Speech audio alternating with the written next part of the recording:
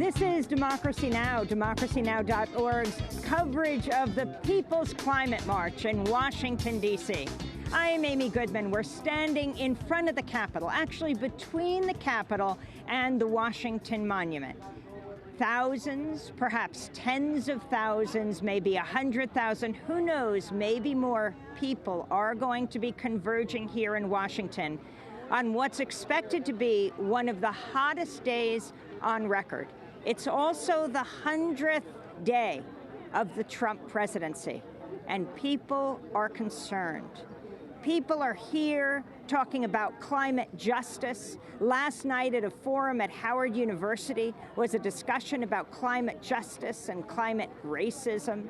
Climate disruption is the topic everywhere. We're standing in front of indigenous tents along the reflecting pool where a news conference is happening of the leaders who are going to be marching today, and there are thousands of them. I wanted to start by going to May Boovy. May is the head of 350.org, one of the main organizations that is running this event. Hi, May. Hi, Amy. Good morning. So you are standing here between the Capitol and the Washington Monument. Your thoughts on this day and why so many people are gathered? It's a really important day today. It's the 100th day of the Trump administration, and we've seen nothing but bad news for people and for the planet, and that's why so many people are going to come. Who came up with this? Well, that's what's wonderful about today, is that this is truly a coming together of labor, health groups, faith groups, environmentalists, community groups. Over 900 organizations are making this happen. And we're here to show that to change everything, we need everyone. And so that is why we will see numerous people on the streets today. So talk about the schedule of the day. So people are starting to gather right now. We're going to assemble in different contingents, ranging from a fossil fuel contingent. The front lines will lead off the march. Youth will be in the front of the march. And then we're going to march through the Capitol, and we're going to surround the White House, and we'll all sit down there. We'll have a moment of silence, a moment of noise and exaltation of why we're all here to resist. And then we're going to go back to our communities and fight hard there, because we know that what's happening in Washington is not good for any of us, but we can actually build what we need at the local level, and that is what people are going to do. Now, people are not only converging on Washington. How many protests and rallies do you expect throughout the country and the world? Last I heard, there's over 300 just around the U.S. in terms of sister marches. This morning I saw photos from the marches in Sweden, in the Netherlands, in the Philippines. People are marching for clean energy, to stop coal plants, to divest. It's really, truly global, as all of these incredible demonstrations have been. This resistance is not just about the White House. It's about the fossil fuel industry taking over governments around the world. But people are not taking this quietly. So you talked about the fossil fuel contingent. What do you mean? That's a group of where people from all over the country who are fighting fracking and pipelines, tar sands, are going to be marching together, just like there's a faith contingent. Just 1 second. There's someone who's taking your picture secretly, and I'd like him to take responsibility for his act. Okay, Bill McKibben, you've just photobombed this interview, and we're interested in what you have to say for yourself. Why are you here today, standing right in front of the Capitol? Look, this is a big day and going to be an interesting one. Washington, D.C. is going to set a heat record today for the date. It's supposed to be 92 degrees. Like planets, people aren't well adapted to heat, especially this early in the season. People got to be really careful today. So people who are watching this, who are coming out to march, water, hats. We worry about warming up because too much heat's a bad thing, and today's that's true today too.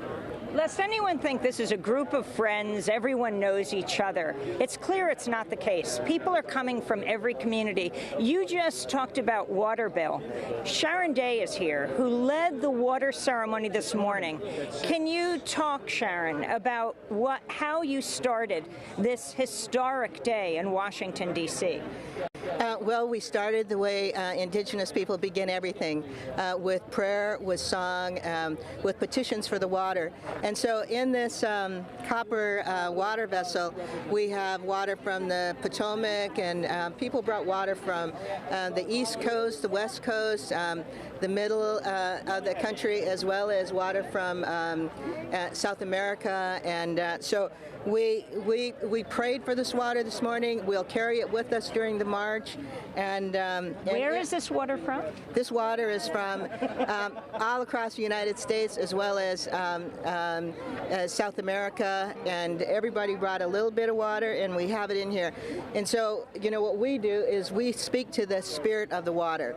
And we're going to carry this water with us. And when we take it and we put it back into the Potomac River, you know, these waters, they will confer with each other.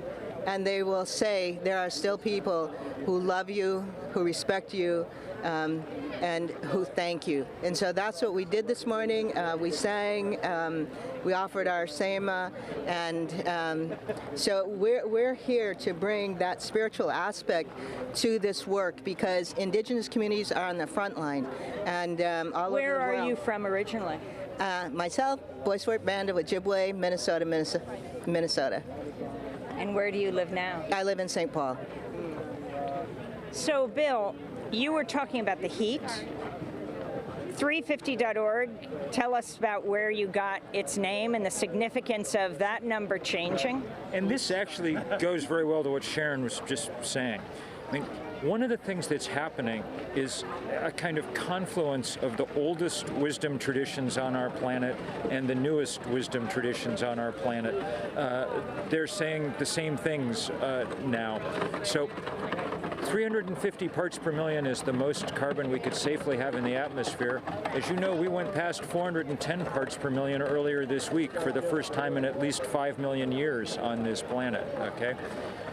What that's telling us is exactly the same thing that what Sharon and her elders have been saying for a very long time. Things are out of control. We need to back off and figure out how to live in some kind of attunement with the planet around us. That we're not is evidenced by the fact that the ice caps are melting. It's evidenced by, we think it's going to be hot here today. In Pakistan this week, they're breaking all their temperature records, 122 degrees in the big cities of Pakistan. As we're marching out here in the 92-degree heat and feeling hot, we need to try and remember what it would feel like to be 30 degrees hotter still, you know. That's what's happening on this earth now. That's why things are, that's why it's crucial as people march. It's why it's crucial that this week we were all up on Capitol Hill to watch Bernie and Senator Merkley introduce this bill for 100% renewable energy. That's why it's so important that the pressure from students is finally forcing places like Harvard to start selling their fossil fuel investments. We got to be pushing on every front all the time. What happened at Harvard? Harvard, the guy who runs Harvard's energy investments let slip that they had stopped making new investments in fossil fuel. Harvard will never call it divestment. In fact, they sent out a press release saying we haven't changed our policy at all, but clearly they've done what students and faculty and alumni have been telling them to for a long time and wised up a little bit. So it was a good week in that sense. Good week on many fronts, and today is a huge celebration of the fact that most of the world is woke up to this question. Now we just have to make sure that the people who run this world get woken up to it. You said that Senator Sanders and Merkley have introduced 100% renewable. What do you mean? Their legislation that they introduced on Thursday would for the first time commit the U.S. to going to 100% renewable energy. It obviously is not going to pass the current Congress anytime soon, nor would Donald Trump be the slightest bit interested in it, but it's now the standard by which any Democratic or progressive politician will be judged. No more half measures, no more all of the above energy policy, no more let's build a few solar panels and a few frac wells. Now it's time for us to say 100%, let's do it as fast as ever we can. So what does it mean for them to introduce it? They're not in the majority. Do you think there is a possibility? There's no possibility of it passing this Congress. It means that it's the line in the sand now around which we are going to rally. And that's how it works. I mean, in the same way that, lots of people finally got around to saying, look, gay marriage is the line in the sand. We want it. We demand it. And the political world began to fall in line behind it. That's what's going to happen with progressives and Democrats going forward. So you talked about student activism, and 350.org started at Middlebury College, and we are talking about May Bouvier.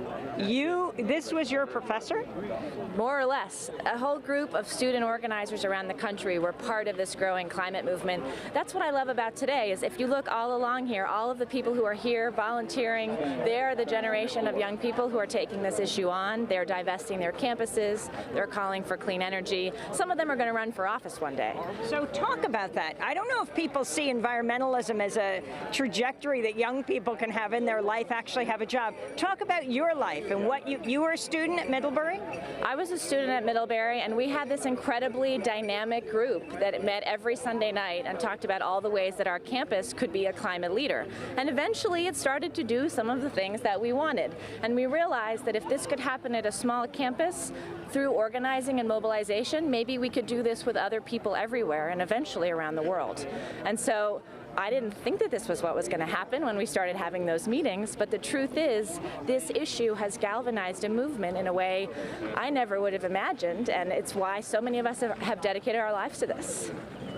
And you are now the head of 350.org? Yeah. What does that mean? What are the projects you're focused on? So we work on the idea that we don't have enough time to waste on climate change, and we need to build the biggest movement possible. So we are focused on accelerating the transition off of fossil fuels and onto 100% renewable energy everywhere in the world. And we know that certain countries, like this country, like Brazil, like South Africa, throughout much of Europe, there are movements rising and surging to try to make this happen. But there's 79 new coal plants being proposed in Brazil. There are hundreds of towns that are trying to frack throughout France. So the industry is on the march, but they're global, we're global, and that is what we work on. Well, final words, Bill. Yeah, my final words are many thanks to Democracy Now! There's nobody who's covered the climate issue with more consistency and more depth over more years than you guys. Many thanks for being in a world that desperately needs to know about this. Many thanks for being the people who are telling them over and over. Well, Bill, thanks so much. May, thanks so much. And Sharon, we're just going to keep on walking here because everyone is an expert in their own community, wants to talk about why they've come to the nation's capital. Again, we're standing right in front of the Capitol, and there are several people here that have something here, who have come to Washington to make their views clear. Can you talk about tell me your name. My name is Rachel Marco Havens. I'm from Woodstock, New York. I work with Earth Guardians, Center for Earth Ethics, Wittenberg Center, sort of blending youth leadership, women's leadership, bringing prayer and climate action and native medicine together. I've been working to address the fossil fuel infrastructure build out in New York, which is tremendous. We have thousands of bomb trains every day going through our communities. What do you mean by bomb trains? Bomb trains as in crude oil coming from the Bakken fields, which is going for export. It's coming through all of our communities. We are directly connected. Enbridge, which is a major company that deals in crude oil transport and storage, has just consumed Spectra. Spectra Energy is right now planting a major fracked gas pipeline going across the Northeast from Pennsylvania through New Jersey, New York, Connecticut, Massachusetts, Rhode Island, headed for export. In our communities, we have several native communities that are in jeopardy, as well as the millions of people surrounding the nuclear power plant that's 30 miles north of New York City, which is called Indian Point. For our radio listeners, you just have air quotes when you said Indian Point. Explain. Well, because when you begin to name these massive fossil fuel projects after the people of the lands where you're cutting through their territories and through our grounds, these are very offensive titles. Right now in New York, we are working to address the Pilgrim Pipeline, the Algonquin Pipeline, the Dominion Pipeline, and the Constitution Pipeline. And for some people, that goes right over their head, but for us, it doesn't. We understand that message. We are being called by the youth to step up, and this is happening in Native country, as we saw in Standing Rock. Standing Rock was started by the young people. They are still holding firm, and they have gone home, many of them, to support what's happening in their communities. They are asking for their tradition, their culture, their songs, their music, and they don't want to just take the elders, our word for what we think we know is right. What they want is their tradition so that they can sharpen the blades of these tools and use them in a way that actually will work for them now. This is their future. This is their now. Can you introduce us to the person standing next to you? Absolutely will. This is Sachem Hawkstorm, who is the chief of the Schaghticoke First Nations, which is a tribe that many people don't even know exists in the New York, Connecticut area, and he also is. This is about our children, and it's not just the Native communities, because the young people who are taking action right now and moving into the climate solution movement, they want us not to pass the baton, but to hold it with them. We can't drop the ball, we can't drop the baton. And so with young, vibrant, unifying chiefs in communities like this who are ready to talk to everyone, we're going to go somewhere. So tell us your name again. My name is Wishuanan Kasikpasak. It means Hawk Storm. I am the Sachem, or chief of my people. I'm a lineal chief. Hereditary Massasoit was my great-grandfather. King Philip, my uncle. Sassacus, my great-grandfather. And this has given me the privilege and honor to be able to speak for my people. Can you talk about the feathers you're wearing in your hair? So, yes. I have my two eagle feathers, which I've earned. One's a golden eagle feather, which is very high for our people, and the other is the bald eagle feather. I also carry two hawk feathers, which represent me, and then I also have my turkey feathers, which represent our area and our people. So I also integrated Taino feathers, and the Taino feathers represent my treaty with the International Confederation of Taino people, because we are all one, and we all have to work united in order to save what we have for our children. So talk about why you're here. I'm here for our children, for our next 7 generations, for all of our future, and for the future of Earth Mother. I mean, Earth Mother's going to win, we might not. You know, and with all this that's going on, and all of our colonized ways of thinking, and with the brutal extraction from the Earth Mother without even asking her permission that she can't give, for taking away the future of our children. So it's very vital that we move away from the extractive, destructive nature and the ways that we're going right now, and move towards clean energy and a more sustainable future. Talk about the struggles in your own community. Where do you live? Oh, so we have the oldest reservation in the country. It was established in 1736, and where is it? It's between the Housatonic and the Hudson. We call it the Mahikanatuk, the river that flows in both directions, which I guess in English terms it would be between Connecticut and New York on the border, but we don't recognize these borders. And the struggles you're waging around the earth there. So we have, as Rachel was just talking about, we have the Algonquin, the Spectra going through our lands. We also have a dam that flooded out our graveyard and has destroyed our waters to the point where we've been living on eel, and we can't even have a sustainable food source anymore. We can't eat from the from our rivers anymore. We can't grow food on our land because of a prep school and a septic sanitation station that they're just dumping sanitation into the land and grading it into the fields. Speaking of land struggles, I wanted to ask about the land right here that we are on. Can you introduce yourself? And thank you so much for sharing your story. Can you introduce us to where we are right now? Yes, I'd like to say good morning and thank you for giving us this opportunity to amplify the voice. My name is Gabrielle Tayak and I'm a member of the Piscataway Indian Nation. The Piscataway are the indigenous people of the land that's right here in Washington, D.C. The Potomac River is an indigenous space. Anacostia River is actually named for the Nekatank people who is here, and our name Piscataway means where the waters blend. So this has always been a place of convergence. This land and our people go from what they call Point of Rocks to the fall line of Great Falls, all the way down to the mouth of the Chesapeake Bay.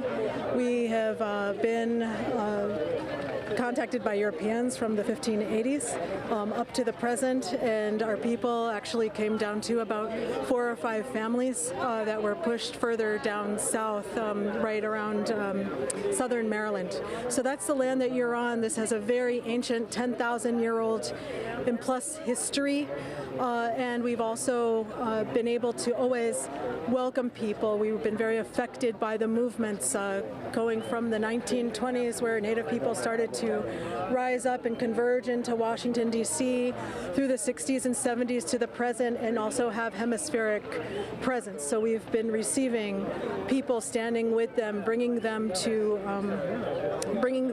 their meetings with all of the agencies globally and nationally, and so we're the host people. So this is the land where you are. It has memory, it has presence, it has power, and it goes beyond the other power structures. So what does it mean to you that so many have gathered to defend the earth right here in Washington, D.C., as so many Native peoples and non-Native? Right. It's really a return of consciousness. It's a return of action. It's one that was barely surviving. There was just the faintest thread of it for many, many years. But what it means is that there's hopes. I have absolute confidence because this is a youth-led movement, and there's always somebody who hangs on until the energy rises back up. So the water is rising, and so are we. So thanks so much for joining us again. This is Democracy Now!'s live coverage of the People's Climate March. We're in Washington, D.C. right now near the reflecting pool between the Congress, between the Capitol and the Washington Monument. We're joined right now by... Hi, I'm Jessica Roth. I'm with Catskill Mountain Keeper, and I organize with Resist Spectra. And I'm here mostly to talk about, to piggyback off of what Rachel and what Chief Hawkstorm were discussing. Algonquin, the appropriatively named Algonquin expansion project that Spectra is running through New York, New Jersey, Pennsylvania, Connecticut, Massachusetts. Right now, it sits in front of the Department of Environmental Conservation in New York State, and the DEC has to make a determination. The Department of Environmental Conservation. Yes, they have to make their determination by Monday on whether to grant a 401 water quality certificate in compliance with NEPA. And as folks probably who have watched your show and who are paying attention know, New York State has recently denied the permit for the Constitution Pipeline as well as for the Northern Access Pipeline, and we're really hoping that the governor will do the same for this pipeline because it is the missing piece in the giant expansion that Spectra is running. And as Rachel mentioned, Spectra has just been bought by Enbridge, which owns a $1.7 billion minority interest in the Dakota Access Pipeline. So they're all interconnected. And it would be really amazing if people would be able to call the governor to tell them that we really need him to instruct the DEC, the Department of Environmental Conservation, to deny the water quality certificate. Governor Cuomo's phone number. Just one Can I do that? Yep. Because I see another friend that I want to make sure that we get to before he leaves. He won't leave. All right, you can say what you're I was going to say Governor Cuomo's phone number is 518-4 844-8390. And it's really important that he knows that people are paying attention and that we really need to protect the water and the people of New York State in order to fight this pipeline. Get Dallas so back. Let's see if we can get Dallas back, because you mentioned the Dakota Access Pipeline. And Dallas Goldtooth with the Indigenous Environmental Network certainly was one of the Native American young leaders at Standing Rock, though not of the Standing Rock Reservation. It looks like we're being moved. Hold on. Amy, I'm so happy you're here. It's so beautiful to see the thousands upon thousands here, and I'm excited to be a part of the Indigenous Bloc. We're leading this march. Indigenous peoples are on the forefront of climate change, both at the points of extraction and at the after effects, whether it's sea level rise, deforestation, or whatever it may be. It's our communities that are often facing the threat of survival, just a day-to-day survival. And so it's vital to have Indigenous voices present at any conversation about climate change. And I think it's essential for us when we talk about solutions and the step forward, or the way forward.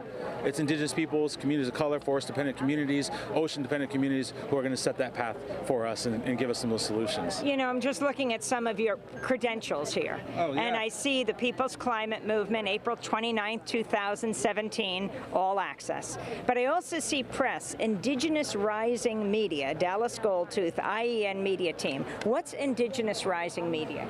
So Indigenous Rising Media is a project of the Indigenous Environmental Network, and it's an effort for us to get the content and stories of what's happening in our communities for everyone to see, but also to tell our stories from our perspective, you know what I mean? So that we don't let others tell the story for us. And that became absolutely essential in the fight against Dakota Access Pipeline, as a lot of people followed. Like, there wasn't mainstream media, you know.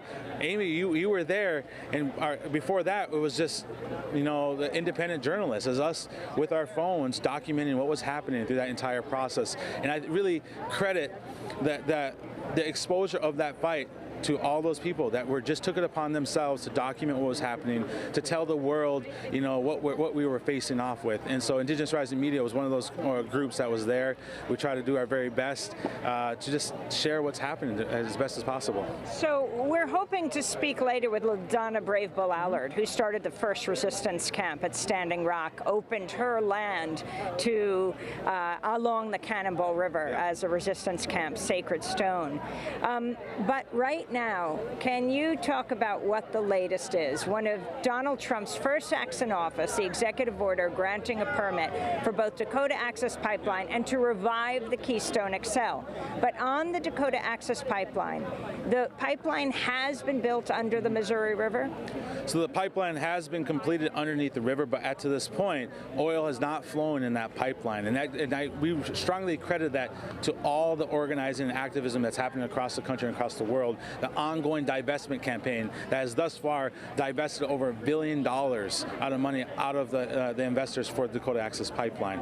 So, you know, people are still standing strong. There's an ongoing lawsuit still in Iowa where landowners are still fighting against eminent domain for their landowner rights against eminent domain. Meaning that the pipeline...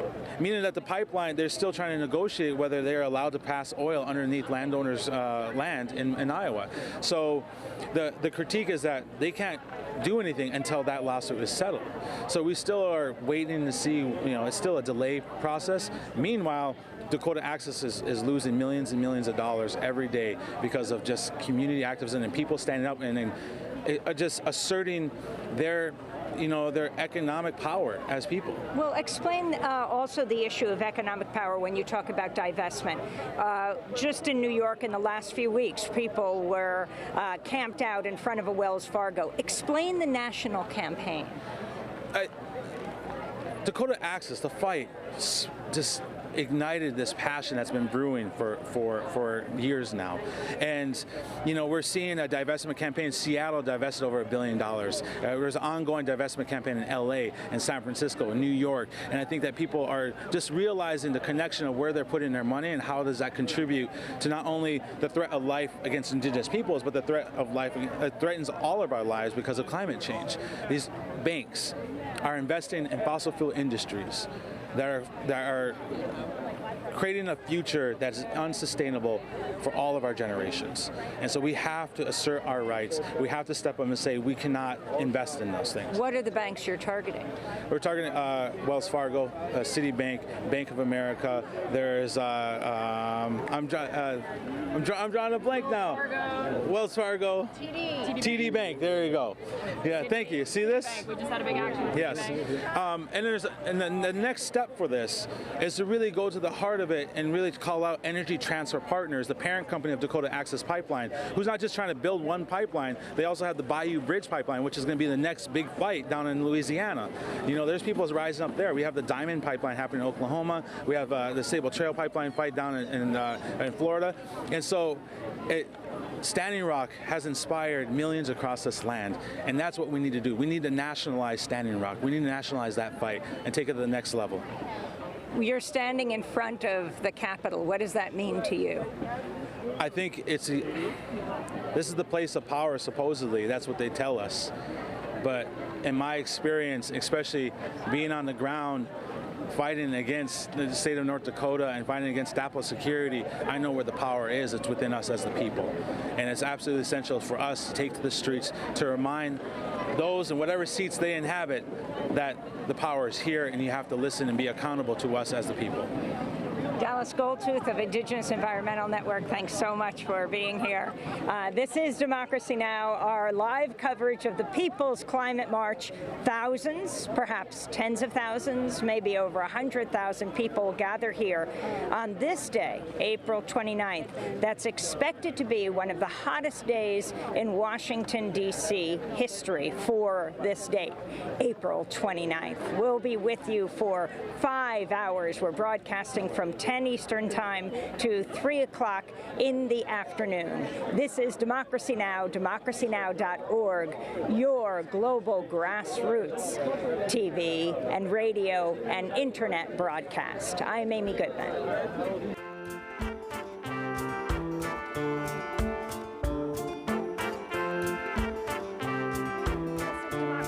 Broadcasting from the People's Climate March in Washington, D.C. We're going to turn now to Winona LaDuke, who was in New York this week to give the 7th annual Judith Davidson Moyers Women of Spirit Award. Winona LaDuke is a longtime Indigenous rights activist from the White Earth Reservation in northern Minnesota, and she's written, among other books, The Militarization of Indian Country and the Winona LaDuke Chronicles. This is Winona LaDuke. In our prophecies as Anishinaabe people, we are told that there is a choice between two paths. This is known as the time of the seventh fire. And in the time of the seventh fire, we are told that we as Anishinaabe people would have a choice between two paths. One path, they say, would be well-worn but scorched. The other path, they say, would not be well-worn and it would be green. And it would be our choice upon which path to embark. So this is the scorched path. This is what fracking looks like from the air. It is what is known as extreme extraction. Extreme extraction is what occurs when you have consumed as much of the fossil fuels resources of this world as we have. In my life and your life, we've consumed about half the world's known fossil fuel resources, right? We did it. I had a good time. Did y'all have a good time? Let's be honest. It's been a blast. I've had a really good time consuming this level. I've had my, did you guys all get your flowers from Colombia this week? You know what I'm saying. Sometimes I just like to order that Fiji water. I'm talking about because I feel like I should have water from the furthest part of the planet. Yeah, you understand what I'm saying? It's just like, it is absurdity, the level of the fossil fuels economy and our level of consumption and entitlement associated with that. We are complicit. That is the fact. Yet at the same time, what I want is, like, I'm looking out there and the last remaining resources that are there, the last remaining fossil fuels that are there are not easy to get. The time of those gushing oil fields in Oklahoma is gone. Now what you have is you can drill 20,000 feet under the ocean and hope that's gonna work out for you, right? Until you get something like the Deepwater Horizon, right? My personal feeling, I'm just gonna say, is that only mermaids should be 20,000 feet under the ocean. Like, we just should not be there. Some places we should just not go. That's what I feel like. Extreme behavior is when you blow off the top of like 500 mountains in Appalachia to ship the coal to where? China? India? Not here, because they don't even burn them in coal plants in this country anymore. That's extreme behavior. Extreme behavior is when you put 602 chemicals down in the ground, blow up the bedrock of Mother Earth, and act like that's going to work out for you because, oh, that's right, Dick Cheney got the Halliburton Amendment passed. That's when you have a set of laws that reflects the rights of men, not the rights of the Creator. And extreme behavior is the tar sands. They're replumbing North America's infrastructure right now for the benefit of oil companies. That is what is happening, and that is the battle that we are seeing. And it is this era that we are all in. It's this moment that we are all in, the end of the fossil fuel economy. And in those extreme last minutes where there is so little left that is easy to get, we become a little bit like, you know, I don't know if any of you got an addict in your family, but I feel like we're acting like a big junkie. That is to say, like, if you got an addict, you know, sometimes they get to this place where, like, they do bad stuff to get their fix. And that's us. We do bad stuff to get our fix, and we pretend that we didn't do that. You know, that's what addicts do. They say, I didn't do that. You know, someone else made me do that. You ever hear that one? You know, all of that stuff, right? And so we got to this place where that's the kind of people where we are, you know, where we're engaging in extreme behavior, whether it is, you know, destroying and declaring war on countries, or whether it is just declaring such a war on our environment. Extreme behavior to get the last parts of our fix. And what I want is, I think, probably what y'all want, which is kind of an elegant transition out of this, an elegant transition out of the fossil fuel economy.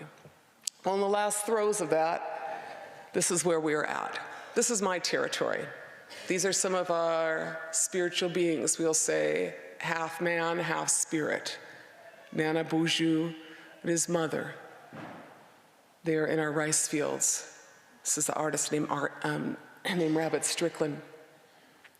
This is my battle. This is what Judith discussed. 4 years ago, the Enbridge company announced that it wanted to put a pipeline through the heart of our wild rice territory. Canadian corporation, single largest pipeline company in North America. It was a fracked oil pipeline proposed to come out of North Dakota. The essential route was the route that they proposed. They had to have that route. They said there was no other route. They said it was an essential route, and we fought them. We prayed. We had our ceremonies. We had our feasts. And I dreamed that we should ride our horses against the current of the oil.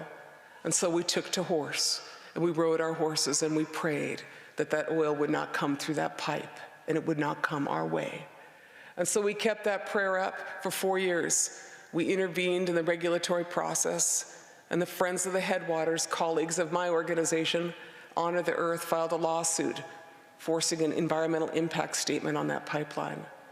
Environmental impact statements are expensive for corporations, and time is very expensive for corporations that are hanging on by a bare thread to all of their holdings and all of their greed. And so 4 years in, after citizens, people turned out, tribal governments turned out by the hundreds to oppose this, one day after our 4th ride along the proposed pipeline route, one day after the 4th ride, on August 2nd of this last year, the Enbridge Corporation announced that it would not continue with its plans to forward the Sandpiper across our lands.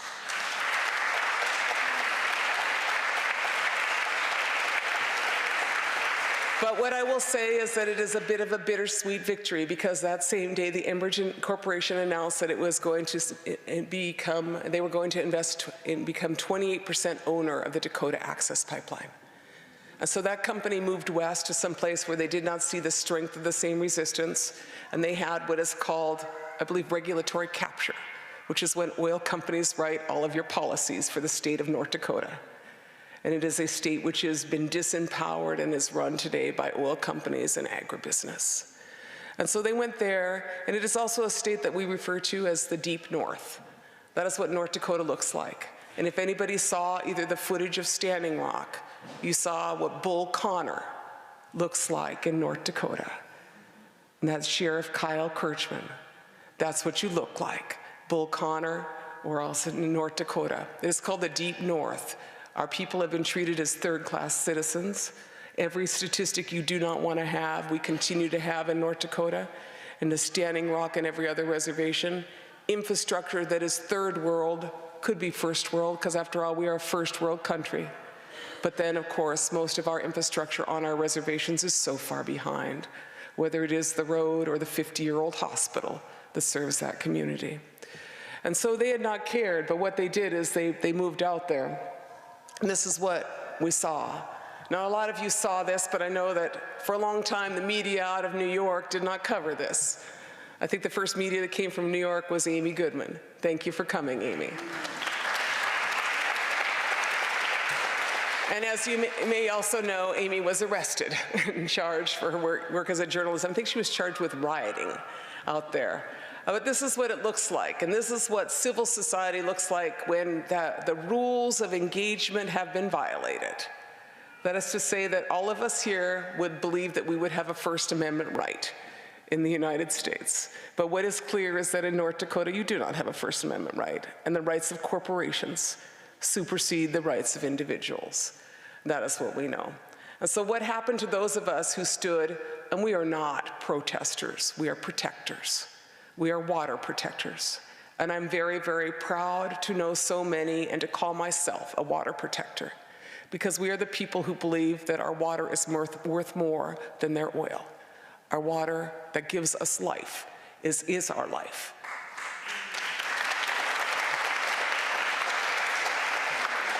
And so we stood and we faced things that you should not face. We faced this equipment. This equipment, the piece on the right is called an MRAP, Mine-Resistant Armored Personnel Carrier. Mine-Resistant Armored Personnel Carrier. And to the best of my knowledge, North Dakota has no landmines. You understand what I'm saying? They got a lot of, unfortunately, they have a lot of nuclear missile sites.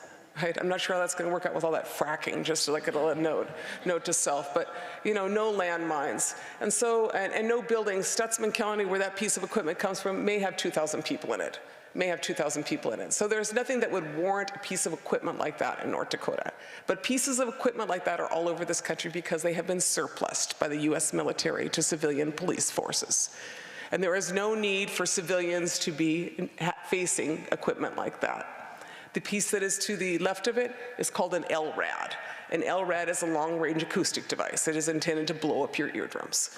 And so that was what North Dakota decided to use on people trying to protect their water on the Standing Rock Reservation in North Dakota.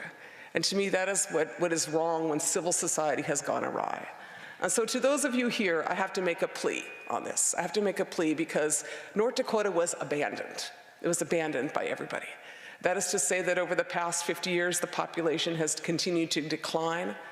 You know, a few years ago, about 1985, the Poppers came out from Rutgers University, a couple of demographers, and they did this report, and they said, there are so many people who have left North Dakota, you might as well just pull up them fences and return it to the Buffalo Commons. That's what they said. They were chased out of North Dakota as heretics.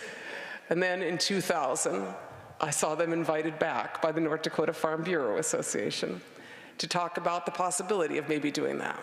So everybody left North Dakota. In the meantime, in 2005, with the passage of the Halliburton Amendment, it reopened the bottom of the mining, and the oil development. The bottom, you could use fracking with absolutely, you know, you just do whatever you want to in North Dakota. And that changed everything in North Dakota. The boom came in with it, all of the ugliness, the man camps, the sexual assaults, the contamination of everything that is out there, and the loss of just common sense and decency, frankly. In the meantime, no one was out there. No one has been out there for a long time. Civil society abandoned North Dakota. What I mean by that is the American Civil Liberties Union, of which I'm a big fan, had one person that covered North and South Dakota. You let me know how that's going to work out, right? The Sierra Club had one person, right? That's not good. That's not good. That's when you've been abandoned by civil society. And so, you know, a lot of people didn't want to live in North Dakota because it's kind of cold. You know, you can't get like your Starbucks or all your cool stuff you know what I'm saying? There's like not all the cool organic places. And so they said, I want to live here. I want to go live someplace cool like New York City, or I want to go live someplace cool like Madison, Wisconsin, or Berkeley. They left. And so you had a lot of older white people that were there, laid prey by a lot of oil companies, and things went bad. And so our people were treated pretty badly in North Dakota, and that's why we call it the Deep North. But there is part of all of us that is there because, you know, if you think what happens in North Dakota doesn't affect you, what happened at Standing Rock affects us all. Whether it is the criminalization of dissent, the criminalization of First Amendment rights, there are 840 people that were charged out there. A lot of them look like you. 840 people that were charged. Every one of those individuals was strip and cavity searched. Those people were overcharged with all kinds of things, you know, whether it is rioting or felony offenses. Many of those people were put in dog kennels because they did not have room for them in the county jails. It was so overburdened, and they had their names, their numbers they had numbers on their hands so that they could keep track of them. That's what civil society looks like when it goes awry and the rules of engagement go wrong. But it is more than that because many of our people were hurt. This is when they tear gas you and put chemicals on you and you're in the water. And you're a water protector and they hit you with that at close range. They hit you right in the face with that. That's what they do. And then they shoot rubber bullets at you. And they take out your eye. Or Sophia Walensky here from New York, she lost most of her arm to a compression grenade. But what happened when she went to the hospital is the FBI anti-terrorism squad came and took her belongings. And she is the subject of a grand jury investigation because in North Dakota, they want to act as if she blew up her own arm. They want to pretend that the rubber bullets did not fly at our people. They want to pretend that the tear gas did not come at our people. They want to pretend that the beanbags did not come at our people. That Winona LaDuke speaking at Union Theological Seminary in New York. She is the author of the Winona LaDuke Chronicles. This is Democracy Now! We're broadcasting from the People's Climate March in Washington, D.C. Words of truth and blow the rain. This is Democracy Now! We're broadcasting live from the People's Climate March. I'm Amy Goodman. We're in the nation's capital. It's expected to be one of the hottest April 29th in history here in Washington, D.C. Right now, I'm joined by Maura Healey. She is the Attorney General of Massachusetts. Welcome to Democracy Now! Hey, it's great to be here, Amy. Great to be here today. I'm looking around at all these people. It's so important, and I'm just so happy to be down here on the mall part of it. Why are you here? Well, you know, climate change is, I think, the most important issue of our time. And I think about the work that we're doing as a state on the front lines to really hold the Trump administration accountable. And my message today to the president, to Scott Pruitt, and anybody else in the administration is we have come too far. We cannot go backwards. This is about a president who seems set on dismantling important protections that have been put in place, important achievements. We're on the right road. We have a lot more work to do. But as a state attorney general, I'm going to be there to protect our planet, to protect our residents. This is also a matter of economic interest. You know, in the Northeast, in Massachusetts in particular, Amy, we've seen the benefits of lowering carbon emissions. We've seen the benefits of growing a clean tech, clean economy, a clean environmental economy. And this is about not just protecting our planet, protecting our economy as well. And that's why I'm here today. Now, along with Eric Schneiderman, the Attorney General of New York State, you're one of the pioneers in taking on the largest private oil corporation in the world, ExxonMobil, whose CEO now happens to be, former CEO, head of the State Department, our Secretary of State. Can you talk about what you're doing with ExxonMobil? Well, it was just a year ago when we sent subpoenas to Exxon to ask them a simple question.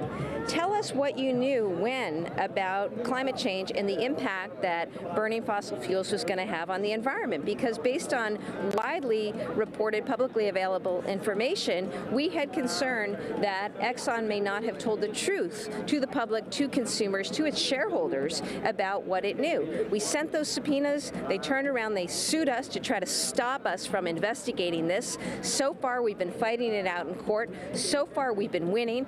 And I hope that soon we will get the documents from Exxon so that we can have our questions finally answered. That's where we're at right now. now. We won in Massachusetts courts, we won in New York courts, and recently the court in Texas dismissed the case from Texas and moved it back to New York, and we had a good hearing the other day, and we're awaiting a decision from the court, Amy, but hopefully we'll be in a position soon where we can continue to go forward with our investigation so that Exxon will finally have to answer the questions that we've asked. And explain what was the smoking gun for you? Why did you get involved with the Exxon probe? Well, there was information publicly reported that detailed some of what Exxon's executives and scientists knew decades ago about what the effect of burning fossil fuels was going to have and going to be on the environment. And based on that information, and there was other information about oil executives flying in regularly to meet with one another to talk about how they were going to handle this as a public relations matter, and concern that there was a cover-up about this information. We were then led to do what we always do, which is when you're faced with that kind of information, you ask questions as a state attorney general, because this is a question about, was there fraud perpetrated on the public, on consumers, on even Exxon's shareholders? Did they fail to disclose things that they should have disclosed because they knew certain things? And so that's what this investigation has been about. Unfortunately, Exxon has taken the tact of trying to stop us, state AGs, from investigating. How? Well, interestingly enough, they say that our asking questions, our sending subpoenas to them, which is something that we do regularly as state AGs. That's our job, is to ask questions, to investigate, go where the facts take us. Instead, they sued us, claiming that our investigation interfered with Exxon's corporate free speech rights. I don't understand that theory. I don't credit that theory, but that's the theory that they've advanced. They've also, of course, tried to use Congress to shut us down as state AGs. The House committee has been, led by Lamar Smith, has been very aggressive in attempting to subpoena me and really attempting to bully us into stopping us from doing our work. And these are questions that need to be asked and they need to be answered. So we're going to continue and press forward. But we're also going to continue doing the work that we do as state AGs. 10 years ago, we saw the major decision out of the Supreme Court. We just celebrated the anniversary, Massachusetts versus EPA. That was when the state of Massachusetts sued George Bush's EPA for their failure to do their job in regulating greenhouse gases. Case went up to the Supreme Court. Supreme Court ruled against Bush's EPA, and that began the process of regulating greenhouse gases. So states have acted before. We're going to be prepared to act again in standing up for the Clean Power Plan, fuel efficiency standards, other efficiency standards that are out there, important measures that we have taken as a country. We cannot afford to go backwards. So on that issue of the EPA, now a proud climate change denier is in charge. The former Oklahoma AG had your job in Oklahoma, Scott Pruitt. What does that mean for you? What do his policies and the eviscerating the stated plan to slash the EPA mean for you in Massachusetts? Well, it's a catastrophe. It's a catastrophe not just for this country, but for the world.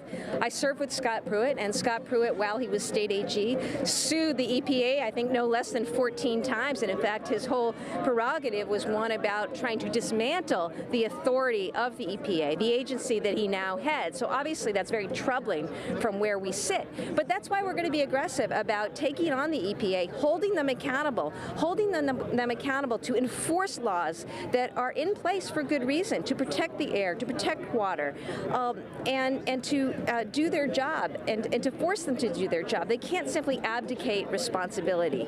They have a job to do. So we're going to be aggressive about this, Amy, and we're going to continue as state AGs and as states to be on the front lines pushing forward with this fight. I want to go back to the Exxon issue. Rex Tillerson's role in this, the former CEO of Exxon, now the Secretary of State. He hasn't had much to say about this. As you recall from his Senate confirmation hearing, he essentially refused to answer questions on this topic. But I think that everybody in government, and certainly in the State Department, we know that climate change is an issue of global importance, and that it should be an issue for the State Department as well. We're going to have to wait and see where Secretary Tillerson is on this issue. We haven't heard much from him of late, and we certainly did not hear much from him during his Senate confirmation hearings. But on the issue of the Exxon cover-up, what role did he play as longtime CEO of Exxon? Well, we don't know yet. And again, from my perspective, this is about allowing us to go forward with the investigation. I'm not going to prejudge anything. We need to see the documents. We need to be able to have our questions answered, and that's what I'm looking to do. And I hope that Exxon stops with the continued effort to resist our investigation and would start answering our questions. Let me ask you a final question. It's the issue of the Paris Climate Accord.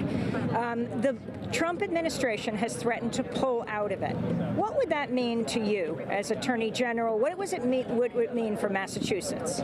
Well, it's very serious, and again, that would be an abdication of our responsibility in the world. America should be a world leader, the global leader, when it comes to taking steps to address climate change. And pulling out of Paris is directly counter to that. So it would send a terrible signal to the world if we were to pull out.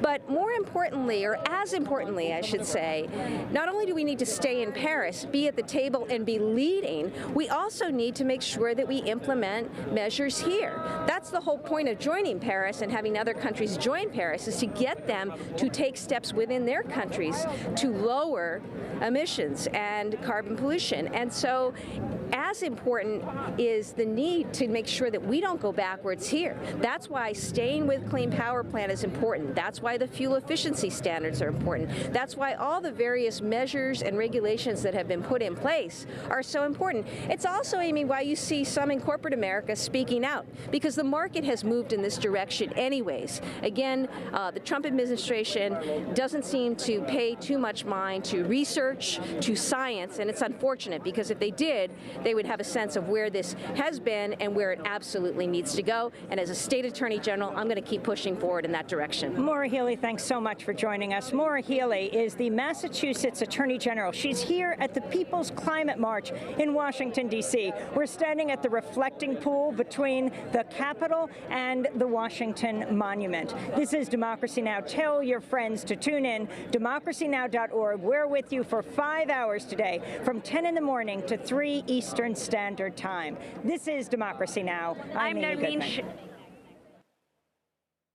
I'm Nermeen Sheikh here in Washington, D.C. We're going now to the press conference that's live, going on now in Washington ahead of the People's Climate March. Asthma and other and exposure to other carcinogenics that can cause cancer.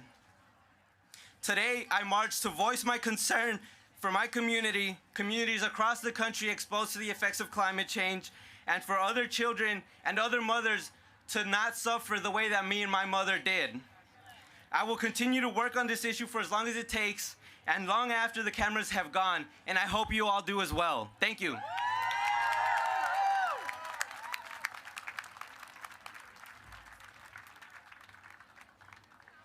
Good morning. My name is Reverend Leo Whitberry. I'm from Florence, South Carolina, and it's so good to have all of you here. I came to share a message with people of faith. And when I say people of faith, I'm not only talking about people who attend historical black churches. I'm not talking only about people who attend mosques.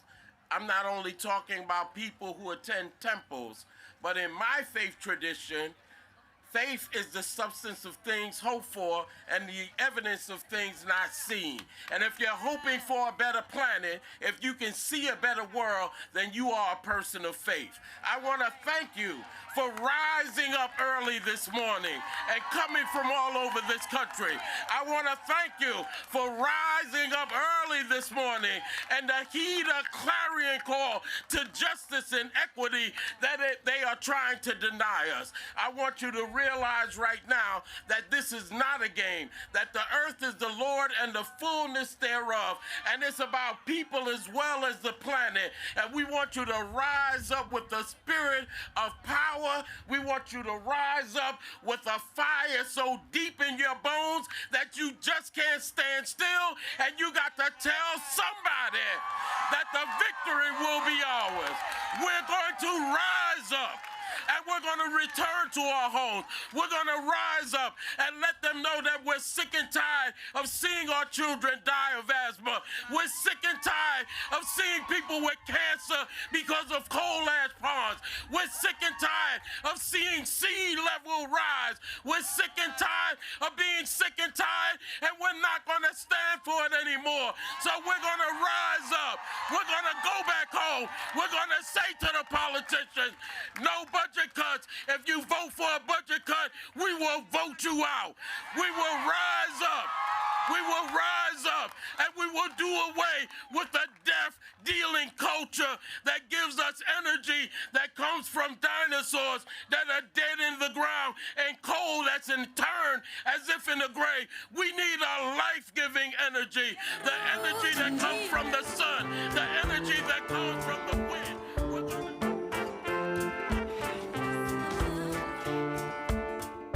Words of truth, give me hope now. Words of truth, and blow the rain. Words of truth, see the world now. Words of truth, please come again.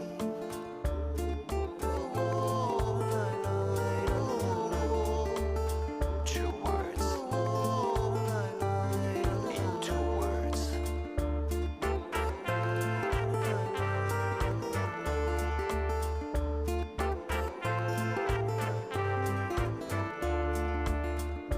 Words of truth.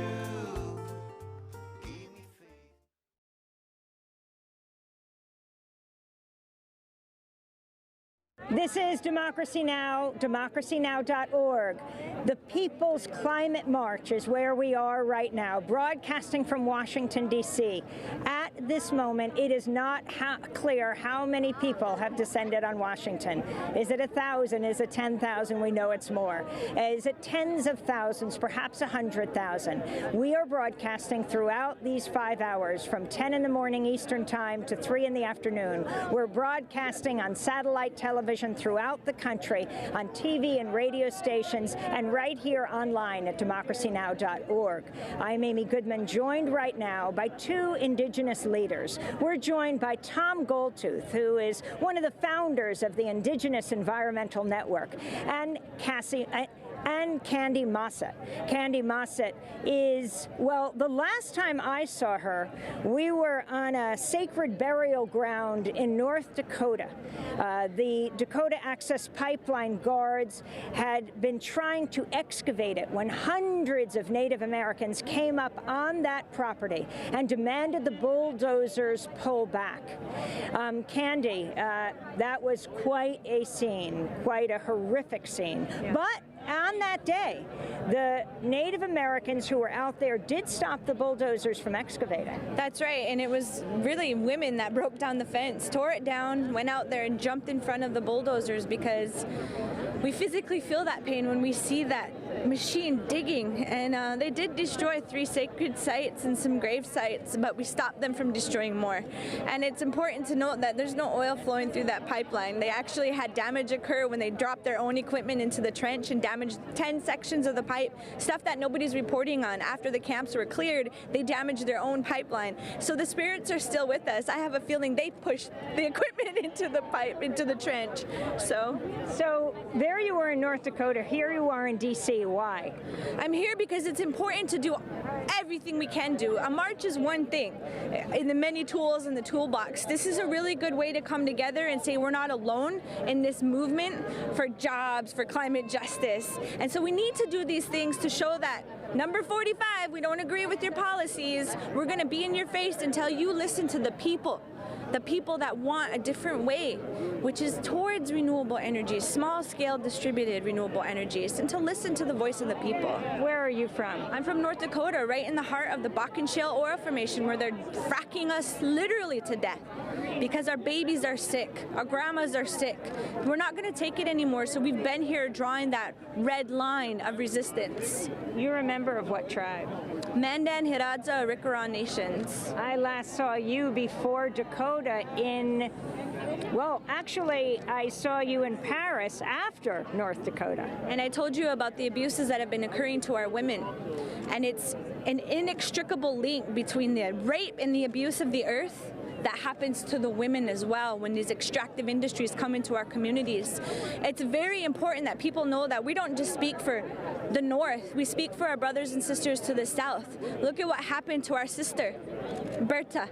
It's important that we get the message out that it's not okay for our women to die simply because we want to protect water. And we're going to continue to stand up and hold our relatives in our hearts and our minds. You're holding up the sign for Berta Cáceres, the Honduran environmental leader who knew she was on a death list, but continued her work until she was gunned down in her own home. That's right. And if Berta can do these things and her spirit can live on, there's no reason that we can't continue to fight here in this colonized United States. We need to stand strong with our brothers and sisters. Had you ever met Berta Cáceres? I never had the pleasure of meeting her in person. It was after that we went to Honduras and that we were able to see her family and friends and learn about her legacy. So I cried tears that aren't about sadness, but the joy that her spirit continues to live on and really created strength in a lot of us women. You're wearing a t-shirt that says, "Defend the sacred." Defend the sacred, because everything that we believe in, that we need as humanity, is sacred. The air, the water, and the soil with which we can't live without. Common sense dictates. Defend the sacred. Who will you be marching with today? I will be marching with my ancestors today and with my 3-year-old daughter, Ayana, who is here not fully understanding what it's all about, but it's really all about her. Tom Goldtooth, you're standing beside Candy right now. Talk about your activism that has led to this day, April 29th, that it looks like it promises to be one of the hottest April 29ths in Washington, D.C. history. Yeah, it's part of a prophecy that many people that I work with, I've been fortunate to meet many spiritual leaders, people who are gifted to be able to communicate with that spirits of Mother Earth and Father Sky. And both my Navajo Dene people, our Dakota people, and you know, we've been part of this building of a movement of resistance, and it's a spiritual resistance. I've been at the United Nations climate negotiations, and I've been at the World Social Forums, and I've been in our local communities, really building a movement of consciousness.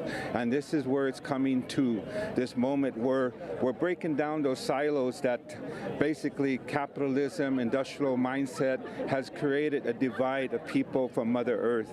And so we have to break that and be able to talk to humanity that we need to come back to understanding where we're at right now. And this president right now represents tyranny. This president represents a system that is old and has to change.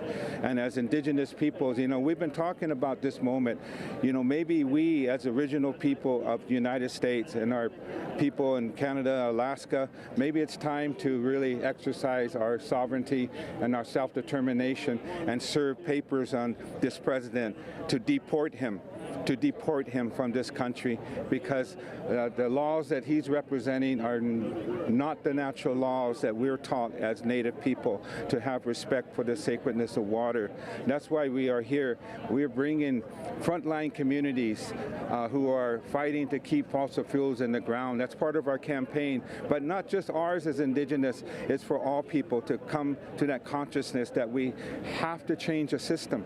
We have to move to a new reality, and that reality is part of Mother Earth.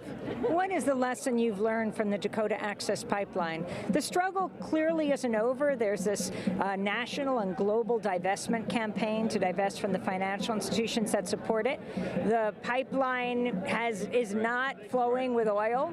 Right, and part of that, what we've been able to bring that message from Standing Rock, from Oceti Sakowin, and I apologize, I'm going to have to leave here in a couple seconds. significance, but part of that is showing America and people of the world have gravitated to the messaging coming out of Oceti Shikomi, the Council of the Seven Sioux Nation. And that message is a spiritual message. That message is to come back to understanding that water is life. The woman carrying that life, the passing of that water, that's what that symbolizes in the translation that really misses its point in English. But the water of life, the passing of the water when the birthing process is about. And that is really a profound spiritual relationship that people are starting to gravitate to throughout the world. So it's, again, the message coming there that we can do this through peace and prayer.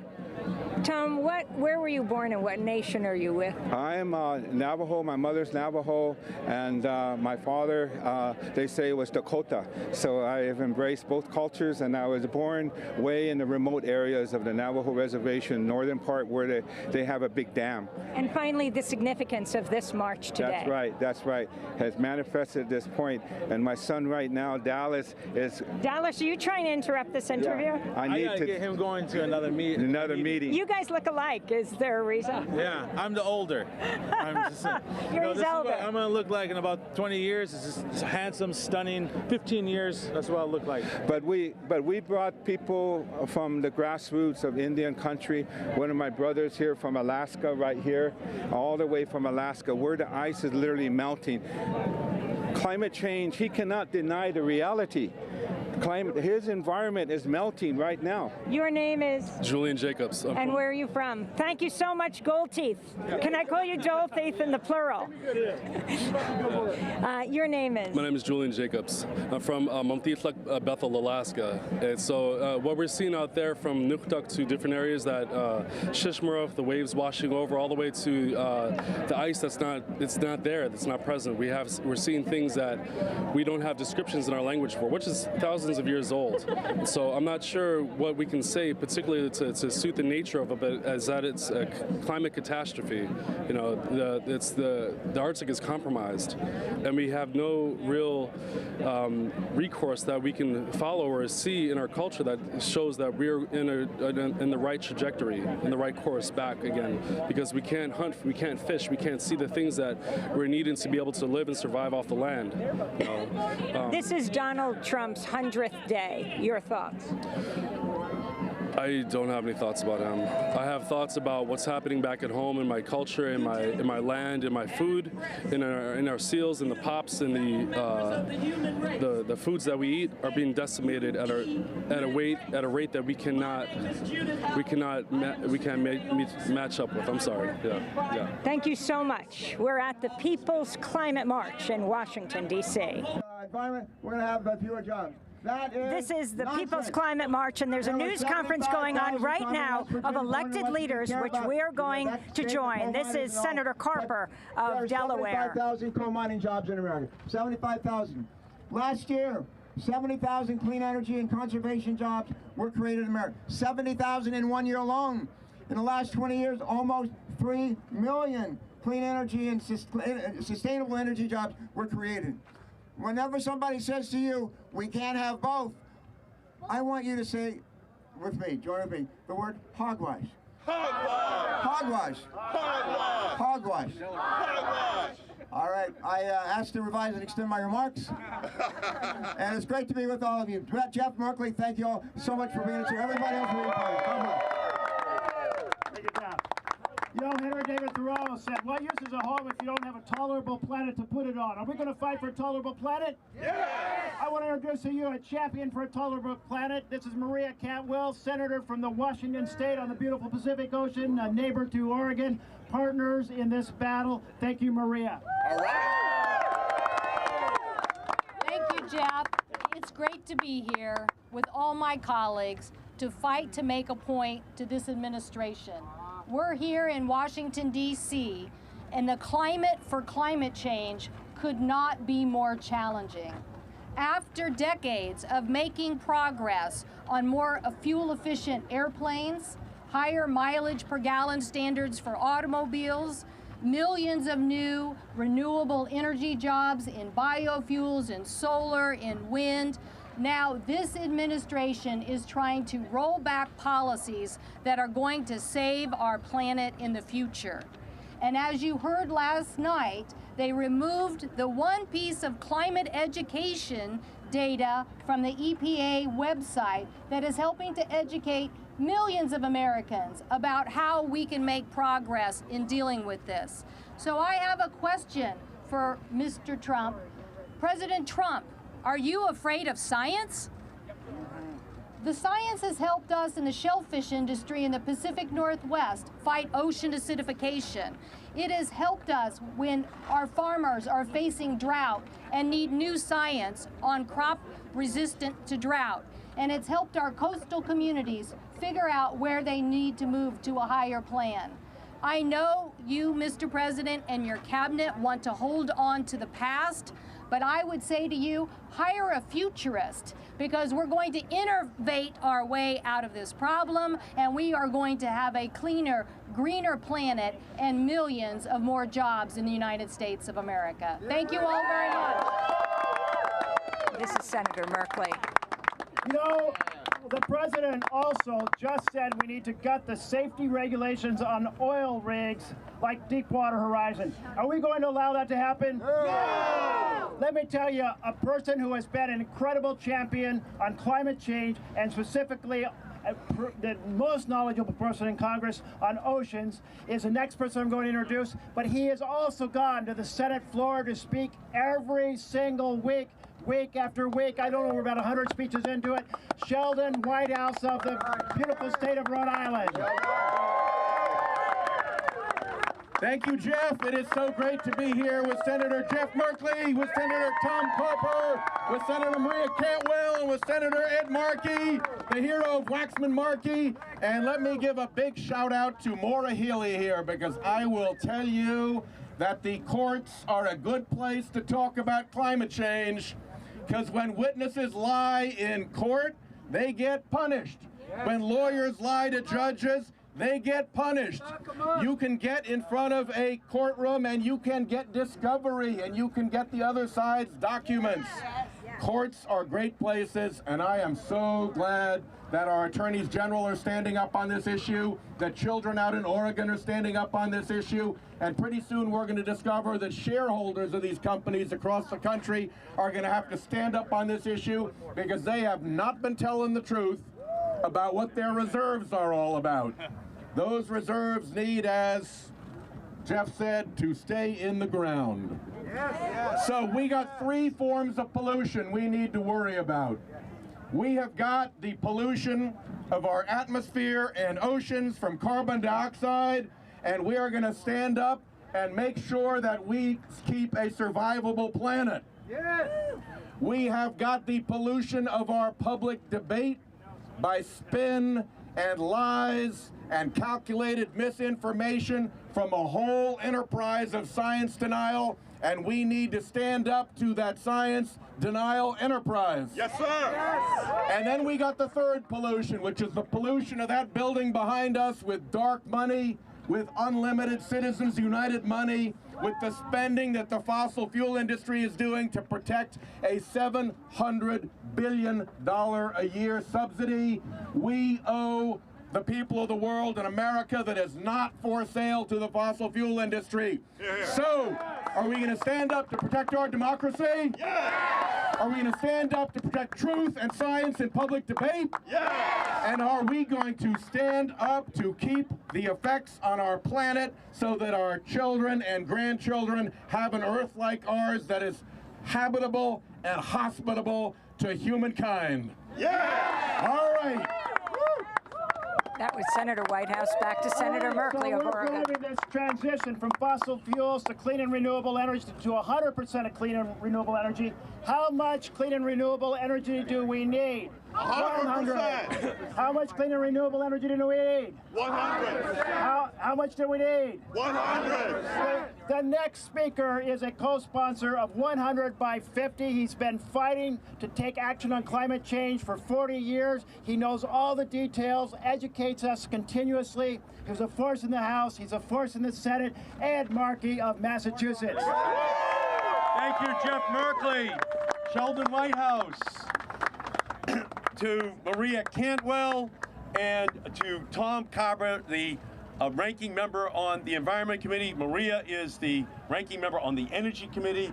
Nydia Velasquez, a great congresswoman from New York, and our great Attorney General from Massachusetts, Maura Healey, who is here today as well, who you will be hearing in just a minute.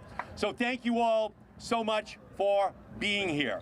When people were unhappy with slavery, the abolitionist movement came here and stood here to say no, that they wanted a revolution. When women wanted to have the right to vote, the suffragettes came here, where we are standing, to say that that must change. When the civil rights movement, Martin Luther King, wanted a change in the laws so that African Americans and all minorities had the same rights as white people in our country, they came here and stood here. That's right. And they all were saying the same thing. Free at last, free at last. Thank God Almighty, free at last. And that, ladies and gentlemen, is what the Green Revolution is now saying about fossil fuels. Free at last, thank God Almighty, free at last. They will not stop this wind and solar revolution. They will not stop this all-electric vehicle revolution. They will not stop this energy efficiency revolution. They will not tell the green generation any longer that they are not going to have a planet that is safe and clean and non-polluting. The planet is running a fever. There are no emergency rooms for planets. The only way to do this correctly is to put the preventative programs in place with the renewable energy revolution that will save the planet from the worst, most catastrophic effects. And you know what? The Green Movement does not agonize. The Green Movement organizes, and that's what is happening here today. Not just here in Washington, but all across the country, because there is one thing that is separating the oil and coal industry on every one of these issues from the Green Movement on every single issue. We are right and they are wrong. And the Koch brothers must be sent a message that their science, which Donald Trump has adopted, is just as bogus as a degree from Trump University. We have to make sure that they know that science is what this country is all about, and that we are going to fight for science every single day until Donald Trump is no longer the president of the United States. Thank you all for being here. Let's go out there and do the job. 5 years ago, the Atlantic Ocean was 10 degrees warmer than it should normally have been, and the following week, Hurricane Sandy hit the coast and it devastated a New York district. And the representative, the congresswoman from that district, has been a champion on taking on climate change. Nydia Velasquez, welcome. I'm here. Thank you, Senator. Thank you so much. Thank you. To tell, you know, coming from New York, I'm Congresswoman Nydia Velasquez. I represent the waterfront in Brooklyn and Manhattan. I was a victim. My community, the low-income communities, were devastated. It is shameful that the president who comes from New York could deny that climate change is an environmental issue. It's not fake news, Mr. President. We know. We saw it. And this is why I am here today. This is an inspiration to see so many young people, seniors, women, Black, Latinos, Native Indian, fighting to make sure that we resist, that we reject the ill policies coming out of this administration. It is shameful that what we see, the prerequisite for the presidents to make any appointment to lead any of the federal agencies is how much that person hates or is committed to destroy the very agency that they are going to lead. And we are here to say, none watch. It will not stand. It will not stand. So to all of you, thank you. We must organize, we must resist, and today we march. God bless you. Thank you so much. Have you heard of a former Attorney General from Oklahoma named Scott Pruitt who wants to tear down the EPA? Some Attorney Generals are using their position in partnership with the fossil fuel cartel to destroy the planet. And some are using their position as Attorney General to save the planet. And Maura Healey is one of the most powerful voices using the law to take on groups like Exxon. I introduce to you a real legal champion and force, Maura Healey. Welcome to Thank you, Senator Merkley. I am so honored to be here today at the People's March, be with all of you, be with all these tremendous leaders who have spoken out, who have stood up, and who are here today in solidarity with all of you. As a state attorney general, my message is simple. This administration has engaged in an all-out assault on the environment, climate, and science. And I am here today, my message to the president and my message to Scott Pruitt is this is not going to happen on our watch. We will resist, we will stand up, and we will not stand by and allow you to dismantle the important progress that has been made and the work that we need to do as we go forward. As states, we know how important this is. We've done this before, we'll do it again. 2 weeks ago, we celebrated the 10th anniversary of Massachusetts versus EPA. Massachusetts sued George Bush's EPA for its failure to deal with greenhouse gases. We went up to the Supreme Court and we won. We've done it before and we will do it again. Because to be clear, federal law requires those in powers to protect our residents, to protect our environment, to ensure clean air and clean water. That's what this is about. We've sued the administration already. We'll be suing them again. We'll be challenging them to make sure that they don't abandon Paris, that they don't abandon the Clean Power Plan, that they don't abdicate their responsibilities when it comes to fuel efficiency standards and all the important work that has been done. This is the most important issue of our time right now, folks. And I am here to say, as the people's lawyer to the people's marchers, let's get out there, let's raise our voices, and let's send a message to Washington that no one is above our law and that this is about our planet, our future, and humankind. I am with you and so proud to be with all of you. Thank you for all you do. Laura, thank you, thank you. Who's above the law? No one. Who's above the law? No one. Who's above the law? No one. Thank you all so much. We're going to have time for a couple of questions if anyone from the press has one. Yes, sir. After today, what's the most important step for people to take to mitigate climate change? After today, what is the most important step for people on climate change? We need to take the energy here. We need to take this people's energy. We need to go back to our communities. We need to go to every organization we're part of, every city council. We have to say we need 100% by 2050 resolution and an action plan on what we're doing this year, the next year, and the year after. And then we need to continue to fill the streets, to overflow the phones here, to fill the mail slots, and keep the pressure up, and run for office. Please, run for office. Let's take this people's power and build it right up until we retake control of the building behind us.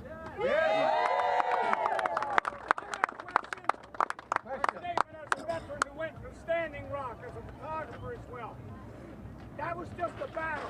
We have Remember the Alamo, or Remember Standing Rock. Water is life to us all, worldwide. And this self-serving, corrupt corporate government needs to be put to a stop. Because water is life to the people, the wildlife, and the environment, everywhere. Yes, sir. A message from the grassroots. Remember Standing Rock. Yes. Remember Standing Rock. Thank you. Anyone else? Yes. Yes, right here. Right here. How do you challenge the Trump administration with so many climate deniers in positions of power, from Scott Pruitt to the Secretary of State, Rex Tillerson, former head of ExxonMobil? Any colleagues you want to jump in first, Connor? Sure. Senator Carper. If you couldn't hear what she's, how do we take on all these climate deniers? I want to tell you, most of the people in here in the Senate are not climate deniers. Yes. And my guess is that most of the folks on the other side of the aisle are not climate deniers. We have an obligation. There's a lot of people in EPA are hurting right now. They've given their life's work to trying to protect our air, our water, our health, and they're hurting. What happened last night is just despicable and awful. Let's make sure that the folks at EPA that we have their back. Let me say, we got your back. Let's say to the folks, the scientists at NASA, we've got your back. Let's say to the scientists at NOAA, we got your back. We're not going to back down. We're going to stand our ground, but we won't back down. That's it. We're not going to give up. We're going to win this fight. We're going to win. We're right. One more question. Anyone? Okay, thank you. Thank you. It's a miracle drop to the land. Now rolling down heaven. Jeffrey. Thank you so much, everyone, for gathering for the People's Action March. Let's go and change the world and save the planet. Thank you. So those were the senators, Senator Merkley, Senator Carper, Senator Whitehouse, Senator Markey, Congressmember Nydia Velázquez, and Senator Maria Cantwell.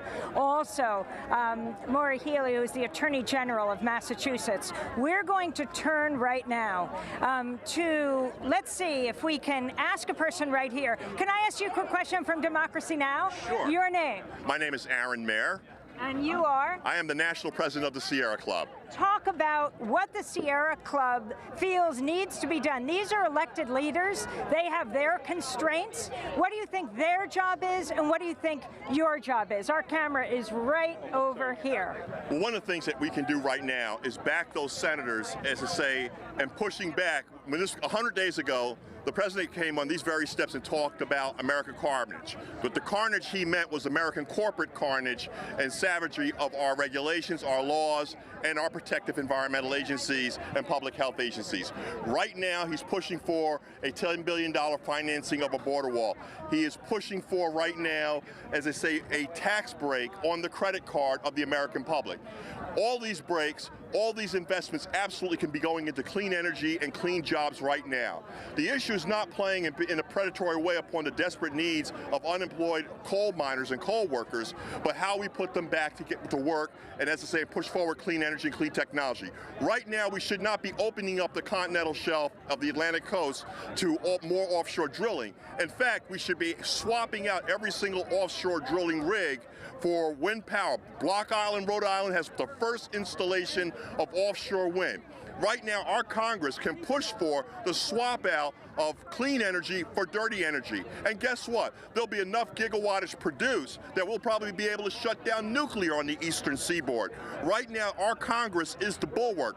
But in order to do that, we must have a functioning democracy. And a functioning democracy means that we must have, as they say, those who are not pushing for voter suppression throughout the South and reapportionment maps that, as I say, keep in power those who are beholden to the carbon industry. These congressmen right now can put a true America first, but the America first is not about foreign entities, it's about domestic enemies and domestic oil industry enemies that are basically circumventing our democracy and unleashing what we call the corporate carnage. So you are, Aaron Mayer, an epidemiological spatial analyst, environmentalist, current president of the Sierra Club, founded by John Muir, famous environmentalist in California. Yes. What do you think John Muir would be demanding today?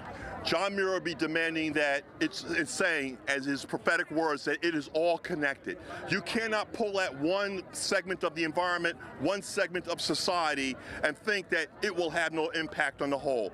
We're all one. John Muir right now would be right here. He would be standing by Martin Luther King. He would be standing right all the leaders of justice and saying we have one humanity and that all humanity must come together to save the planet. This is no longer an outing to save Yosemite. This is an outing here. The masses are coming out to save the planet. John Muir would be on this great outing, on this great track, leading this resistance. Well, I want to thank you very much for being with us. Senator Markey, Senator Markey, I just want to ask you a quick question. Yeah. If you, I'm Amy Goodman from Democracy Now!, public television radio program. Massachusetts, how is it affected by climate change? And what do you say to President Trump about this? Well, the most important environmental decision in the history of the United States was made by the Supreme Court in a 5-4 decision in April of... That's okay. Lots of people talking. It's a big march. Hey, keep going. Okay, good. Yeah.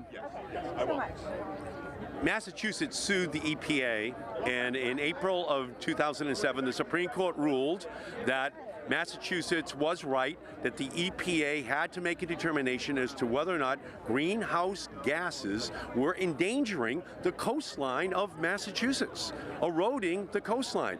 And they ruled that the EPA had a responsibility to make an endangerment finding of whether or not that was happening, and if it did, that they had to begin to put rules in place in order to protect against that damage. So what do you say to President Trump today? I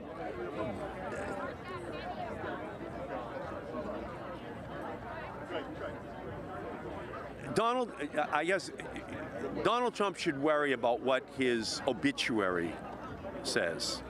And if in 20 or 25 years we have catastrophic storms, ice caps melting, millions of people endangered all across this planet, and he stood on the sidelines and made that kind of a catastrophe possible, that is all that he is going to be remembered for. If he wants to go down as a great man, he has to take on the greatest challenge of our generation, and right now he is just walking away from that fight. So this 100 days, in the last few days, he's issued a number of executive orders, including opening up public lands to drilling, from offshore drilling to the Arctic. Do these executive orders have power?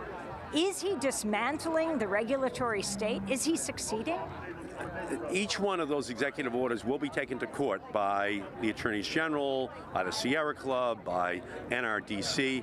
They're in for a huge, historic legal battle right up to the Supreme Court. And ultimately, I think we are going to prevail on those cases, especially when it comes to drilling off of the coastline of New England.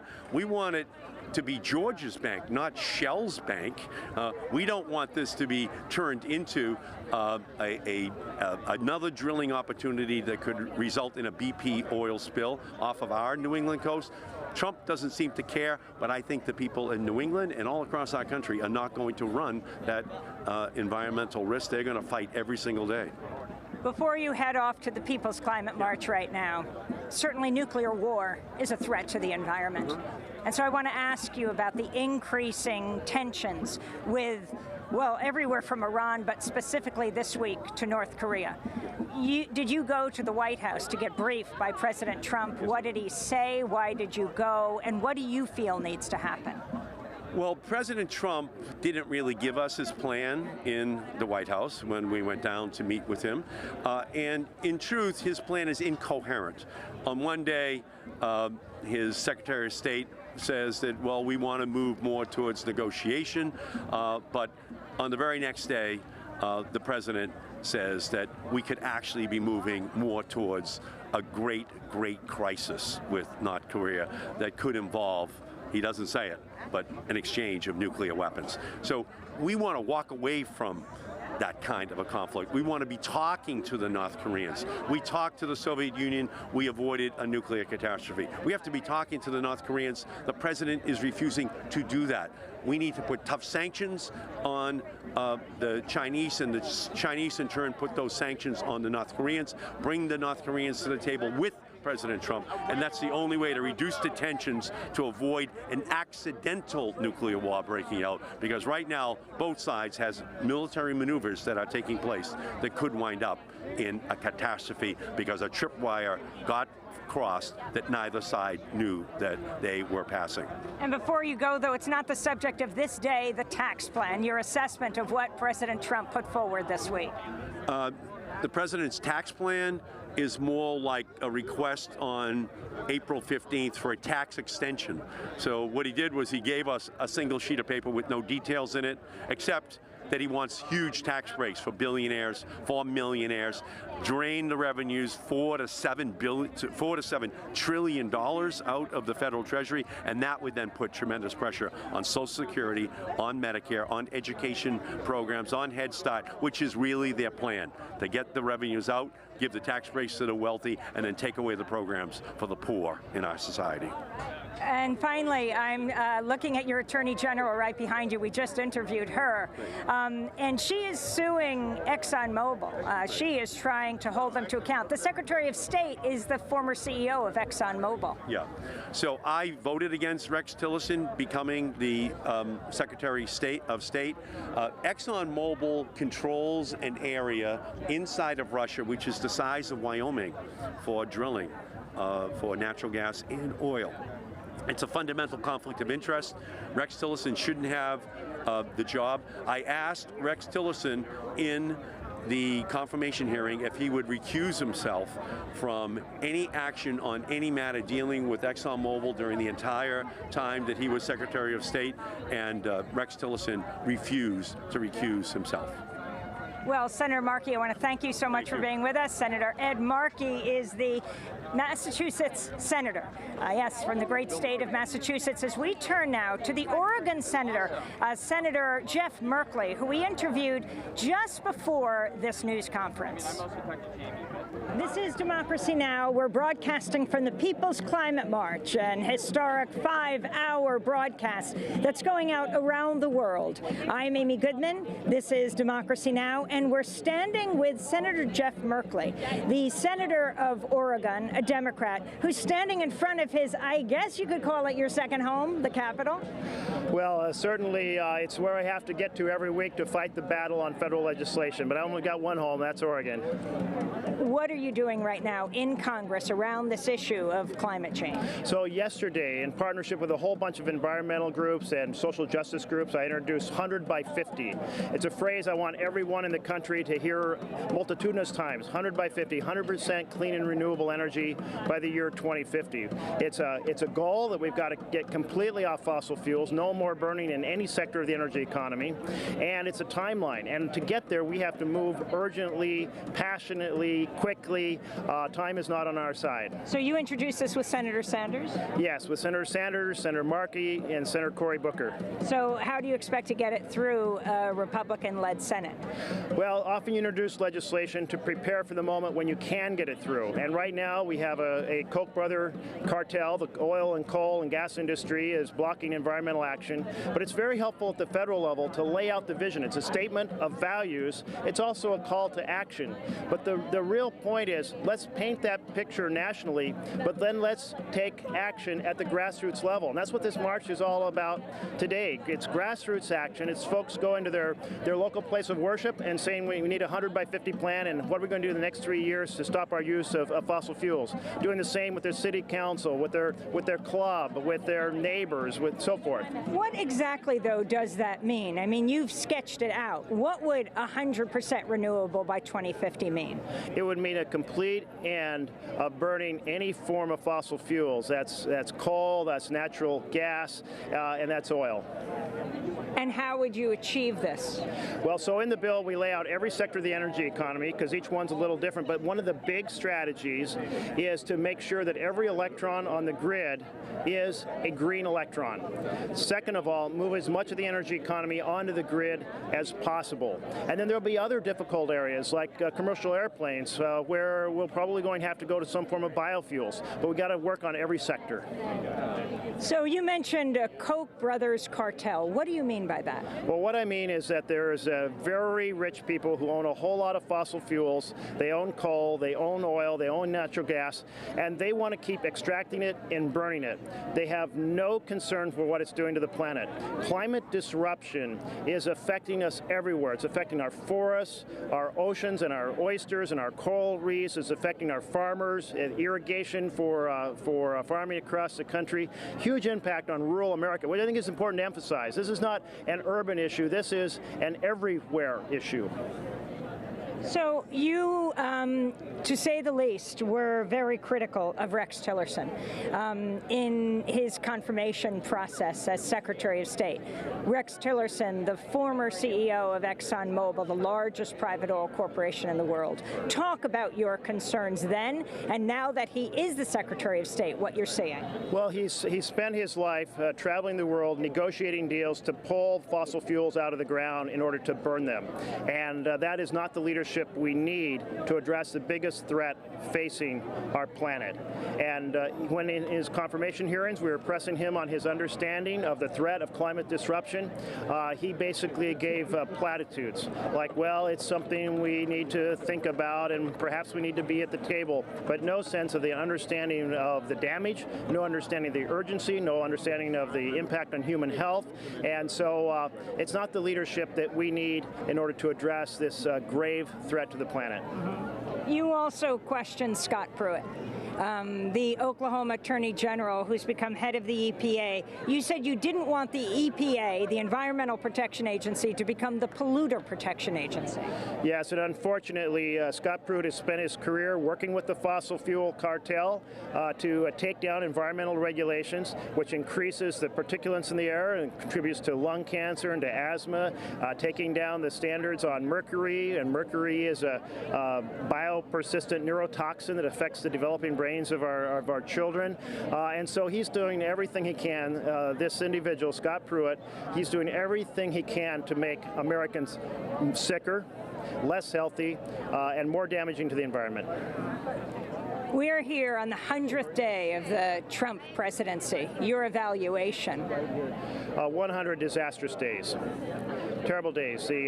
One of the things that occurred during this 100 days was that the confirmation of President Trump's nominee for the Supreme Court. This is a stolen Supreme Court seat. It's the first time in U.S. history that a seat has been stolen from one administration and delivered to another. And it was done to pack the court on behalf of the fossil fuel cartel. And so that is going to be a huge damage for decades to come. Explain what you mean, how that's related to, how the Supreme Court is related to climate change. There's a court decision called Citizens United. It was a 5-4 decision. It allows dark money to be spent on unlimited numbers and without identity in campaigns throughout the nation. This money was used in 2014 to give the Republicans control of the U.S. Senate, and ever since then, the Republican majority have been the puppets, and the Koch brothers have been the puppeteers. And so it's very important to this industry, this coal, oil, natural gas industry, that they keep this dark money flowing, which means keeping a Supreme Court that does not understand we the people. We the people, and here we are, the People's Climate March. This is the foundation of our government. It is the vision the founders laid out in the first 3 words of the Constitution. We the people. They put it in supersized font so that when you look at the Constitution, you see that standing out, and that's the whole principle. But they are all about, this 5-4 decision of Citizens United was all about government by and for the powerful, for the privileged, and for the polluters. And what do you make of marches like this, starting with the women's resistance the day after the inauguration, massive, and then the protests against Muslim Ban 1 and then Muslim Ban 2, the spontaneous outpouring of people to the airports, the tax day protests, immigrant rights protests on May Day, the March for Science. What difference does it make? I mean, you walk the hallowed halls of the Senate. Do you hear people? Oh, I tell you that it has made an enormous difference. People's action has saved health care for 24 million Americans, which is a huge, huge victory. How? Because they filled the inboxes of the email, they flooded the phones, they thronged into the streets, and that message was not lost on the Republicans on Congress. And so those Republicans who had said, hey, we're going to be with Trump because he says we're going to do a change to the healthcare system that will cover everyone at lower cost with better benefits, and then suddenly the bill they put forward, it doesn't cover everyone. It throws 24 million people off of health care. It's not at less cost, it's at more cost. They're driving up. The Republicans are driving up the cost of health care on the exchanges. And it certainly isn't better coverage. They're trying to gut the essential benefits provision of the Affordable Care Act. And so it's 3 strikes and you are out. And it's the people responding and saying what you're planning to do is just wrong on every one of those issues. You are going to hurt the quality of life of my family. When my loved one gets sick, they're not going to be able to get care. If we do get care, we're going to be bankrupt. How dare you, Congress, do this to America? And their voices were definitely heard, and that's why they haven't been able to pass a bill through the House. Are Republican senators speaking to you quietly about their concerns about President Trump? Oh, they are speaking way too quietly. Absolutely. Absolutely. Anyone with a moral conscience should be speaking extremely loudly and boldly right now. Do you see him finishing out his term? He just said, what was it, a day ago, after saying nobody thought health care would be so difficult, he just said that the presidency was harder than he expected. Well, I think when he said in regard to health care, he said, who knew health care is so complicated? I mean, we have a president who has very little understanding of the core issues facing America. He spent his life being the front cheerleader for big development projects while his professional team took over for the details. He's been all about spending his life saying, well, this will be wonderful, and this will be bold, and this will be beautiful, it'll be a wonderful success, and then handing it over to others. He has no understanding of the complexities of the challenges we face, and quite frankly, no curiosity, intellectual curiosity, and no compassion for making the world a better place. And so we have a president who's really the wrong man for the job. It's unfortunate he's there. We got to take him out in 4 years. And meanwhile, we've got to have people's action like we are here in this march today. An issue that connects to the environment is nuclear war, to put it mildly. Right now, as we stand here, the revving up of tensions with North Korea and Iran, the dropping of the largest non-nuclear bomb ever dropped. It was developed by President Bush. He didn't drop it. President Obama didn't drop it. President Trump did in the first few weeks of his presidency. Are you concerned about what's happening here, and what do you think should happen with North Korea right now? Very, very concerned about North Korea. The situation you have there is a country that already has nuclear weapons. The President and the Secretary of State have said their mission is to remove those nuclear weapons from North Korea. And there's only two ways to do that. One is for China to apply enough pressure that they voluntarily give up their nuclear program. There's virtually nobody in the national security world who thinks China can pressure them that much. I mean, if they cut off North Korea completely, the regime in North Korea still wants to hold on to those weapons. And the other is military action.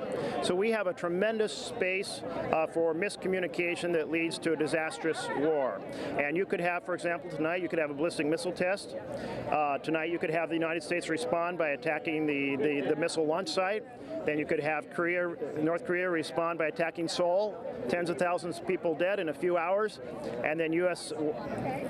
descending on North Korea, but we won't be able to take out their nuclear bombs, which are hidden, to make sure that foreign power can't get them. And then you have the risk of a nuclear bomb going off somewhere in the world. It could be in a cargo container. It could be on a boat anywhere. So this is a very dangerous situation. We need very serious individuals understanding that the application of pressure then has to have an off-ramp for a goal that can be accomplished and make the world more stable. And so I'm hoping, I'm praying that wise and thoughtful minds in the military world will be in control of this policy and not Donald Trump. Were you one of the senators who got on the bus and went to the White House to be debriefed? I know Senator Sanders did not go. Yes, I did go, and I think this is a very important issue. I wanted to hear what the administration had to say. President Trump came from out behind a curtain, spoke for a few minutes, and disappeared. And we learned nothing you couldn't learn in the newspapers. So why'd they do it? I think it was all theater, all theater. Thank you so much. Senator Merkley, thanks so much. This is Democracy Now! That was Senator Jeff Merkley of Oregon, who took on Rex Tillerson in the confirmation hearing for Secretary of State, who took on Scott Pruitt in his confirmation hearing to be head of the EPA, the Environmental Protection Agency. He's here at the People's Climate March. This is Democracy Now! Tell your friends it's happening. Democracy Now! Is here 10 to 3, non-stop broadcast from this People's Climate March. I'm Amy Goodman. I'm Nermeen Sheikh here in Washington, D.C. At the People's Climate March. And I'm joined now by the former president of Greenpeace, Kumi Naidoo. Kumi, now you're with the organization Africans Rising. Explain why you think it's important to be here at the People's Climate March. Well, Africans Rising for Justice, Peace and Dignity is a new African-wide social movement that is extremely concerned about the fact that right now we are already experiencing the first and the most brutal impacts of climate change. We think it's a terrible injustice that even though the people of Africa collectively contributed the least to emissions, we are the ones that are paying the first and most brutal price, where we've got climate refugees, land that's drying up, water sources that are disappearing and so on, which is already creating quite a catastrophic situation. We feel extremely hurt that in fact the countries that carry the biggest responsibility continue to deny their responsibility, but also continue to deny the very fact that the science is absolutely clear that we have to get off dirty energy. So we're here to just bring a voice to say to the people of the United States to continue to put pressure on their governments, to recognize that if we continue on the path that we are, that when history is recorded, the United States will go down as a country that have the greatest power to avert catastrophic climate change, but abuse that power and carry the biggest responsibility for the crisis that we are currently heading towards. And people must be very clear. We are 5 minutes to midnight in terms of the amount of time we have to reverse things. It still can be done, but we need political will and we need Trump and Trump's policies to be resisted extremely strongly. Well, can you talk about some of the concerns you have about the Trump administration and the number of climate deniers in his White House? Well, firstly, you know, climate change offers us an opportunity, because far too long we've lived in a world between North and South, developed, developing, rich and poor. Climate change should bring us to our sense that we get this right as rich and poor countries acting together, and we can actually secure the future of all our children. Right now, when Trump talks about the wall, for example, we would like to remind him from an African perspective that if you put a wall around Africa, the whole world will go out of business. People won't be able to use cell phones and so on. So we need to break away from the idea that addressing climate change should be about advantage and competition. We have to have a greater sense of common shared purpose. And if you look at the appointments that he's made in terms of the kinds of people that, and their track records, their huge investments in the fossil fuel industry, it's clear that, like President George W. Bush appointed several people that did the bidding for the fossil fuel industry, Trump has even done more than what he has done. The fact that he's wanting to gut the Environmental Protecting Agency in the way that he's doing and so on is all extremely worrying signs, and it has implications not only for the people of the United States, but for the people of the world as a whole. And that is why it's important that Trump must recognize, and the Republicans that support him must recognize, that it's not only a groundswell and increasing numbers of American people that are resisting, they are actually the ones now that are the best and most eloquent supporters of terrorism. They are the best and most eloquent supporters of promoting anti-Americanism. And that is something that they need to revisit and change the policies. Otherwise, the United States will become more and more isolated from global public opinion, as is the case at the moment. Well, what do you think the impact of this march is likely to be? I mean, you were there in the 2014 march in New York City. How do you think that climate march is likely to compare to this one? Well, the fact that it's happening in the capital, the fact that it's happening on the 100 days of this disastrous presidency of Donald Trump is, I think, important to say that actually we're not going to stand by and let him get away with it. I think the numbers that I'm seeing look pretty good. I don't think we necessarily will have exactly the same numbers that we had in New York, but this is a very good show of strength. And what is most important about this gathering for me is the fact that frontline communities from the United States are in the front line here. That there are indigenous peoples from various parts of the US and Canada that are here is very important. The fact that trade unions are here. You know, I'll tell you, 10 years ago when one was marching, you wouldn't have that same presence of, for example, the trade union movement. So I'm very pleased to see that nobody can say that this is just people who care about forests and care about animals. These are people who care about a broad spectrum of issues, including caring about nature. I think it's very important that people realize that you know, environmentalists like me say things like save the planet, save the environment. People must realize the planet actually does not need saving. That if we continue on the path that we are and continue to warm the planet, the end result will be we will be gone as a species. The planet will still be here. The truth be said, if we become extinct as a species, the oceans will recover, the forests will replenish and so on. So understand that the struggle that we are engaged in is whether humanity can fashion a way to coexist with nature in a mutually interdependent relationship for centuries to come. And put differently, this struggle is fundamentally about securing our children and their children's futures. And therefore, opportunities like this for parents and grandparents and people who are planning to be parents to come out and say, not in my name, is important. But let's be very honest, we're going to need about 1,000 of these kinds of marches on an ongoing basis if we are going to be able to wrestle power from and to have the kind of policy, you know, Trump must recognize that denialism is not a policy, right? You cannot have people saying different things. You cannot, and the one thing that you'll hear talked about a lot in the march and interviews and so on is about we must protect the Paris Declaration. So let me just say this very clearly. From an African perspective, the Paris Declaration simply gave us a chance to live to fight another day. It is far from a perfect solution to the problem. It's still not as ambitious as it needs to be. And to have now the White House and President Trump saying that they're going to actually mess with even this best agreement that the politics allowed us to get is so irresponsible. And people like Donald Trump must understand that they have blood on their hands now.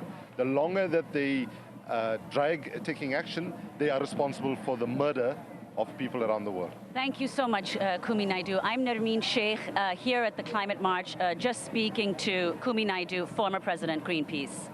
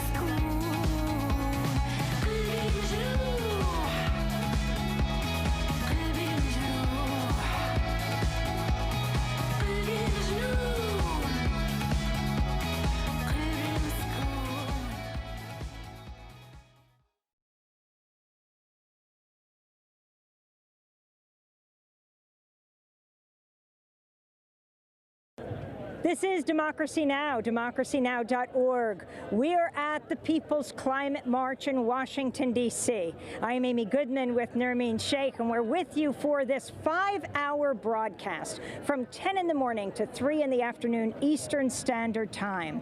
People are now lining up for the march. A lot have been at the Reflecting Pool, where I am right now, where news conferences have been held, like the grassroots leaders who are part of this march and elected leaders. Later in the day, people will surround the White House for one of the largest sit-ins ever.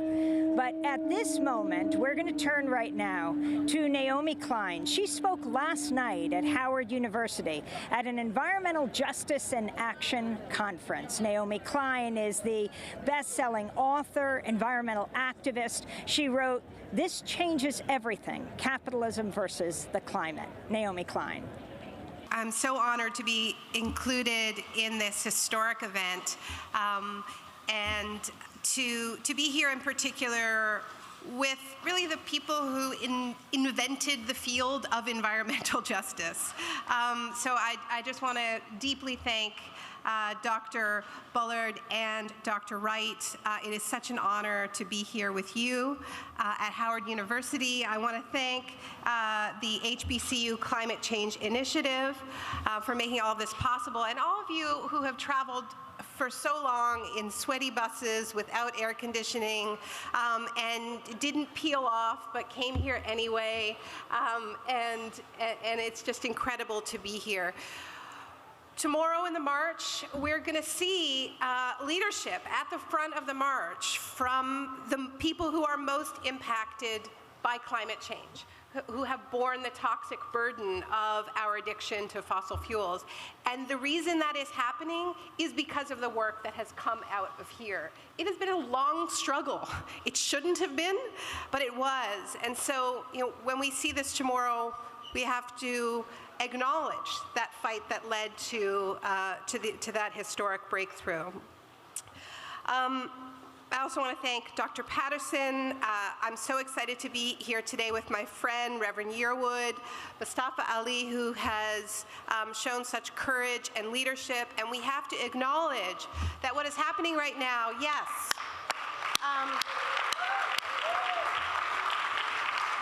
what is happening right now with the attacks on the EPA, with the cuts of 30% of the staff, and taking aim completely at the environmental justice program at the EPA is part of this broader war on communities of color that this administration is waging. It is racism in action, and we have to name it as such. So I'm here from Canada. I live in Toronto, and I'm going to be sharing with you an experience that we've had in Canada around something called the LEAP Manifesto, which is very much inspired by the work that has come out of Howard, inspired by the environmental justice work in this country. And we've been able to build a really broad coalition to come up with what we call a people's platform. So I'll go into that in some detail, but before I do, I just want to tell you a little bit about what brought me to this issue, because I'm not actually a climate change person.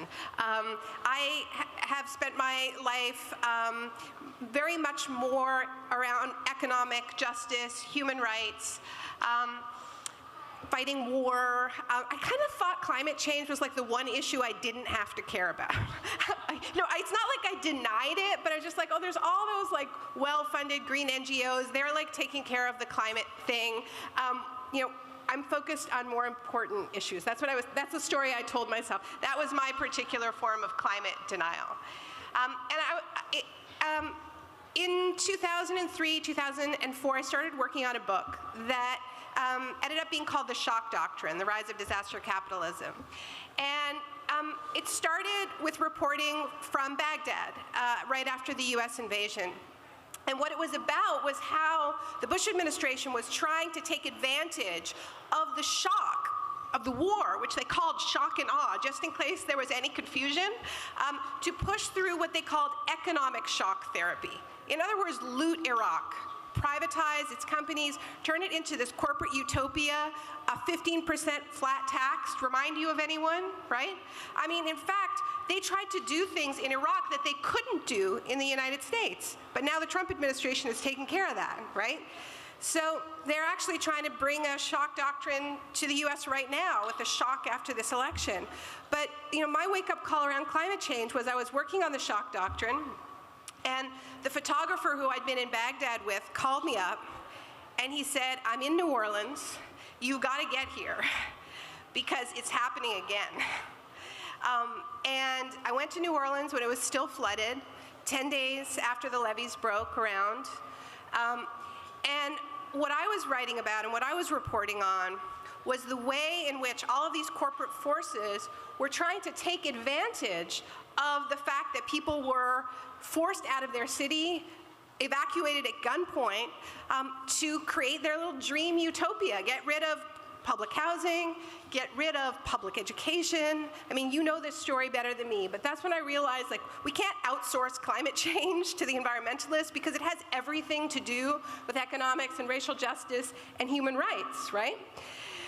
One of the things that really scared me when I was writing the shock doctrine was that there was this meeting that was held in this city 2 weeks after the levees broke at the Heritage Foundation, which is this super right-wing think tank. And it was convened by all the think tanks and the Republican Study Committee, which is all the most right-wing lawmakers. And they had this meeting to come up with what they called free market solutions to Hurricane Katrina. And the minutes for that meeting were leaked. And if you read the minutes, There are 32 ideas, solutions. Privatize the school system, have vouchers. Who's in favor of that? Betsy DeVos, right? Get rid of public housing, create a tax-free enterprise zone in New Orleans, right? And something else, build more oil refineries and drill for oil in the Arctic National Wildlife Refuge. What the hell does that have to do with Katrina? So here you have this catastrophe that is born of the collision between heavy weather linked to climate change, the kind of extreme weather we're going to see more of, because as oceans warm, you have more powerful storms, colliding with weak and neglected public infrastructure, right? FEMA couldn't find New Orleans for 5 days. The levees should never have collapsed in the face of what it was then a tropical storm, but they didn't hold because they hadn't been repaired like so much public infrastructure, right? And layered on top of all of it was this ugliest systemic racism, blaming the people who had been abandoned, calling them looters for getting food and water. You know this story, right? But what was their solution? Dig up more fossil fuels, which fuels climate change, and get rid of the public sphere altogether. So that meeting that was held at the Heritage Foundation, the person who chaired it was Mike Pence, okay? So this is who we're dealing with. This is who we're dealing with. And this is why I'm in the final stages of writing a book, and the title is No Is Not Enough. Because one of the things New Orleans taught me is that it isn't just enough to say no, don't do it in those moments. There has to be another vision for real solutions, right? Because these crises are messages. They're trying to get our attention, and they're telling us there is something wrong with the system. Right? Climate change is a message we are getting from the earth, telling us that our entire model is sick, right? This model that is based on endless consumption, more and more and more, is broken, right? It's trying to get our attention.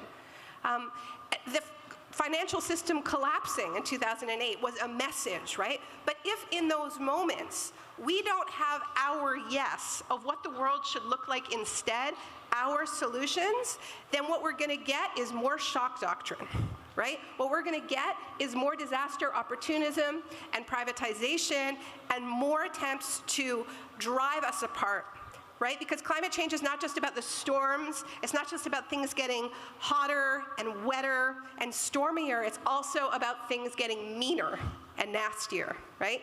In our current system, because that's all our system knows how to do.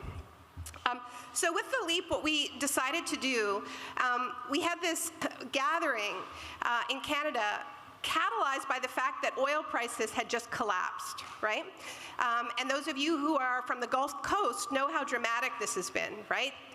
Price of oil goes from $100 a barrel to $50 a barrel in 6 months, and suddenly workers are losing their jobs in droves, families are being decimated, right? And so we had been told for so long that actually the fossil fuel industry is the only one who can create jobs. And there had been all these attempts to say, no, we need green jobs. But the problem is, if you're having a debate between a real job that's on the table, right, in the fossil fuel sector that pays real wages, and in fact, these are the only blue-collar jobs that are paying good wages today, and you're saying, no, but we could create all of these other jobs, these other good jobs. Well, in the real world, real jobs beat notional jobs, you know? But what started to happen is that these oil companies that had positioned themselves as the great job creators, as the great defenders of the workers, were throwing their workers under the bus without a moment's thought, right? So we came together, labor leaders, racial justice leaders, indigenous leaders, climate leaders, organizers, and we created space for what we realized we almost never do, which is dream together, right? How do we get out of our silos? How do we completely set aside this idea that it's about saying, my crisis is bigger than your crisis, first we'll save the planet, then we'll worry about poverty, right? There are no jobs on a dead planet. None of that, right? We want better jobs on a live planet. We want to stop pitting our issues against each other.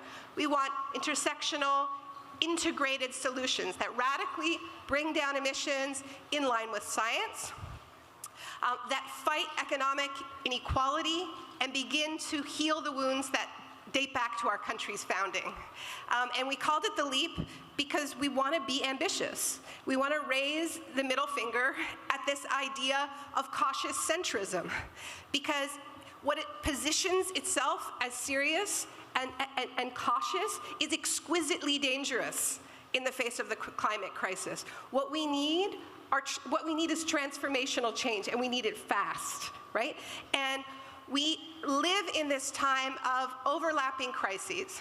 So we are not going to solve them one at a time. We need this integrated approach. So just a few examples, and none of it is really anything that people here haven't thought about.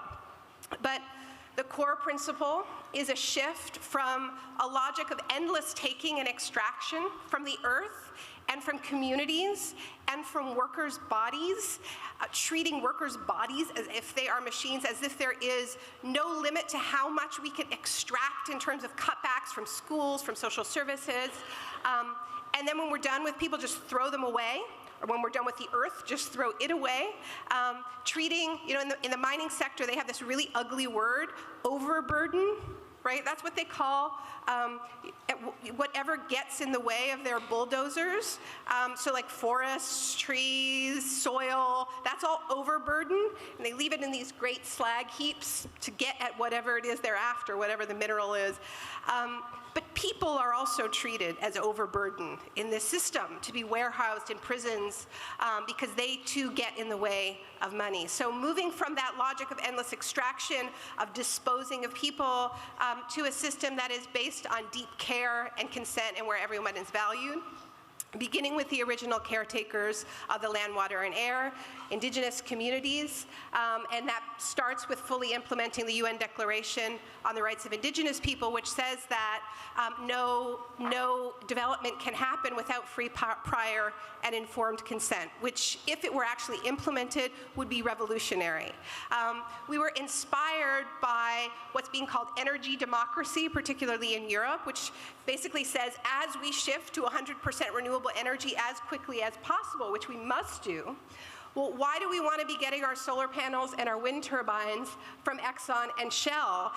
Why do we want to give them more opportunities to concentrate profits? The beautiful thing about renewable energy is that it's everywhere, right? I mean, it isn't like fossil fuels where it's concentrated in very specific places and where you need all of this really expensive infrastructure to dig it up and transport it. It lends itself to a more decentralized economy, but it won't happen on its own, right? And in Germany, there's been a very deliberate process of making sure that as they shift to renewable energy, and they're now getting 30% of their energy in Germany from renewables. They've created 400,000 jobs. As they're doing this shift, they're taking back control over their energy grids from private companies. So in 200 cities and towns, they've reversed the privatization of their energy grids. So now when they generate renewable energy, the income stays in the communities. They're using it to pay for services. There are 900 new energy cooperatives. So we said, that's great. We want energy democracy, but we want more than that. We want energy justice, and we want energy reparations. So the communities that have borne that toxic burden must be first in line to own and control their own renewable energy. The other piece of this shift from extraction to care, and this is related, I think, to the incredible work that NNU, the National Nurses United, have been doing, is that we really wanted to redefine what a green job is. You know, when you hear the phrase green job, you think of a guy with a hard hat putting up a solar panel, and that's great. That's a green job, and so is energy efficiency, and so is public transit, and we need lots of it, and we know we can create millions of jobs this way. But you know, teaching is low carbon, and caring for the elderly is low carbon. And making art is low carbon.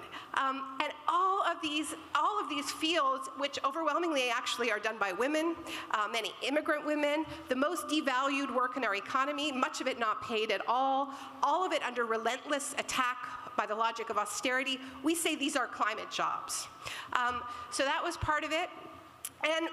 And the other thing that happens when you start thinking this way and you start dreaming together is that you realize, well, we got to get the money for this. And so we worked with a team of economists, a team of progressive economists, on a companion document to the LEAP manifesto called We Can Afford to Leap. And it lays out all the tax measures that we would need to raise the money for this transition. It's feasible, things like a financial transaction tax, cuts to military spending, and so on. The money is out there. We live in a time of unprecedented private wealth where people who already have way too much are determined to grab still more. That's what the Trump administration is all about. And it reminds us that there is no way to deal with the crisis of climate change without fundamentally challenging the logics of neoliberal capitalism, maybe capitalism itself, right? Because, and this is why climate change denial is so prevalent on the far right.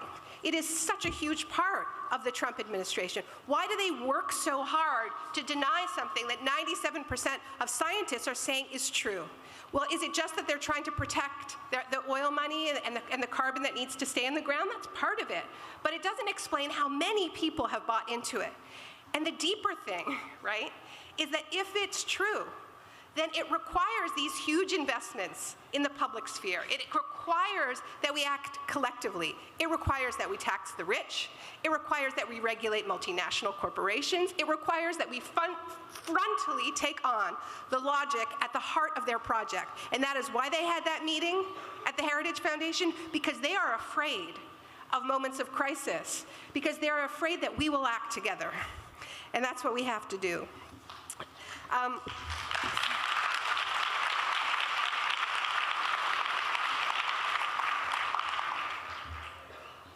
Just in closing, this work that we did with the LEAP in coming together and doing this work of developing the platform, it's not perfect, and I'm so excited to hear from students who have rewritten it and made it better. And this has been one of the exciting things about the LEAP process, is people have taken it.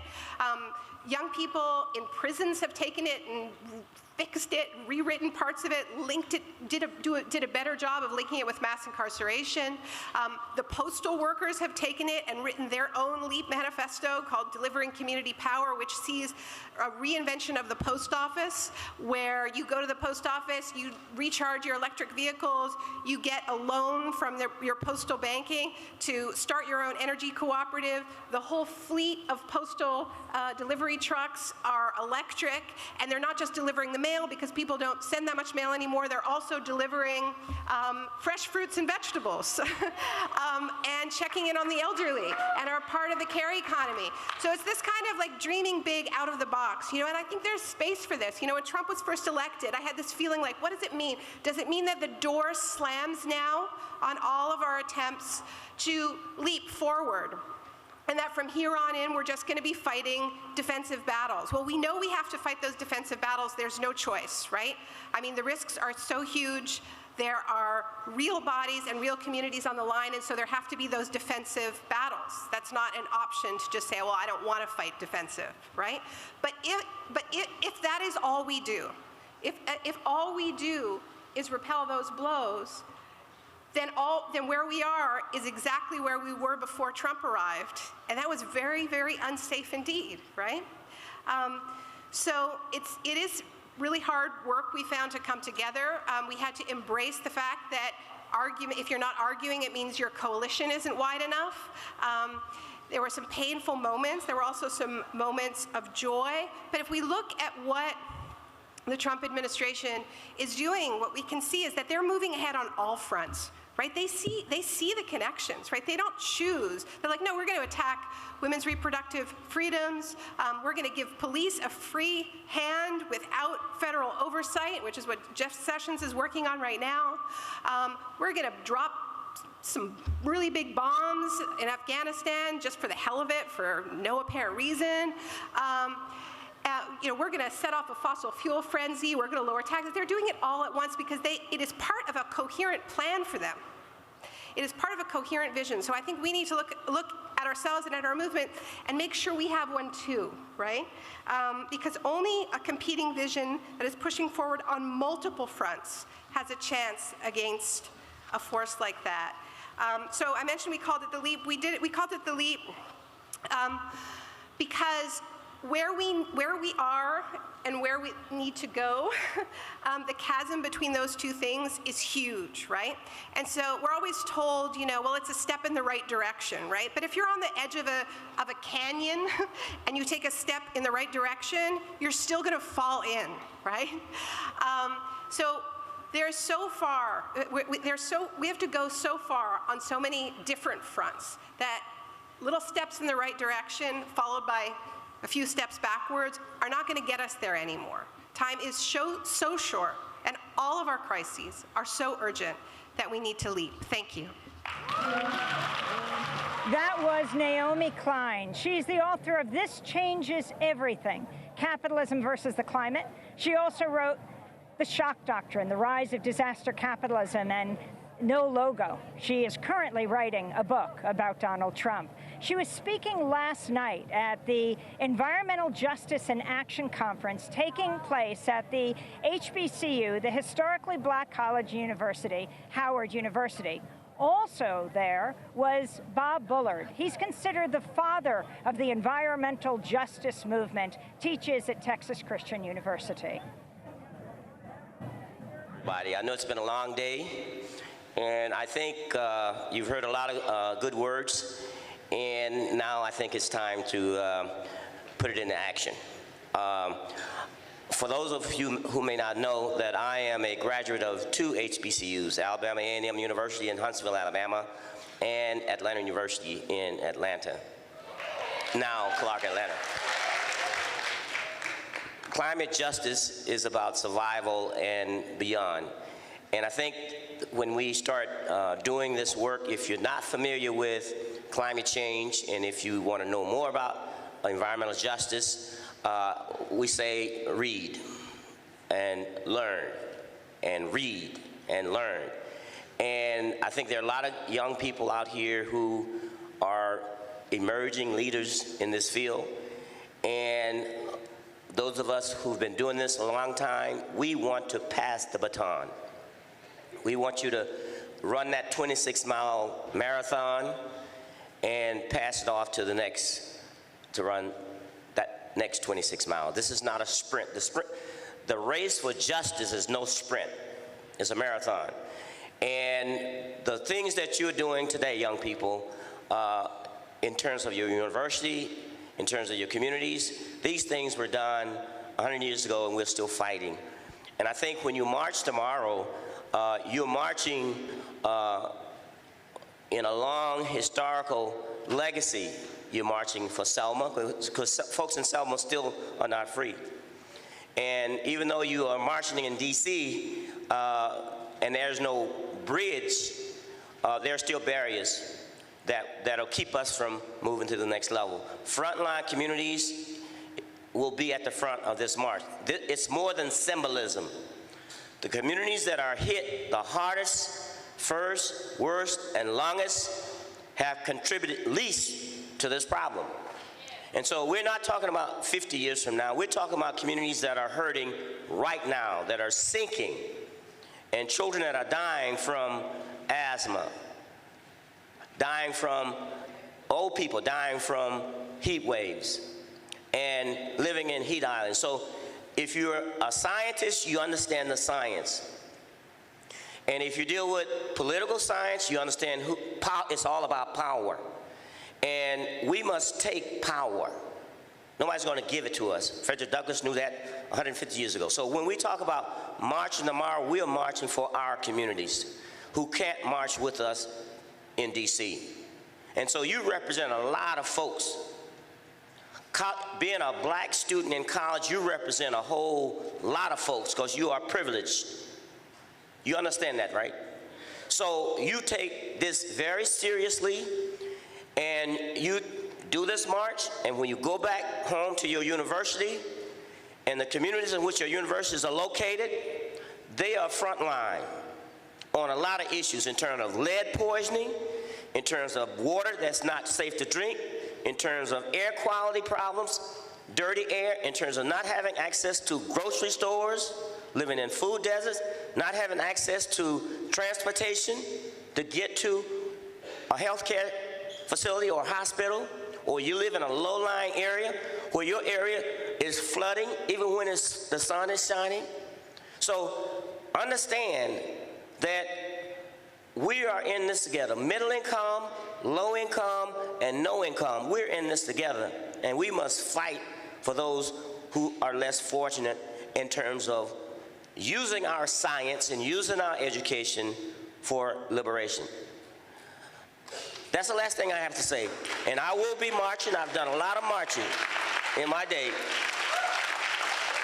But again, the march is just the beginning. The work starts after the march is over. Thank you very much.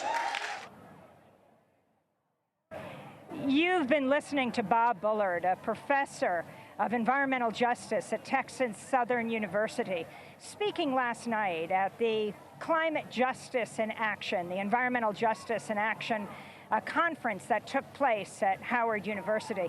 This is Democracy Now! We're broadcasting live from the People's Climate Summit. They're about to take off.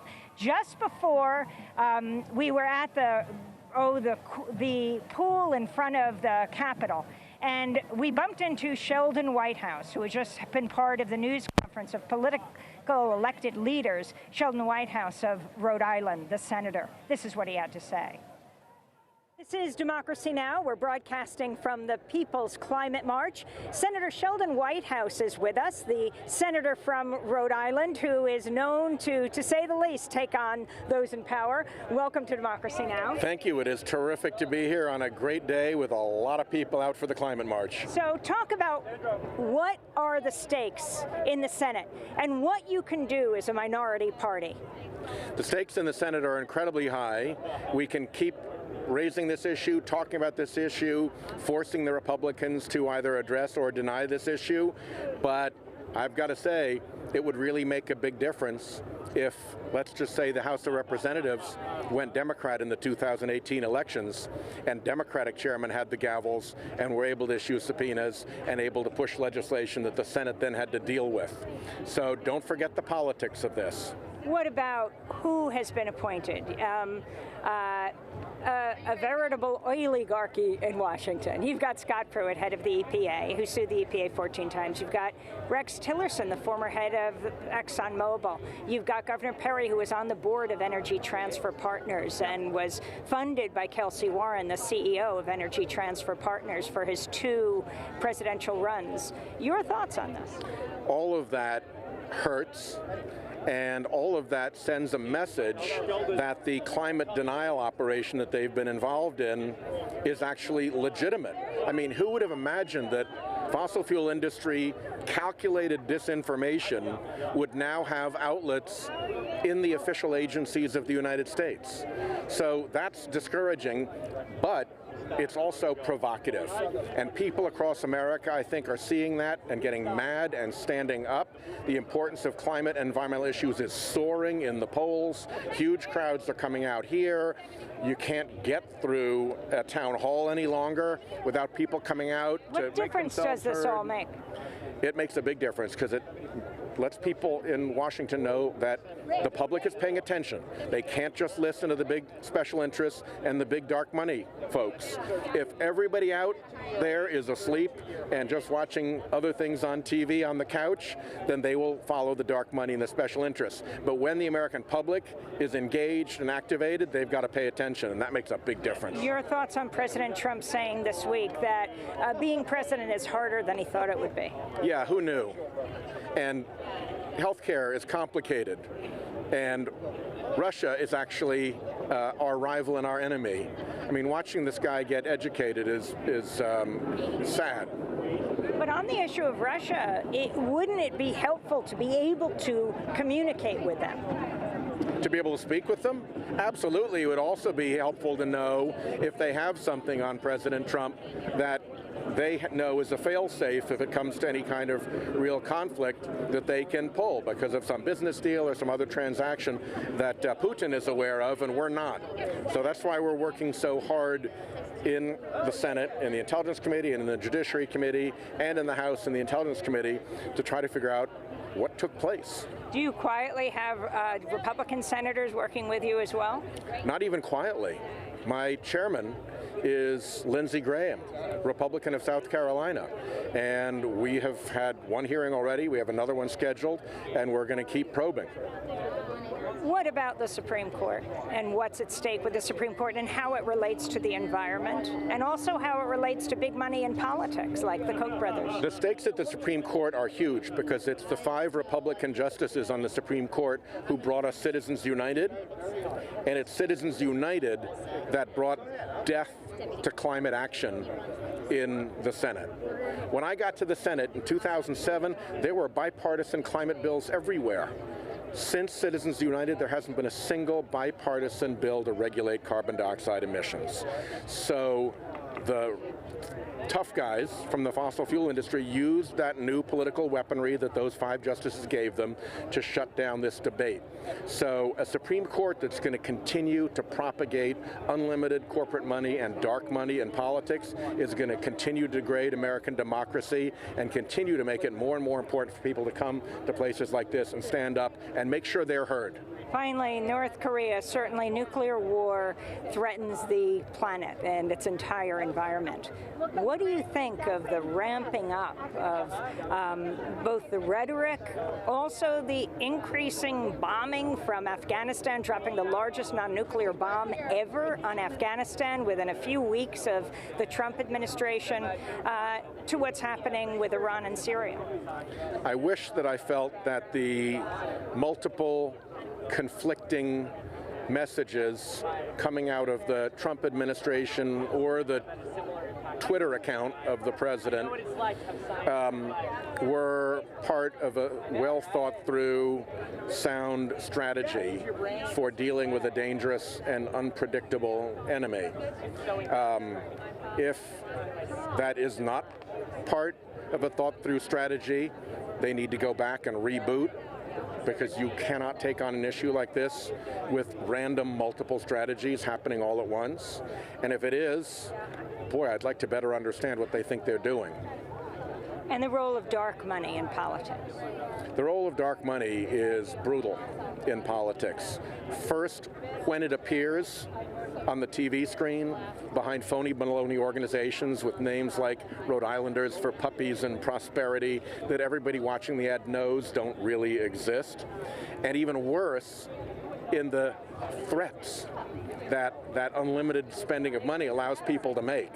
It's not so much the fact that ExxonMobil might spend unlimited money in politics, it's that Citizens United now allows them to go to a congressman or a senator and say, hey, guess what? Now we can spend unlimited money in politics, and if you don't line up, we're coming after you.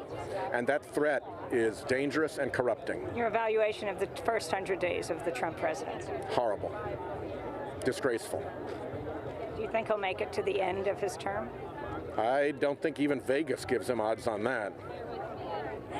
Senator Sheldon Whitehouse, the senator from Rhode Island, here at the People's Climate March in Washington, D.C. I'm Amy Goodman. Keep watching. Well, that was Senator Sheldon Whitehouse of Rhode Island speaking at the Reflecting Pool right in front of Congress, right in front of the Capitol, where many of the elected leaders and indigenous leaders and grassroots leaders gathered for news conferences, for talking, and now they are here. We are at 6th and Pennsylvania. This is the beginning of the march. I'm Amy Goodman, here with Nermeen Sheikh, and we're here together covering the People's Climate March. Tens of thousands of people have come out. They are now standing behind their banners, about to begin the march right behind us. And we thought we would start out with a young person who's come to Washington, D.C. Tell us your name. Hi, my name is Asli Africa. I'm 15 with the Kepler Institute representing It Takes Roots. And where is that? Kepler Institute is from Indianapolis, Indiana. And why do you think it's important to be here? I just feel like it's important because change isn't going to happen if we're all sitting around at desks and tables all day. We need to get up, get out, and get action. This is that action. So why are you involved with environmental issues? It's something very close to my heart. I live in a food desert where we don't have access to food, and it's polluted, it's not clean energy. Explain what you mean by that term, food desert. So there's no grocery stores within the vicinity of even a mile. The closest store we have are convenience stores like Family Dollars and Dollar General, and there's just not access to healthy food. And what does that have to do with the environment? Well, because of climate change and there's terrain that we can't grow our own plants on, we have to go other places. But when there are no other places to go, we're left with nothing. And how many people are there, young people like you, who are here? There are definitely a lot of young people here. At the front of the march right now, there's over 100 different young people representing their organizations and standing up for what they believe in. Whoa. And we hear them behind us. Oh my gosh, let's see if we can see. We have signs like "Message from my mama," and it's pictures of Mother Earth. Protect our planet. This land is our land. All the different message as people begin the march. How do you feel? Do you need to get in line? I have to get in line, okay, yes. Thanks so much for joining us. So let's see if you, we're going to send that camera to look right here. You see the camera, and people are lining up. They're taking over this street. We're actually right across from the museum. And I have to make a comment here about the Museum Nermain, because that is the museum for all the news organizations. And one of the things that is very important to point out in this election year is that in the main general primary debates, in the general election debate, not one of the journalists who were moderating the debate asked a question about climate change. When you had Dakota Access Pipeline, thousands were gathered there, people deeply concerned about the fate of the planet. Hopefully the museum will point that out one day in an exhibit about climate change, what the corporate media did and did not do. Well, that's exactly right. Not only during the primary debates, but as we've talked about on the show, climate change, whenever there's what we call an extreme climate event, the mainstream networks will cover it, but they'll never talk about the connection between extremely hot, extremely cold weather, storms that happen in the United States and make a link between climate change. And that's absolutely critical, because you have the networks always turning to weather. There's severe weather centers, there are extreme weather centers, and they'll talk about the drought, they'll talk about the hurricane, they'll talk about the unseasonable cold, and today a super hot day in Washington. But making the connections between these weather events and climate change is what's critical. People are excited. And we have a guest right here, if you will just come up. Why don't you introduce yourself? Hey, I'm Chris Woolery, and I'm with Kentuckians for the Commonwealth. Where are you from in Kentucky? I'm from Lexington, Kentucky. What are you doing here? I'm here to represent KFTC as a part of a bigger we. KFTC is a member of the Climate Justice Alliance, and in turn, the It Takes Roots Alliance, and we're here to get beyond this moment and to build a bigger movement and become a part of a new majority. So you have tremendous power base in Kentucky. You have Senator Mitch McConnell. Where do you stand when it comes to his policies, and does he listen to you? Well, I don't agree with most of Mitch McConnell's policies, but Kentuckians are speaking with Mitch McConnell every day. We're working on him to pass the Reclaim Act. And he's working with Congressman Rogers. They're going to introduce the same version of the Reclaim Act into the House and the Senate, which will bring abandoned minelands funds back to Kentucky to do reclamation projects. And we are trying to get them to go back to the original language of last year's bill that will bring in the community engagement part as a requirement, and also require that it has economic development in the project as well. And tell us, what is the Climate Justice Alliance? Is it a U.S. network? Is it international?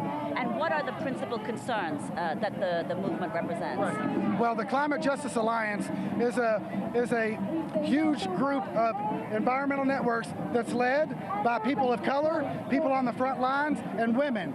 And KFTC is a part of that alliance because Kentucky is on the front lines of the transition away from fossil fuels. So we're seeing communities in Kentucky that are being harmed by the loss of coal jobs, and we know the transition's happening. We don't all agree on climate change, but we all agree that we need to take a hold of this transition, to shape it, to mold it in a way that doesn't leave workers and communities behind, in ways that lift up the affected communities and brings job training back.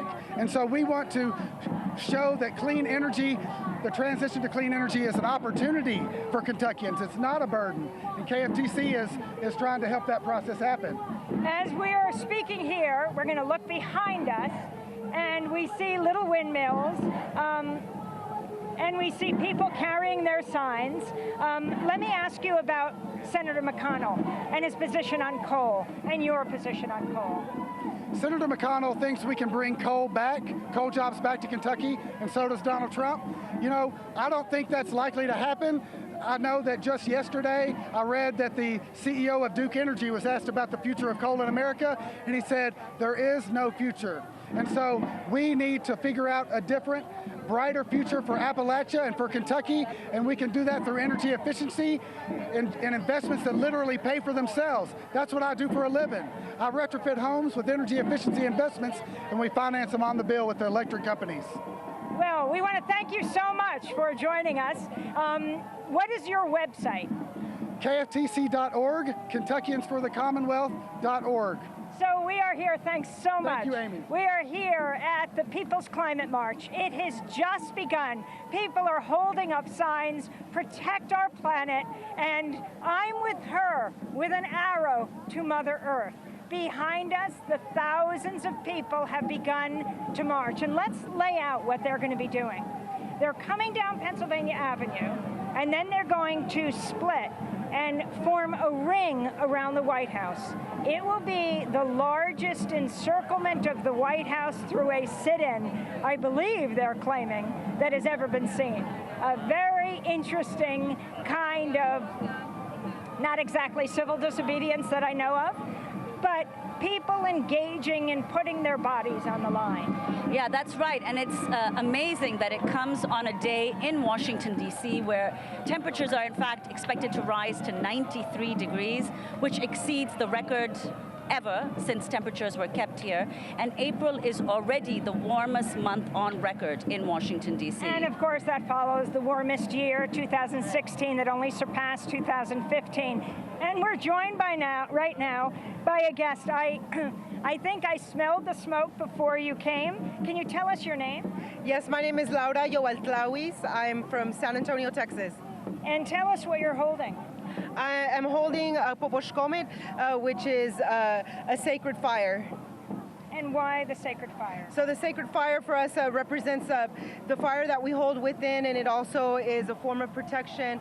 Also, it helps us uplift our prayers and our intentions on this day when we are standing up for Mother Earth and our future generations. Well, explain what you think the connections are between indigenous rights and climate change. Absolutely. I think, you know, for a very long time, indigenous sovereignty and indigenous voices have been marginalized as, just communities that have never had a voice in climate justice, but we have always had a connection with Mother Nature. We have always had a connection with our waters, with the intention of preserving this planet for our future generations. Those are the traditions that is indigenous people of Anáhuac, from all the way from Alaska all the way to Chile.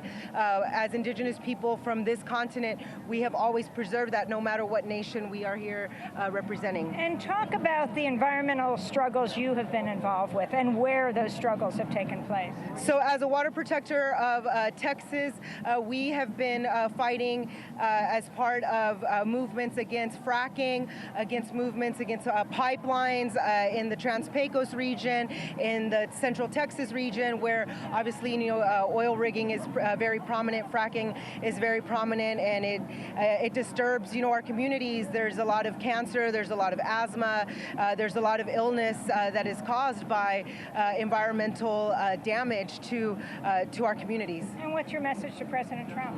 So our message to President Trump is to recognize that climate change is very much needed, that indigenous voices need to be heard, that we have always been here protecting those rights, and we will continue fighting for those rights. As long as we have our feet grounded, we're part of the It Takes Roots Coalition, which is a network of environmental organizations. Particularly in Texas, it's Southwest Workers Union that we work with, and in addition to Society of Native Nations and just a lot of different movements that are committed to making a voice and making a stand against this administration that is trampling on our earth, and as it's doing that, it's trampling on our kids, on our future generations, and our people.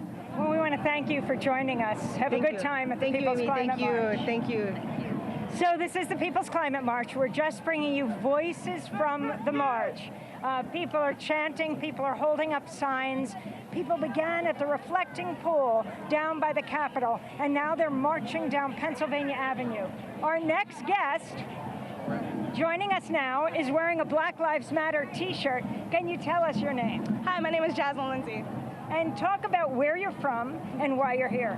Yeah, I'm from right here in D.C., born and raised, and I'm here. So then you can ask us, why are you here? Definitely. Well, I hope that I know why you're here, and I believe that it's for a good cause. We're all on the same page. We realize that people of color, and especially Black people, are disproportionately affected by climate change, and that it's time for us to end the war on Black America in all of the ways that it happens, end the war on Black people in all of the ways that it happens, and that includes chemical warfare in the forms of land, air, and water pollution. So we're here marching and standing up for that and demanding that everyone take an action on that today. Well, why do you think, explain why you think, or why African Americans are more affected by climate change than other communities, or minority communities are more affected? Yes. I believe that it happens because it's easier to target the most disenfranchised, the most impoverished, and also so many Black and brown people are busy fighting the massive amounts of fights that we have, whether it's police brutality or housing and eviction and homelessness, hunger, that we're not always able to fight back and stand up on those long-term issues and climate change. So it's easier to take advantage of us. And how have you seen that play out in Washington, D.C.? Yes.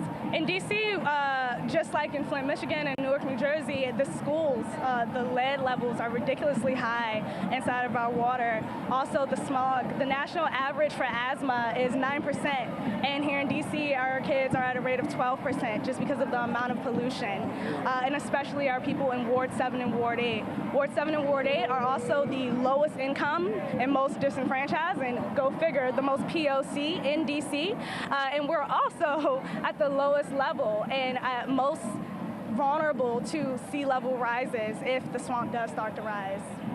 And talk about the organizations you're involved with. Yeah, so Black Lives Matter DC, we are a collective who centers joy and healing and resistance, and we're in this movement and this fight. Well, thanks so much. You have a website you want people to know about? Definitely. Check out blacklivesmatterdv.org and get plugged in with us, and follow us on Facebook as well, Black Lives Matter DC. Thank you so much. So the people are marching behind us, and we're going to speak with yet another person, one of the tens of thousands of people. I look forward to hearing an estimate of how many people have come out. I'm Amy Goodman with Nermeen Sheikh. We are here exclusively on broadcast, television, radio, and the internet, the only global newscast here doing this 5-hour broadcast on satellite TV, public television, and radio stations. And I hope you'll tell your friends. Behind us, the people marching with incredibly creative signs. One of us is going to wade in there with a camera on the move and read some of the signs and talk to people. But right now, we have a guest joining us. What is your name? Claude Copeland. I'm a member of Iraq Veterans Against the War. From where? Oh, New York City. And what are you doing here? Well, we're participating with the It Takes Roots coalition.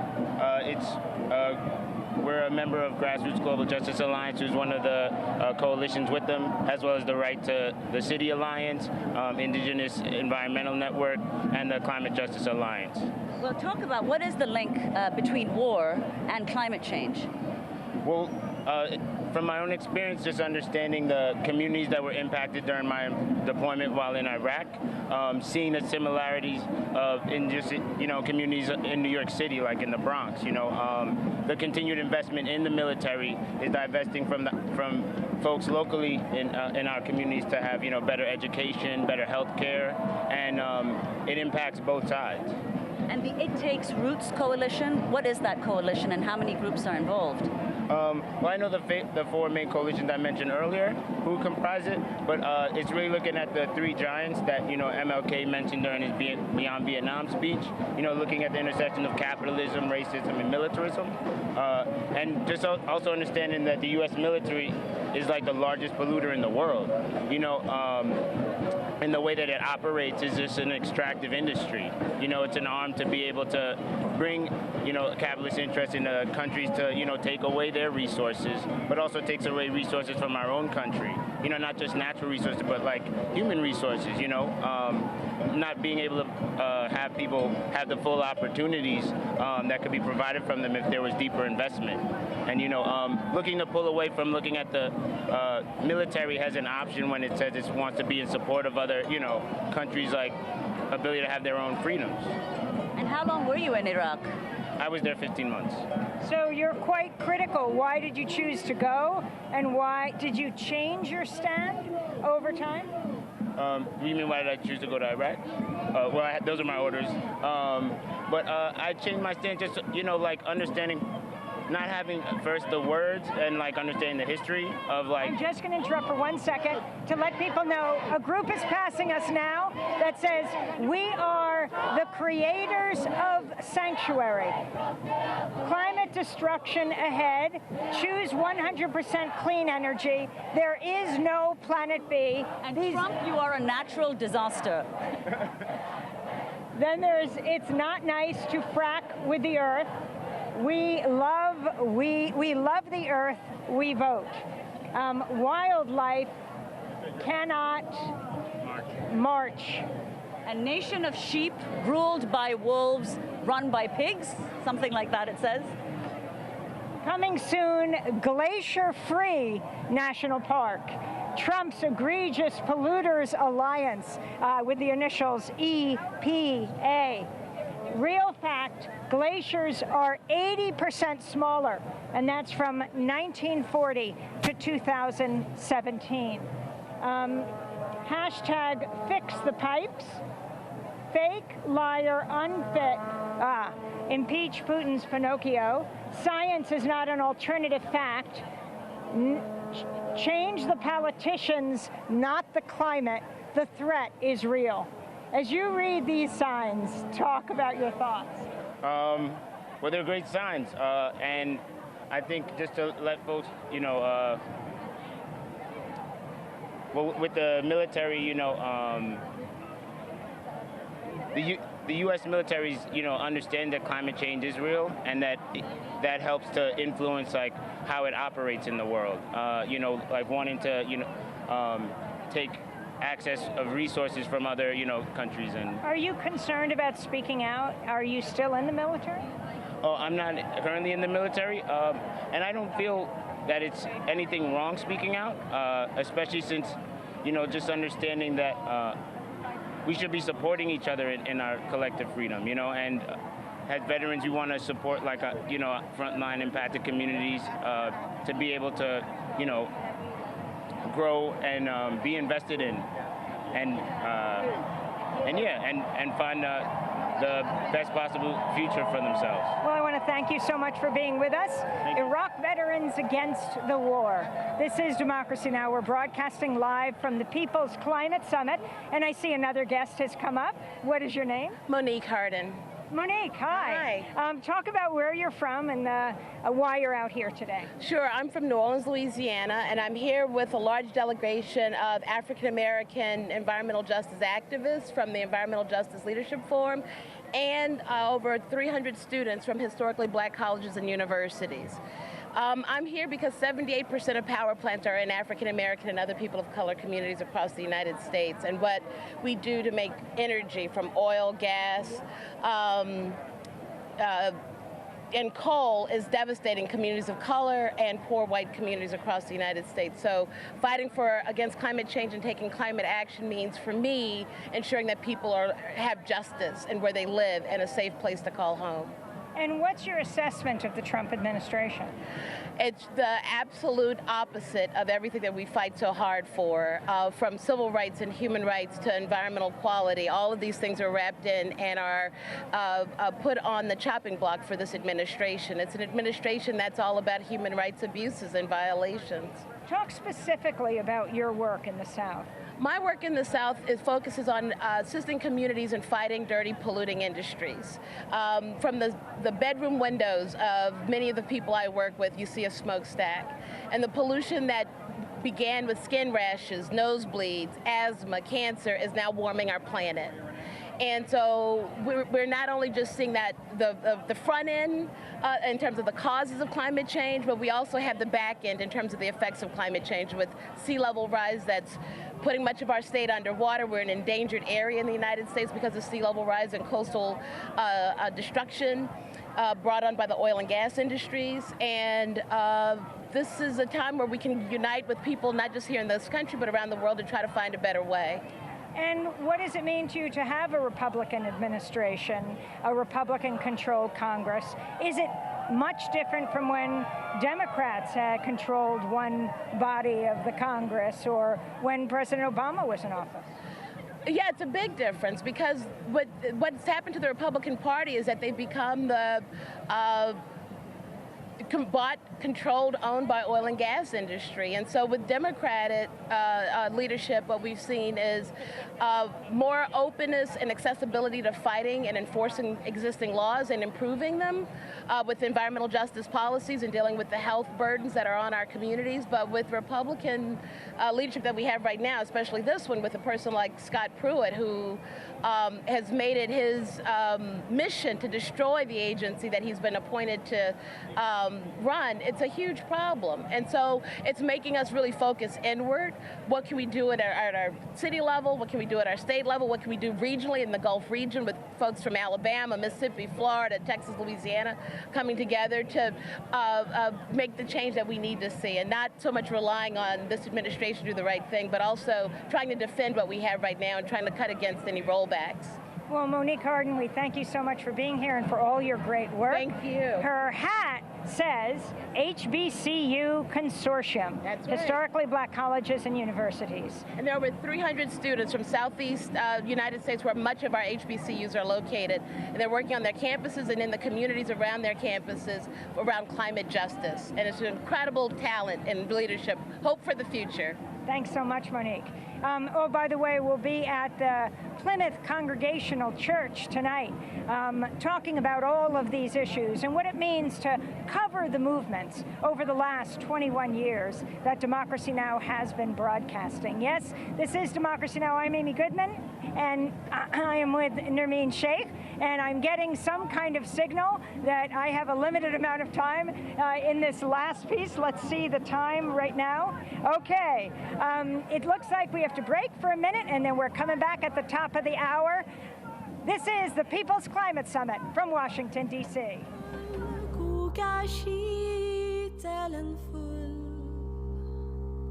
Det kommer 3 vandringsmän på vägen.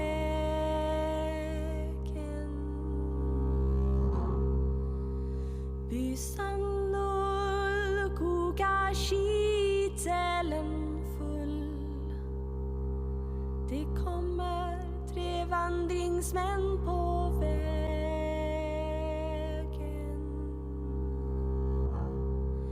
Den första ack så halt, den andre är så blind, den tredje sa det alls ingenting.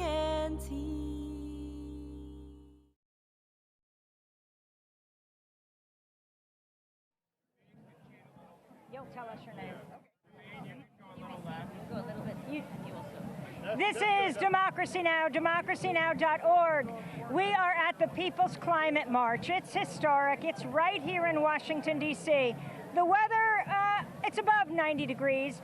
It is expected to be one of the hottest days in Washington, D.C. in history. And you know, that's part of why people are out here marching, have come not only from every corner of the country, but of the globe. What's happening behind us, we're on Pennsylvania Avenue, thousands of people have begun to march, and they're going to encircle the White House and sit down.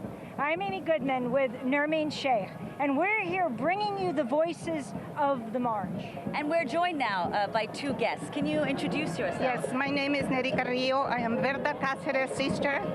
I am very, very happy to be with you and tell you about my sister that we have. Let me just say, Berta Cáceres, the Honduran environmental leader who was gunned down in her home in La Esperanza in Honduras. She was a Goldman Environmental Prize winner, fought for her community. Where do you live? I live in Arlington, Virginia. I came here in 1972. When it was very hard to hear that my sister was killed. And only thing I can ask you is to tell the government of Honduras to do the justice, to do the right thing and find the killers of my sister, but the intellectual killers. They have 8 people in jail, but they want to kill her. They pull the gun on her. But I asked the government of Honduras to do something about it and put the people as responsible for her death, which President Hernandez should know about this. And he is the president of Honduras, Juan Orlando. And why don't you introduce yourself? You've also been working on Berta Cáceres and what's happening in Honduras. Hi, my name is Melissa Cox. I am a Latin American solidarity worker, and right now we are calling for justice in the case of Berta. Justice for Berta means the Berta Cáceres Human Rights in Honduras Act, which is legislation in the House of Representatives right now. It is calling for a suspension of U.S. security aid to Honduras, $18 billion in security aid. Right now we have, it was introduced by Representative Hank Johnson. We have 51 co-sponsors currently. We're asking that people call their representatives and urge them to sponsor the bill. The bill will call for suspension until which time Honduran government can, the Honduran security forces cease human rights violations, bring the perpetrators to justice of human rights violations, including the intellectual authors behind the assassination of Berta Cáceres. And Berta Cáceres, her family, human rights organizations across Honduras, including COPIN, the organization that she co-founded, including OFRANE, including all of the Honduran human rights organizations. They are all urging support of the bill. We have over 100 organizations in the U.S., including the Sierra Club, including Environmental Indigenous Network, including AFL-CIO, all endorsing and calling for this legislation to pass. We're baffled why Norma Torres in Southern California is not calling for the passage of this bill, given that she is from Guatemala and she had to flee her own country due to the violence that's there. And the security aid that we continue to send to Latin America continues to legitimize governments that do not respect the rule of law, that are violating human rights. And this bill is one step in a shift in power dynamics, a shift in relationships that historically have ravaged the country. Berta Cáceres' sister in 1972 had to flee Honduras because of the violence there, and we have not had policy shifts for decades, and so that's why we're seeing so many people come here. And so we're asking for people to support this bill, as well as call for an independent investigation. Hundreds of organizations in the U.S. as well as in Latin America are calling for an independent investigation to the murder of Berta Cáceres. Can you tell us about why Berta got so interested in the environment, why your sister? Well, she was, since she was 17 years old, she used to see, my mother is a midwife in her country, and Bertita was only 17 years old when she saw the misery which the Lenca people was going through, that they have no, there was the poorest area in the Lenca people.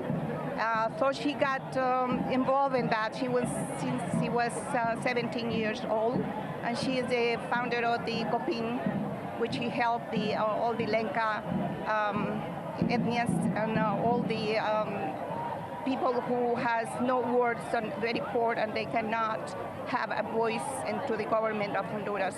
Now, Berta Cáceres was very critical of Hillary Clinton, who was Secretary of State. At the time, Berta understood she was number one on a death list, an enemies list in Honduras. Yes, exactly. She was, I think that she was very responsible because she was the one who probably decided that Bertita was going to be killed the people who grew here were training here in the Escuela of Americas. So yeah, so. And yes. what is the situation now of environmental activists in Honduras? There have been a lot of killings, or the people who try to defend the land, the water, and the hydroelectric things that they are trying to destroy the rivers and everything. And everyone who is involved in that, they get killed. Honduras is one of the most dangerous places in the world for journalists to work. It is still, according to Global Witness, the most dangerous place in the world to be an environmental defender. Over 120 people have been murdered and assassinated since 2010. And Standing Rock is an example of what our police and the militarization of the police have done here. The same money that we are sending to the police in Standing Rock to militarize them, to criminalize protests, peaceful protests and organizing, that is the same money that we are sending to Honduras for the police and the military to do the same thing. So the president right now in Honduras is criminalizing peaceful protests and activist work, and it's very problematic. So we're working for a shift in relationships. Well, I want to thank you both very much for joining us. Do you have a website that you'd like to share with me? Yes, people can go to otherworlds.org/justice-for-Berta-Berta Cáceres Act. That's a landing page where people can endorse the bill as an organization, get information about how to call their representatives on behalf of the bill. We're also doing a social media campaign right now and trying to get people to take pictures with this sign and tweet it out to their networks and garner more support. Well, thanks so much. My condolences to your family. Thank you so much. Very, very happy to be with you because I admire all your work you do for everyone. Thank you so much. And people, well, let's just say, I think one sign encapsulated it. The oceans are rising, and so are we. Thousands of people are walking on the street through our set. It is wonderful to have spoken to you. And we're going to turn right now to our colleague, Democracy Now!'s Carla Wills, who is somewhere in the crowd. We're here in the middle of the climate march here on Pennsylvania Avenue as we walk toward the White House. I'm here with Melinda Clatterbuck of Lancaster Against Pipelines. Melinda, tell me what you're here for today and why you're here. Yes, I'm here because we have been fighting the Atlantic Sunrise Pipeline Project in Lancaster County and all of Pennsylvania. It's a proposed pipeline that's been approved by FERC that takes fracked gas from the Marcellus Shale region to export. And we've been fighting it because we think it's a violation of our rights and it's a destruction of the land.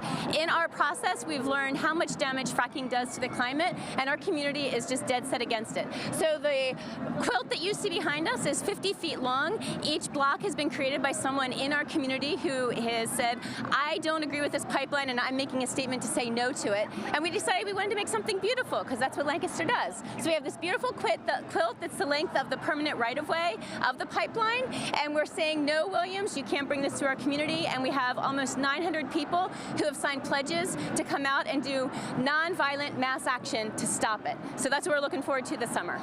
And talk about how damaging fracking has been to your community. Well, the thing with fracking mostly is the damage to water. So much fresh water is used in the process of fracking, and then there's so much wastewater, and it's the wastewater that goes into injection wells that causes earthquakes and also threatens people's drinking water. So that's one of our big things against it. And we just say keep it in the ground. There are other ways. We have more ways, renewable ways to get energy. That's what we're trying to do. And the elected officials there, where do they stand on this issue? They have been influenced by the industry to pass laws that benefit the industry over the rights of communities and individuals, so they have not been helping us at all. Both sides of the aisle, Democrats and Republicans, have not been helping us. So this is a fight that we've said our community has to do ourselves, and hundreds of us, probably thousands, are standing up to do just that. Again, we're here in the middle of the People's Climate March. We're marching toward the White House now. People will surround the White House where they'll sit in to fight, the policies of this administration. Again, Carla Wills here at the People's Climate March here in Washington, D.C. Thank you so much for being here. I appreciate it. Thank you. That went out live. Thank you. That's good. Hey. Thousands of people in the street, yes.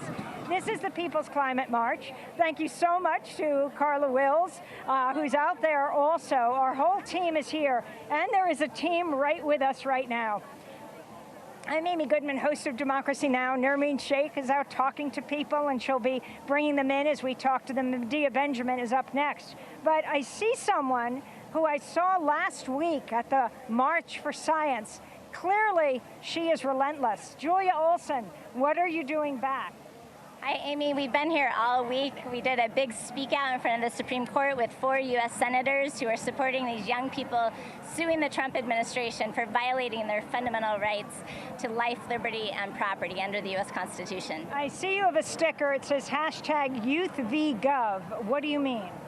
That's the kind of the hashtag for the case and for the effort of these young people trying to secure their rights to a climate system that will sustain them and future generations. You started by suing the Obama administration with people under 21.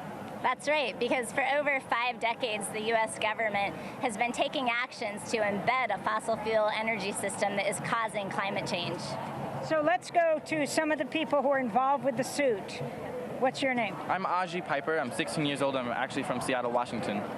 And talk about why you're involved with this. I'm involved with the suit because it's really important to take this to the next level. It's, the climate movement, it can only go so far when you get the power of the people, but at some level you need to make large changes in government, and through the courts is one way that you can do that. Why do you care about the environment so much? I mean, why do I care about drinking fresh water and breathing clean air and living a future? It's my life that's out there. And when we talk about climate change, we're talking about really saving people's lives and not really saving the planet, right? It's the future generations that are going to be impacted by this, and so it's the future generations' lives that are at stake here. And can you tell me your name? My name is Levi Draheim. And Levi, how old are you? I'm 9 years old. And what are you doing here?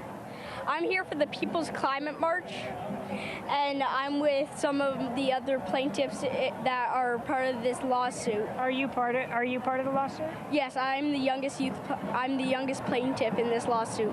So why? Why are you part of a lawsuit at 9 years old? Well, I'm part of this lawsuit because I want to have a stable environment for my future and future generations' futures. Where do you live? I live in Florida. Where? In India Atlantic. It's a barrier island. And how is it affected by climate change? Well, we're having really big dune erosions, and we're also having a giant drought in Florida. And there's been way more wildfires than there already is. And also, I'm on a barrier island, so if climate change continues, then sea level rise will be even worse than it already is, and then Florida could be underwater, and then I wouldn't have a home. And I'd like to ask you your name, where you're from, how old you are. I'm Jamie Butler. I'm 16, and I'm from the Navajo Reservation in Arizona. You're Dine. Yeah. Talk about how climate change affects the reservation and affects you. Climate change is affecting my reservation because the water, all the good water is drying up, and we already have like a limited amount of good drinking water to live on. So I'm fighting because I'm trying to preserve everything that my culture has, and if we don't have any water, it's harder to preserve everything. Do you have a message for President Trump? Don't mess up too much. Don't mess up too much. How about you guys? Well, I think my message is we'll see you in court. We'll see him in court. And you, Levi? don't frack our water. Don't frack our earth. Don't frack our earth. Well, I want to thank you all for being with us as you speak over the din of protest here in Washington, D.C. Thanks so much. Let me read you some of the signs as Nermeen Sheikh rejoins us. Oh, hope will never be silent. Be kind to your mother, with a picture of planet Earth. Fossil fool, that's F-O-O-L. Impeach the Grand Inquisitor. Your choice, Trump, Zinke, or Pruitt. There is no planet B. Sustainable energy now. Renewable energy is where the money is, stupid. Can you tell us why you're carrying that sign and what your name is? Hi there, I'm Grace. I'm from New Hampshire, and I'm a priest of the Episcopal Church, and we believe that God created the world and that it's our job to take care of it. My sign is kind of cheeky today. Well, on one side it says, I'm wearing clericals in the 90-degree heat and it sucks, so stop global warming, because my collar is made of plastic. And on the other side, it's to Trump the businessman, renewable energy is where the money is, stupid. So that's where I'm at today. And how often do you go out and protest, and how often do other priests go out and protest? Well, I think that a lot of us do see it as part of our job of fighting for social justice and standing up for what we believe in, getting across the message that there is a religious progressive movement in this country.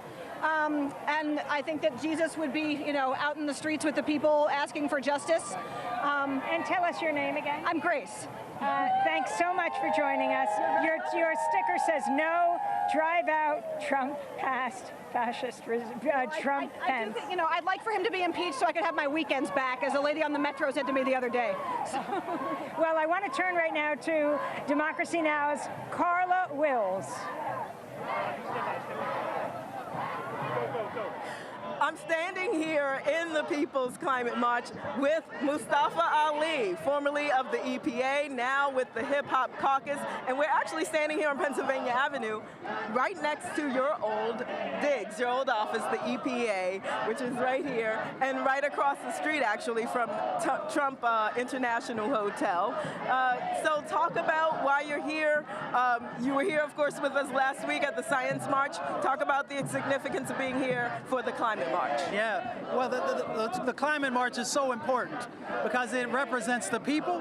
It represents frontline communities who have been disproportionately impacted from pollution and toxins, and now the overlay of climate will create additional impacts inside of those communities. So we're making our voices heard, and we're going to take this time, this energy back to our communities. We're going to make sure that we get engaged in the political process, make sure that we elect individuals who care about our communities, and we're going to hold folks accountable on Capitol Hill, both on the House and Senate side, if they choose to make legislation that is not helpful to our communities.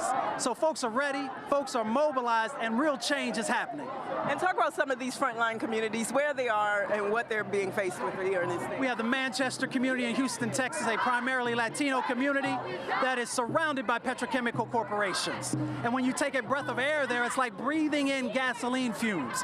You have Mossville, Louisiana, which is surrounded also by chemical corporations, and they have been exposed to dioxins, which are cancer-causing chemicals, which have created havoc inside of that community. You have Port Arthur, Texas, where the pipelines are stopping, and Africatown, where the pipelines are stopping also, and the impacts that are happening in communities. You have Flint, Michigan. You have East Chicago dealing with lead issues still to this day. Of course, we have the brothers and sisters at Standing Rock, our indigenous brothers and sisters who are standing up for our water rights and making sure that we have those. And you have Barrio Logan on the West Coast, who's dealing with diesel emissions and port issues. We have communities in Appalachia who are dealing with mountaintop mining, but also dealing with chemicals that have been placed in the rivers. Many folks remember the Elk River exposure situation not long ago. And of course, the storms that have come and the impacts from Sandy. Princeville, a African-American community that was founded after slavery, had a 1,000-year flood not long ago. And of course, we know what happened on the Gulf Coast with Katrina. That's why we're here. That's why we stand. And that's why we are continuing to march and move forward to make positive change in all of our communities across America. And of course, the communities you just talked about are primarily black and brown communities. Are you seeing a difference in the makeup of the folks here? How do you reach out to these communities to get them more involved? Sure. So this march is very diverse. It is driven by the people, of the people, and for the people. And it's just amazing that once you start to reach out and make sure that our indigenous communities, our communities of color, and our low-income communities, both working class white communities and lower income communities, give them the voice, but also open up the space for them to be the leaders, it changes the dynamics. It gets these issues anchored in those communities, and real change comes from that. Mustafa Ali, now with the Hip Hop Caucus, formerly of the EPA. We're standing here near the EPA. You just heard some booing because they're right across the street from Trump International Hotel, which is we're standing right here behind me. And of course, people booing because of that. We're now marching to Trump's current residence, the White House, where people will surround the White House with banners and signs and sitting in to protest the administration. Again, this is Carla Wills in the middle of the People's Climate March here on Democracy Now!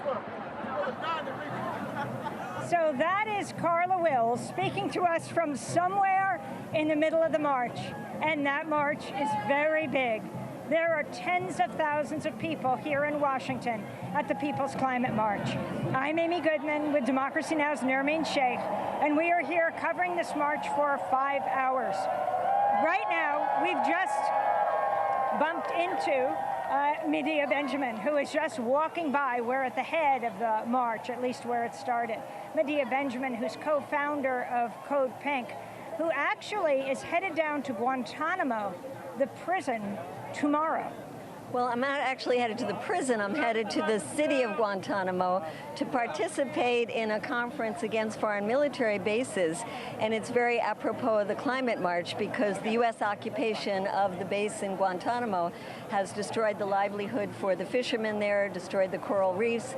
And it's just one example of the over 800 U.S. military bases around the world that have destroyed the Okinawa beautiful coral reefs, have destroyed farmland and fisheries and forests. So I think it's important to really bring in the issue of the Pentagon and war as the #1 polluter, and people in the climate movement to really recognize how the money that's being sucked up by the Pentagon and by these military bases overseas and by the wars that we're waging is money that should be going to address the climate crisis. Tell us the sign that you're holding. It says war is the #1 polluter. It could have said Pentagon is the #1 polluter.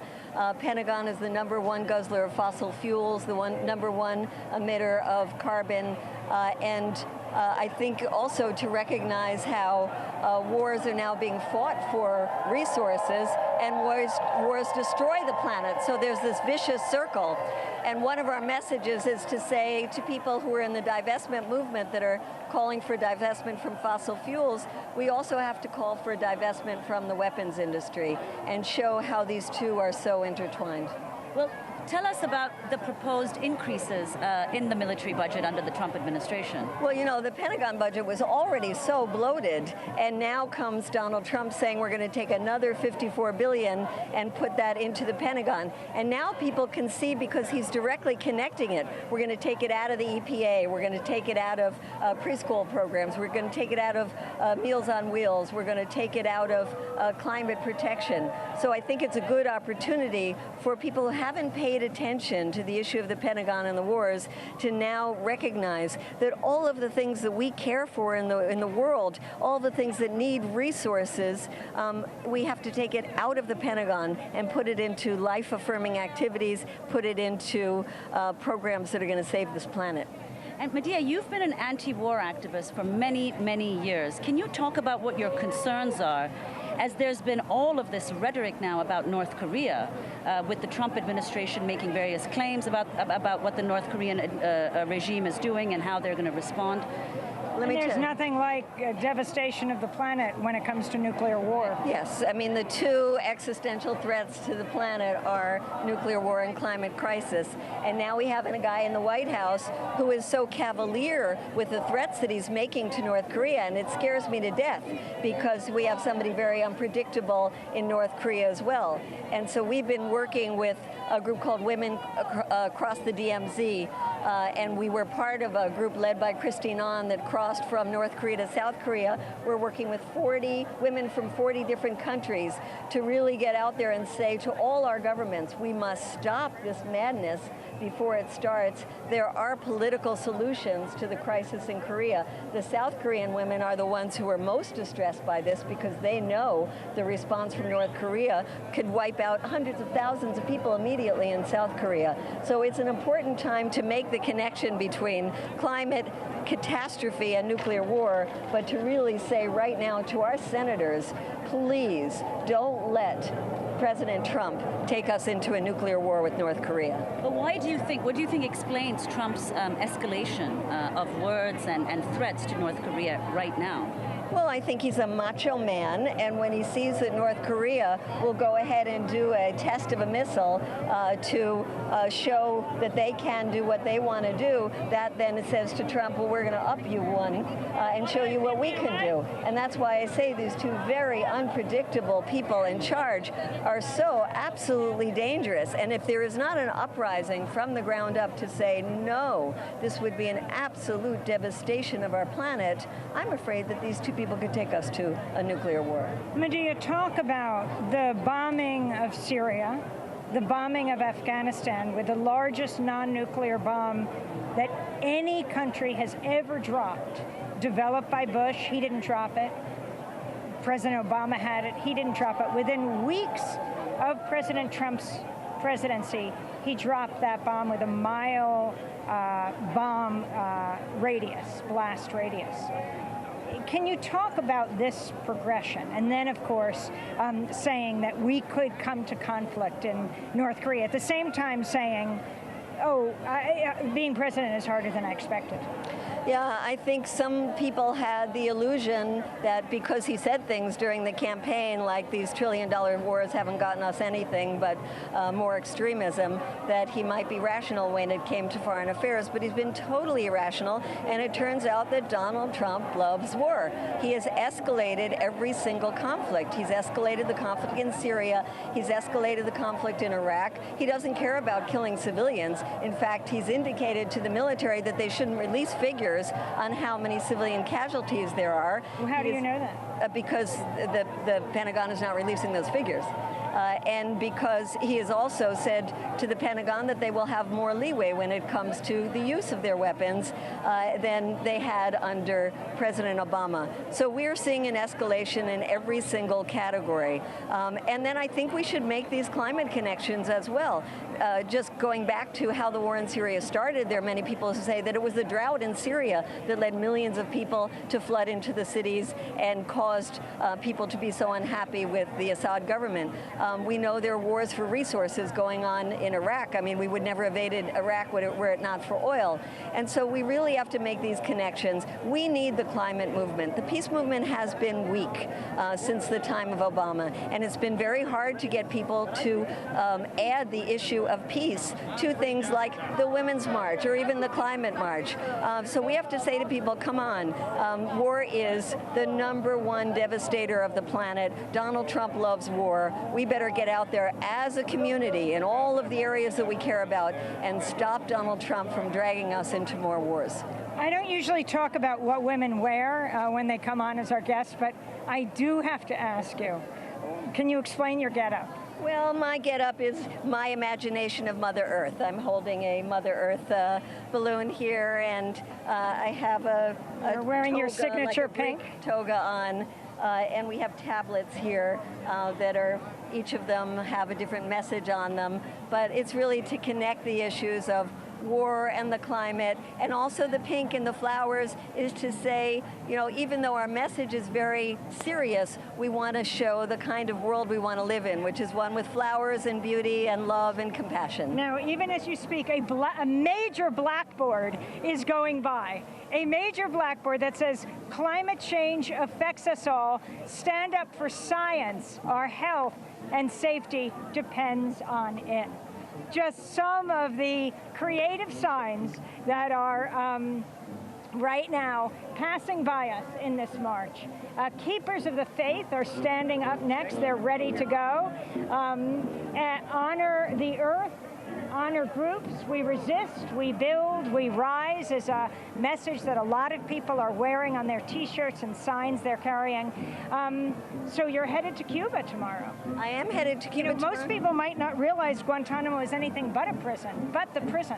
Yeah, that's why we're meeting with the community of Guantanamo. In fact, we're proposing to them that they do a referendum in the province of Guantanamo whether they want the U.S. base to be there or not, and we send international observers there to show the world that the people of Guantanamo should have a say in how their land is used.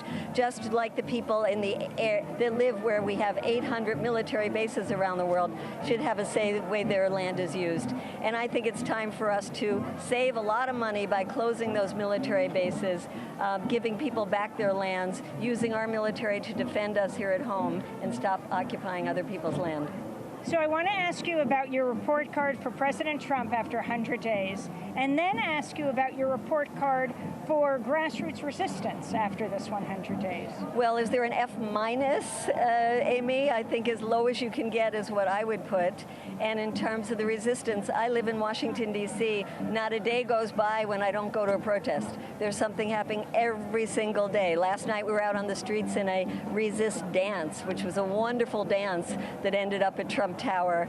And just to say the geography of this place, you have the Capitol, you have the White House, and you have Trump International Hotel, the old post office. Now, people, I think, have heard about this, that President Trump, his family, rents the old post office from the government, although it has a lease that says you cannot be a public official and run this place.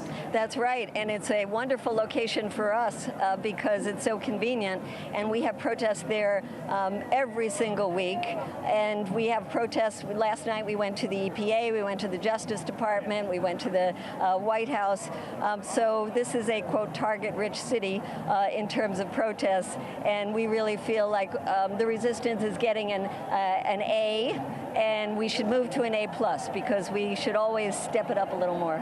It's hot here. You live here. Is this unusual? This is amazing for this time of year. We've never had it in the 90s at this time of year. I just dread to think what it's going to be like when it's July and August. Medea Benjamin, co-founder of Code Pink. Interestingly, even if as you were being dragged out of National Defense University while President Obama was giving a speech explaining his drone wars, he said, you should listen to that woman. That woman was you. You were being dragged out by his security. Yes, I'm not sure Trump, I have interrupted Trump once. He did not say that that woman should be listened to. He said, get her out of here. Thank you. Thank you very much. Yes, this is Democracy Now! I'm here with Nermeen Sheikh, and we're together bringing you, Carla Wills is in the crowd, and our whole team is here, bringing you the voices of this mass protest. It is believed that this April 29th in Washington, D.C. is the hottest, if not one of the hottest, the city has ever seen. I can at least be a testament to this. But we're going to be joined right now by another guest, and she is... Hi, Amy. Thanks for speaking with me. My name is Sarah. I'm with Animal Equality, and we're here as the plant-powered Planet Protectors, a coalition of more than 20 organizations, animal protection organizations, food sovereignty organizations, with the message that everybody can make a difference today, take a bite out of climate change by adding more plant-based food to their diet. As you know, the UN are encouraging us away from animal products. Animal agriculture is the single biggest cause of climate change more than all planes, trains, cars put together. So we're here in the US, we're international, and through education and outreach, we're saying to people, why not reduce your meat consumption, try veg, maybe you'll go vegan, meeting people wherever they are in their journey and encouraging them for their health, for animals, and for the planet to move towards a plant-based diet. And do you think, has the movement for animal equality, as you define it, has it been growing in the US? Absolutely. It's amazing how many innovators there are out there creating amazing plant-based products. You know, you don't have to go without anything now. You can get phenomenal vegan cheeses and ice creams.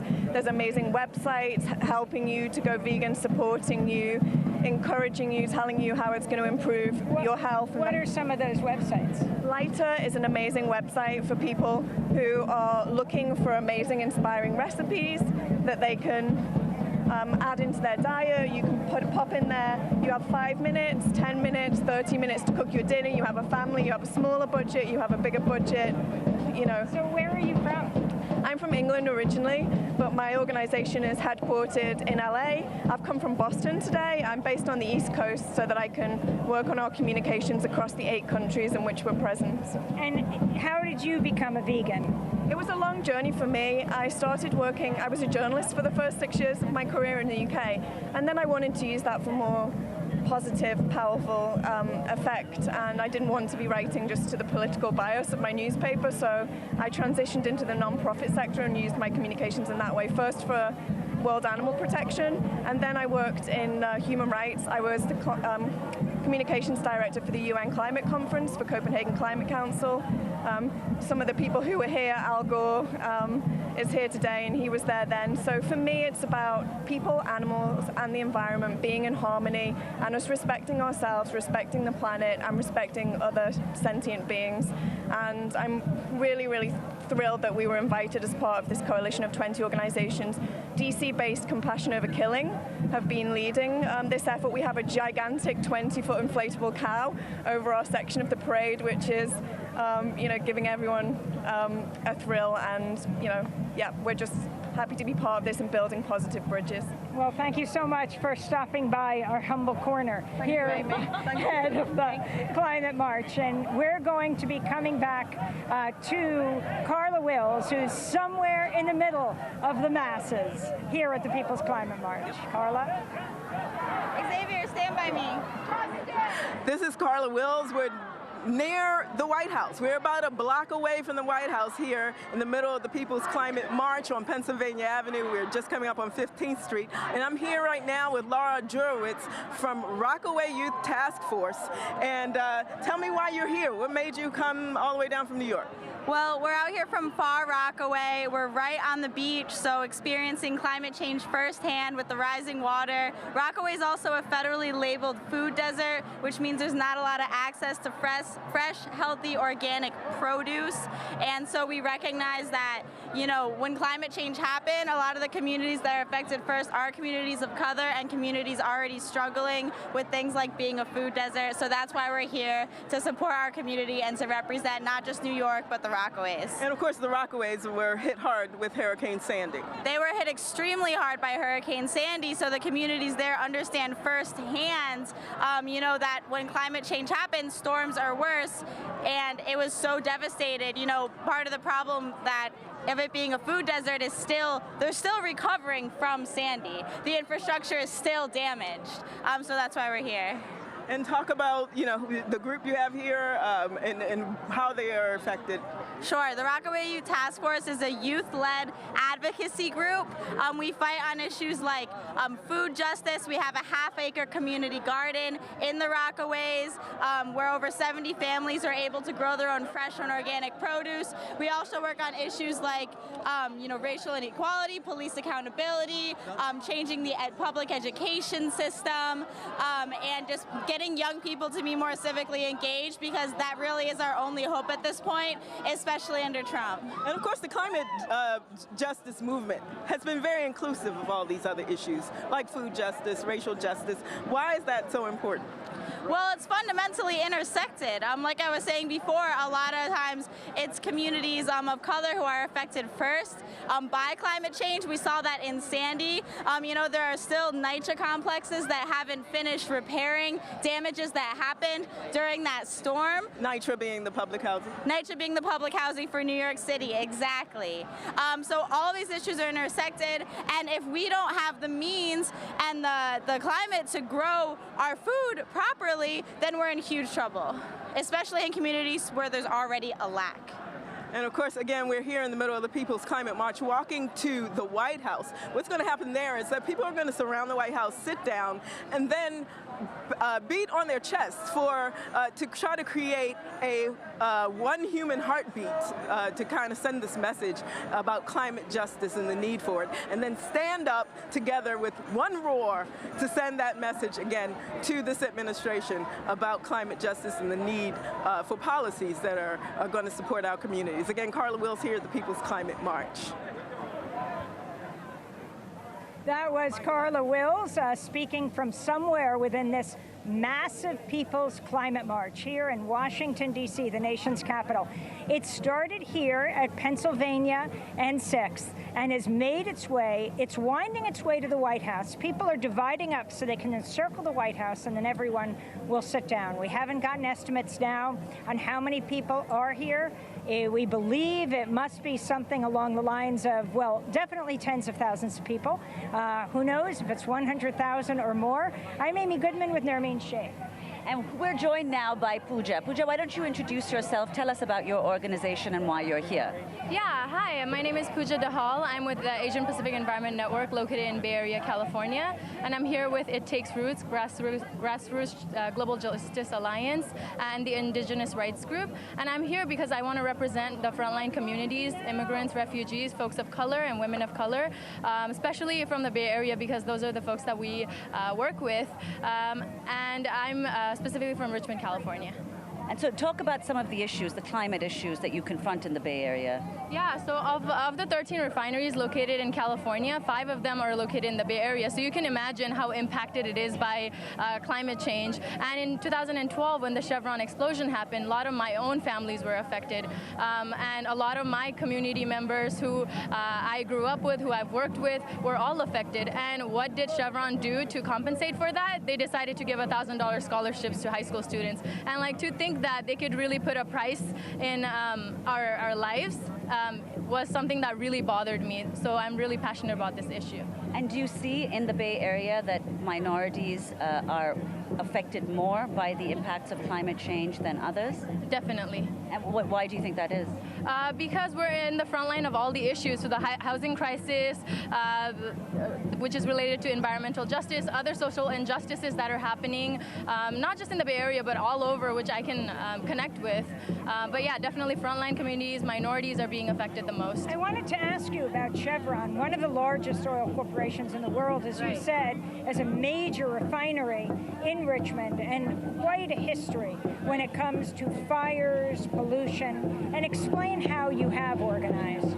Yeah, so we've been fighting for about 7 or 8 years. We've been going to city halls. We've been organizing our community members because we recognize that not everyone is aware of the issue because it's something that we can't see. So many people are not aware that climate change exists. So how we're doing that is we have something called the Just Transition Principle, which is one of our solutions. So we hold an Our Power Festival where we organize local people to showcase whatever clean energy experiments that they have to show to the community. So that's one of the solutions. Well, I want to thank you so much for being here and talking to us. Not that I think anything you've said is anything to sneeze at. But do you have a website? Yes, you could just Google Asian Pacific Environmental Network, aka APEN, APEN. Thanks so much. Yeah. It looks like the crowd may be coming to the last contingents right now. I see a man behind you. Sir, can you come up? I see you're carrying a sign. Yes. that says, I march for staying in the climate convention. I see I march for staying in the climate convention. What's your name? Where are you from? I'm John Dennis from Ithaca, New York. That's in upstate New York. And Let's see what people are saying behind you. When the winds of change blow, some build walls, some build windmills. Down, down with the pipeline, up, up with the people. That's what they're chanting behind us. That's what they're saying. And behind us. Let's see. So talk more about why you're here. Well, I'm very disturbed that Scott Pruitt has been assigned to run the EPA. I think that's a disaster for our nation and for the planet. It's very critical that we stay in the climate change agreement. We've worked hard to get there finally.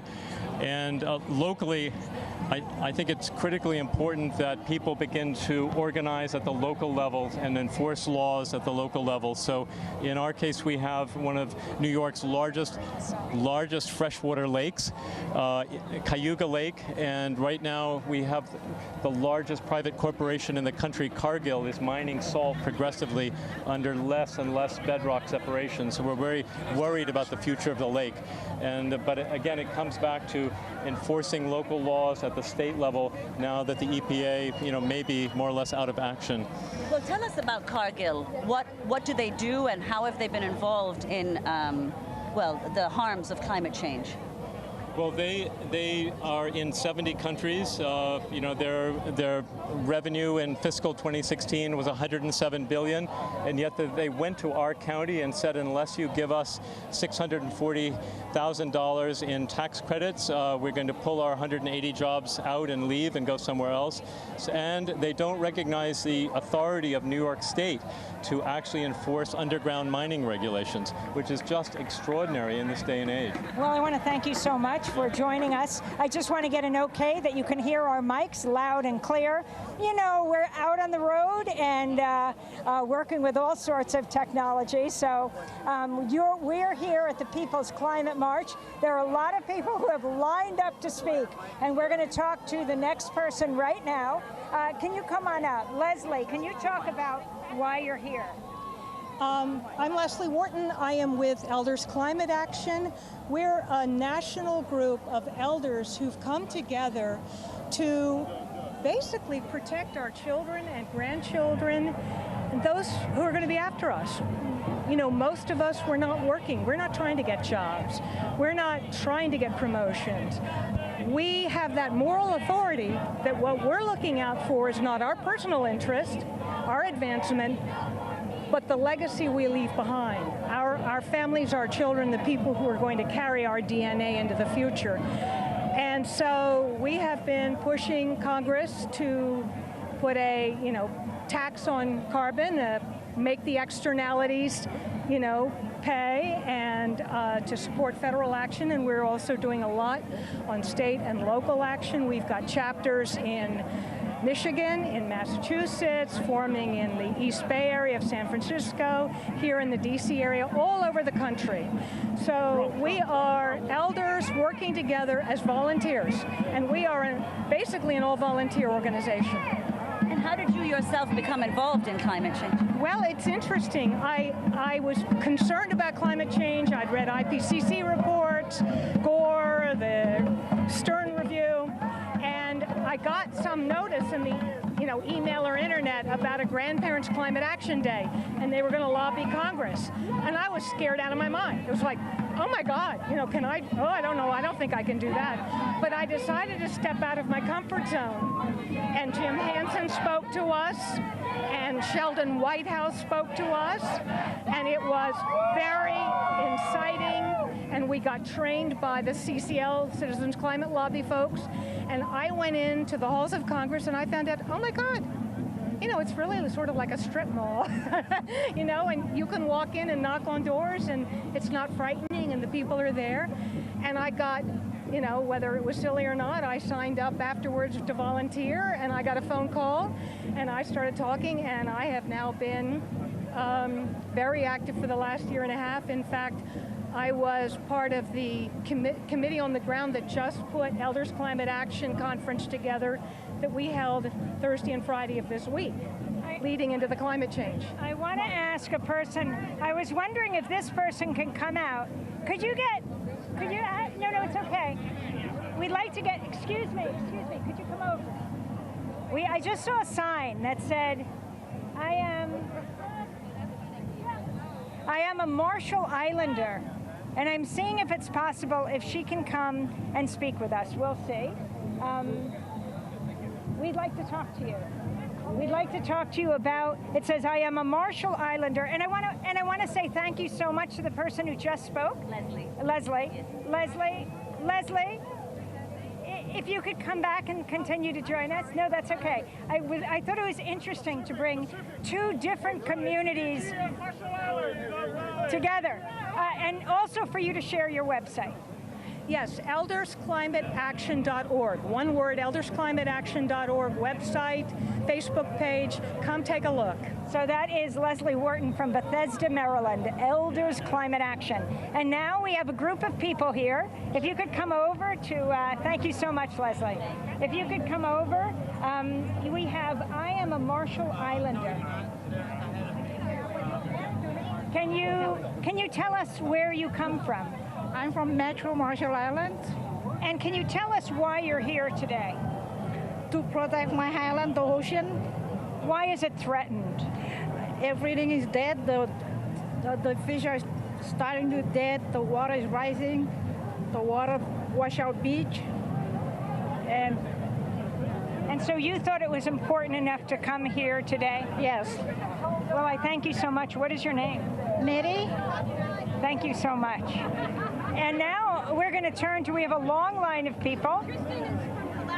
Tristan from Alaska. Yeah, absolutely. Tell us your name and where you're from. Yeah, I'm Tristan Glova. I'm from Fairbanks, Alaska, and I do a lot of work there. That's in Interior Alaska, organizing for climate justice, organizing both to acknowledge the impacts of climate change that are very real in our communities, and also recognize that we are, the cause of it, right? We are a fossil fuel extraction economy. We are all about oil. And so, yeah, we're doing work in Alaska to address both aspects of the crisis.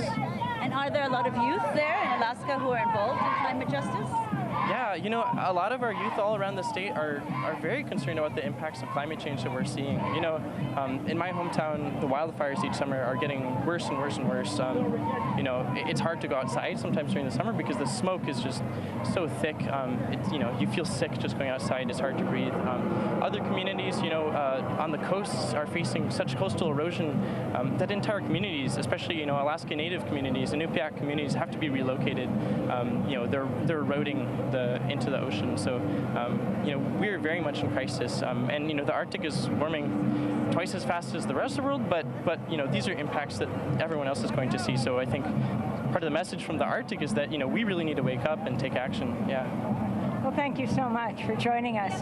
And I see behind us some beautiful artwork on their posters, and it is a glacier. Well, first of all, the people who are marching right now have magnificent signs. Keep it clean, keep it in the ground, ban toxic emissions, and then you have you seen me? If you could come over here, have you seen me? And it is a picture of a glacier. Can you tell us your name and where you're from? My name's Laura. I'm from Baltimore and Washington. This is a photograph of an iceberg from Greenland, and these screamers are a sound sculpture, and they are the recording of icebergs melting. Oh my gosh, wait, this might be hard to convey a little bit on television, but if you can come over a little bit, can you tell us your name? I'm Erin Devine. And tell us what you are wearing. This is a sound sculpture, which basically means it's a sound amplification system. That it's, in essence, it's two speakers in here that are amplifying. And the sound we're hearing is? Basically, Sue Warbican was the sound artist who put this piece together, and it's seismic recordings of icebergs melting into the ocean. This is seismic, so these are the seismic recordings of glaciers melting. Yes. So I'll put my microphone inside the funnel. And where did you get these recordings? Sue can answer this. Sue, do you want to answer this? get the recordings of the glacier? I pulled some things off the internet, but I also recorded the wind coming through my house at home through the window, and then a colleague of mine helped me mix it together. So we have like a 6-minute loop that we can play over and over again. And basically, I think you have the, probably you understand the concept that this is an amplification device, and we've been using these for several different occasions, you know, for social justice and the climate. Well, thank you so much for coming out. And we have other guests as well. The marchers are continuing, and again, they're going to go to the White House to engage in a sit-in that encircles the White House. This on one of the, if not the warmest April 29th in Washington, D.C. history. There have been seminars and conferences, meetings throughout the week. Last week we were here April 22nd, Earth Day, for the March for Science, and some have stayed throughout the week. So we have some people to welcome here. Please just introduce yourself and tell us why you're here. You can stand in the center. Sure. My name is Kitty Upford Chase, and I am a member of the Community of Living Traditions at Stony Point Center in the lower Hudson Valley of New York. We are an intentional multi-faith community at a retreat and conference center, and we do hospitality from our faith traditions. We're Muslims, Christians, and Jews living together, and we also do earth care work and social justice activism. And please introduce yourself. My name is Amira, and I'm also part of the Community of Living Traditions, and I am a farmer at Stony Point Center. So talk about that. Talk about what you see as the link between what you say living traditions and the climate.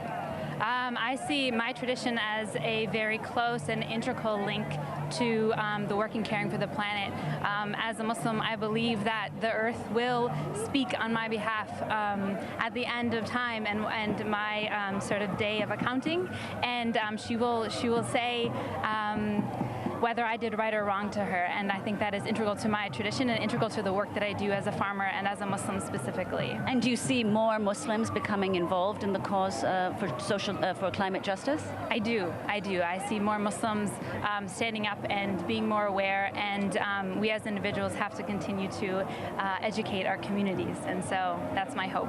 And you see that both in North America or in the U.S. as well as abroad? Yeah, I think so. I think everyone is finally waking up and realizing that we all have a part to play. And talk about your T-shirt. Come in the center, just stand here. What does your T-shirt say?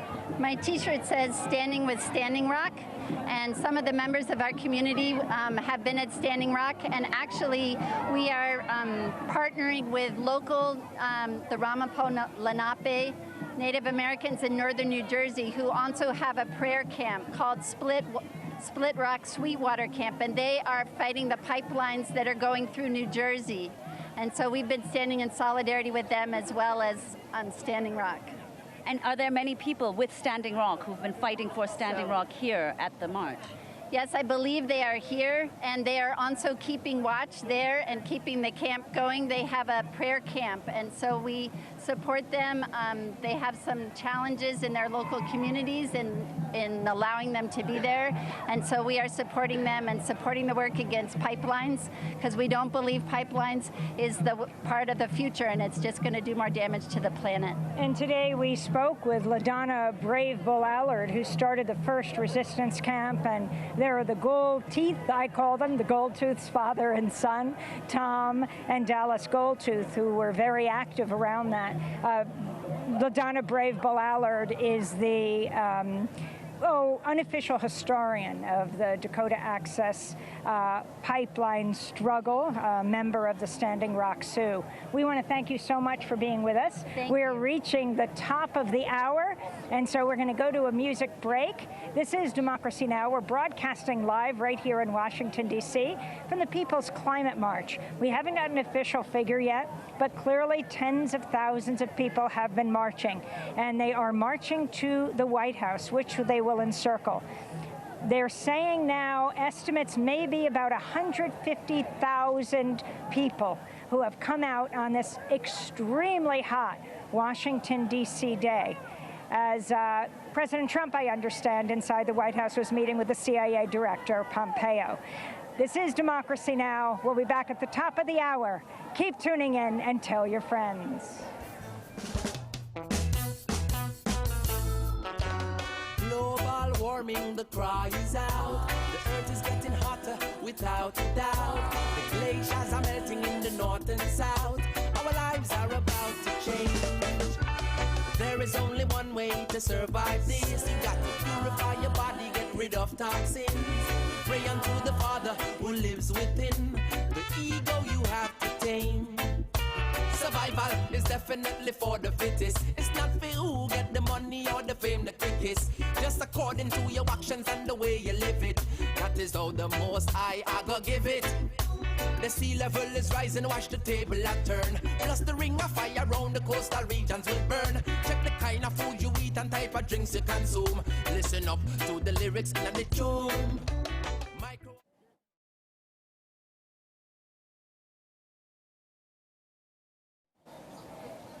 This is Democracy Now!, democracynow.org. We're bringing you a 5-hour broadcast from the People's Climate March. I'm Amy Goodman with Nermeen Shea.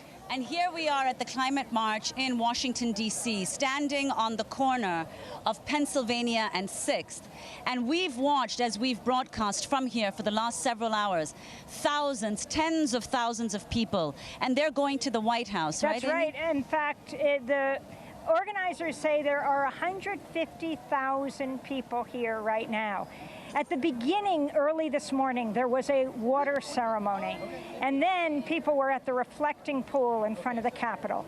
There were tents of indigenous people. People were organizing. Then there was a grassroots leaders press conference, and then the elected leaders news conference with people like Senator Maria Cantwell of Washington, Nydia Velázquez, the congresswoman from New York, who dealt with the devastation of Hurricane Sandy. There was Senator Markey of Massachusetts and Senator Whitehouse of Rhode Island, also Senator Merkley of Oregon. And you heard many of these people because you're watching Democracy Now!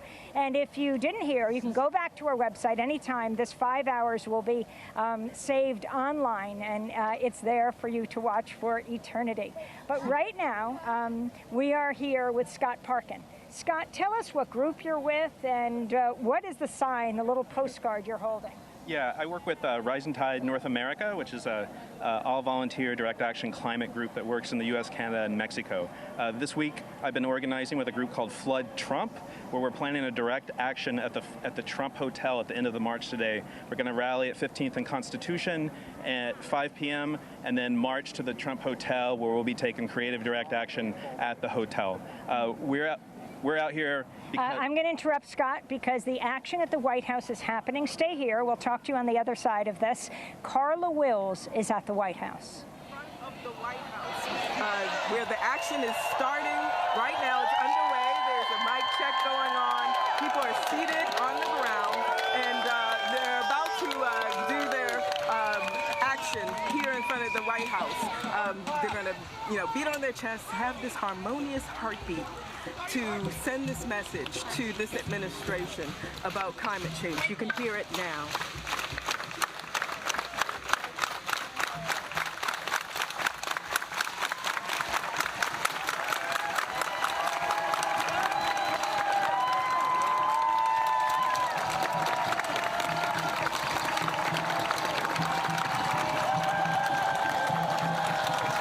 Are you okay with talking? Yeah. Okay. What's your name?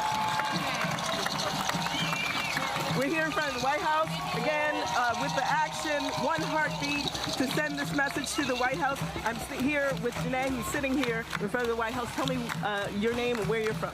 I'm Janae. I'm from Portland, Oregon. And why'd you come down here? I came down here because there is no social justice or economic justice without climate justice. They all are one and the same. And if you care about people, then you should care about the planet. And talk about this administration's response to climate justice issues. And to be honest, it's an embarrassment. If 97% of scientists are saying that climate change is real and that it's threatening our country, and we're just continuing, that's like 97% of engineers saying the bridge is going to collapse and continuing to drive over it. And you're from Portland. Talk about the climate justice, climate issues, how you're affected by climate change there.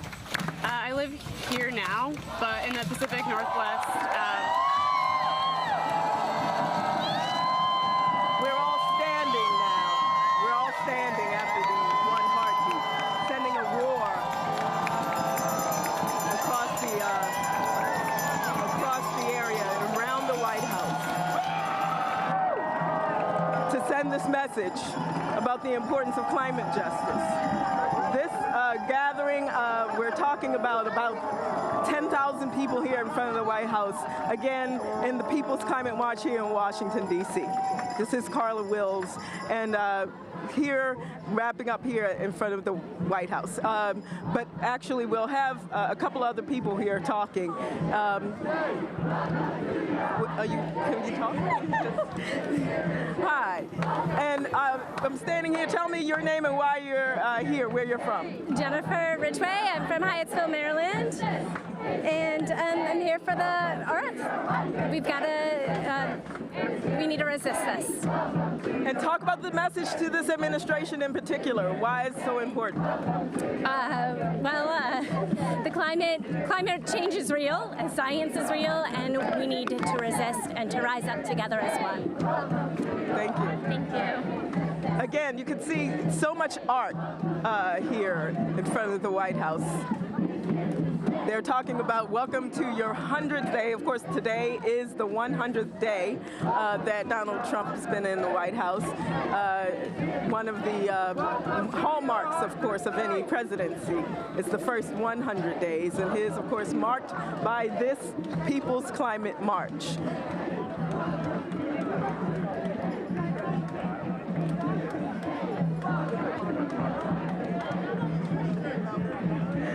Again, surrounding the White House.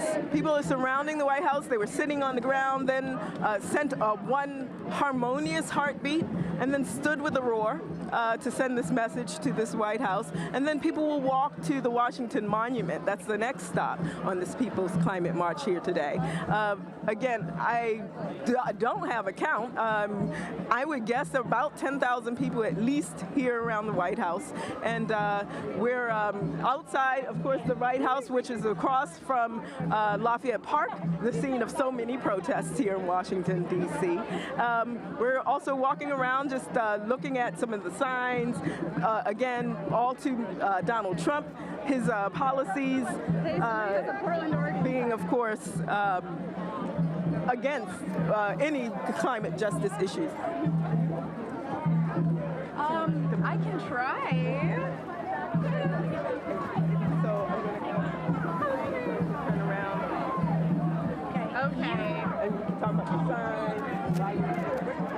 To people as people begin to engage in a massive sit-in, making a circle around the White House. I'm here, Amy Goodman, with Nermeen Sheikh, and we're at where the beginning of the march was. And we're here with Scott Parkin, who can tell about some of the direct action. The march is wrapping up here, but you can see some of the people behind us. People with their baby carriages, people with their big, colorful signs. Scott, talk more about what's happening today. Well, as we just saw, there was a mass sit-in around the White House where people stood up as they were rising up against the Trump administration. And then there's events all through the rest of for the rest of the afternoon. And then at 5 p.m., I'm working with a group called Flood Trump, and we will be taking action at the Trump Hotel, like creative direct action. We'll meet at 15th and Constitution at 5 p.m., and then we'll be taking action to send a message to the Trump administration around their environmental and climate policies. There's fossil fuel resistance going on all over the country, taking on pipelines, taking on coal mines, taking on policies, and so this is just like an embodiment of the fossil fuel resistance we've been seeing happening in the Gulf of Mexico, in Utah, in Texas, in North Dakota at Standing Rock, and it's just a powerful moment to be part of an environmental and climate justice movement. So are you heartened by the number of people who've turned out here? Yes, if the estimates are 150,000 people, that's amazing. That's more than what the organizers had thought they were going to get. It just basically speaks to the outrage and the resistance building to this administration and its corrupt policy, its crony policies with the oil and coal industries. And what do you hope in your action? Describe exactly what you plan to do and how many people you expect to turn out. We're hoping to have action in the thousands, and we are basically hoping to do a serious disruption at the Trump Hotel with like people power, a good bit of people power, blockades, creative action, etc. Art. Is the Trump Tower here, there must be heavily fortified. I mean, there must be a lot of security around there like there is in New York, at the Trump buildings in New York. I was there the other night. There was a round dance there 2 nights ago, and there was a good bit of security. I do expect there'll be much more security today with all the people in town and with the call for Flood Trump. And what do you think the role is of direct action and civil disobedience under the Trump administration? I think the role of the direct action most of the time is to create a crisis and therefore like build and push towards some sort of meaningful change. We've been doing direct action on climate change for the last 10 or 15 years, and we've seen it move. We've seen the big greens actually engage in direct action at this point. We've seen corporations like banks come up with policies on coal. We see them beginning to open up on pipelines and oil, and we're just beginning to see some kind of serious shifts from corporate America, and now we have to begin to push on this administration. What kind of hope does a march like this give you, a mass action march? I just see a lot of people out. I see a lot of people who have probably never been to anything like this who are like now wanting to engage. I feel like we've gone from 0 to 60 since the inauguration, and everywhere I see people are taking action on migrant rights, on economic justice, on labor, on climate, on environmental issues. And what about Obama's climate legacy? Can you say something about that? Right. I mean, the legacy is that he actually believed in climate change versus the current administration, but there was still a lot of problems with that, and we were working and doing direct action on the Obama administration around his federal leasing program, around his kind of like green light on the Keystone, the southern leg of the Keystone pipeline. And green light on lots of other fossil fuel infrastructure, and so it's in some way it's more of the same, and in some way it's escalating. You know, I just saw an interesting poster that said, "Just say no." That's KNOW. And it said the next flood won't be biblical. Climate change is serious. Yeah, I mean, and that's another thing we're seeing is that we're seeing like a pretty drastic shift in climate at this point that the environmental and climate movements need to begin addressing more and putting onto the doorsteps of corporate leaders, of politicians, of climate deniers. We're in a pretty powerful moment, and it's a shame that we have such a head in the sand sort of administration when we want to be talking about climate and human rights, etc. And are you going to be going now to the White House where all these people are congregating? I am going to be heading that way, yes, but I'll also be getting ready for Flood Trump at 5 p.m. at 15th and Constitution. We want to thank you very much for being with us. There are all sorts of interesting people here. If the planet is dumped on, so are you. Resist Bigly is another of them. Can you tell us about your sign? Can you tell us about your signs? What does yours say? She made it for me. I feel like we got to use the language he understands, and if we're going to make up words, going to just help him out. Simplify it for him. What's your name? Audrey. And where are you from? I'm from D.C. And what about you? What does your sign say? Audrey, maybe you want to read it. It says, I wouldn't frack with Mother Nature if I were you. She'll come back for you. And we got the people. And we got a little phone book here. Oh, very good. Explain what's that about. Those are the climate change denying senators. So call them up, let them know what you think. And also passing us right now is a bus that says Bus for Progress. It's the Sierra Club. And they're chanting, "Don't frack it up. Don't frack it up."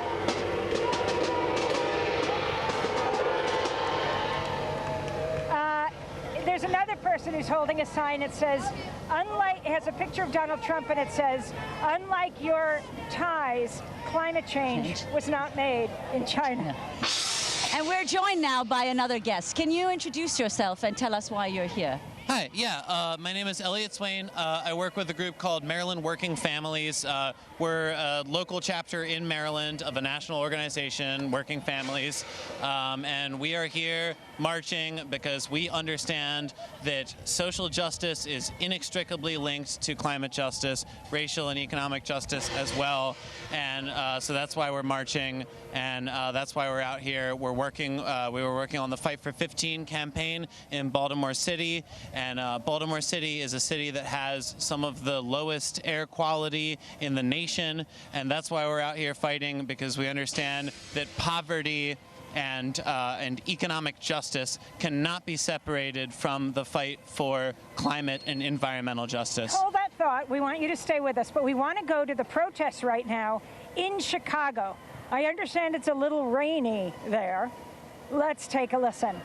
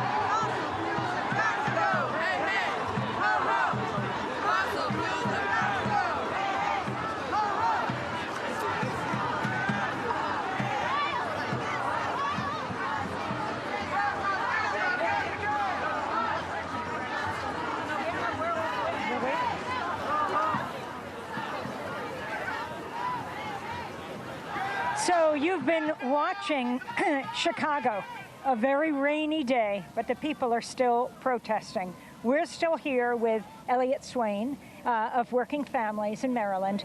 Your final comments about the connections between climate change and other and structural inequality in this country.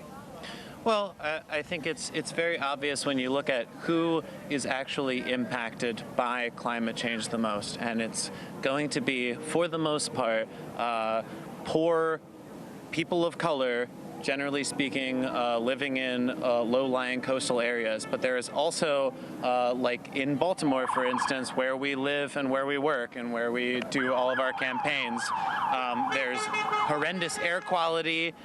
We have an oil train system routed through our through our city that is riddled with failures. Oil trains are constantly vulnerable to explosions, and these are routed through the poorest neighborhoods that are predominantly people of color. So you can see how climate change and environmental issues cannot be divorced from social justice, racial justice, and economic justice. Elliot Swain, I want to thank you very much for being here.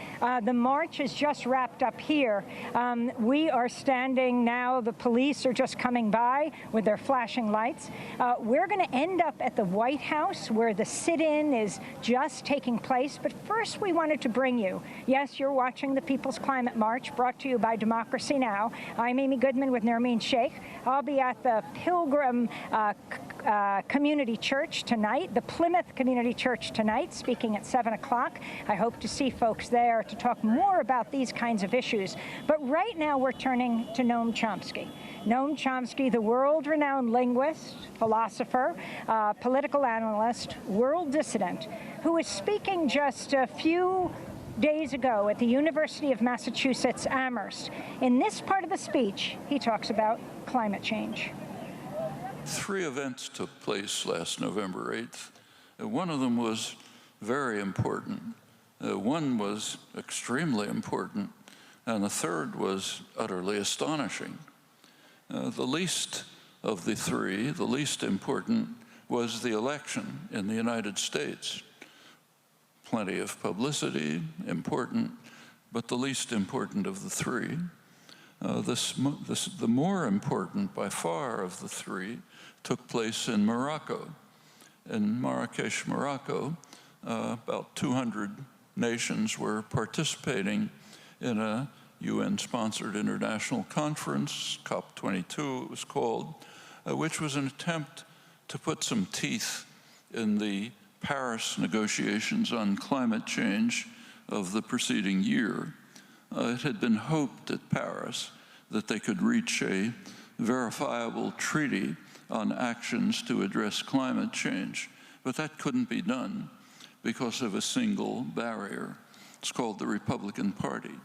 The Republican Congress in the United States would not accept any verifiable agreements.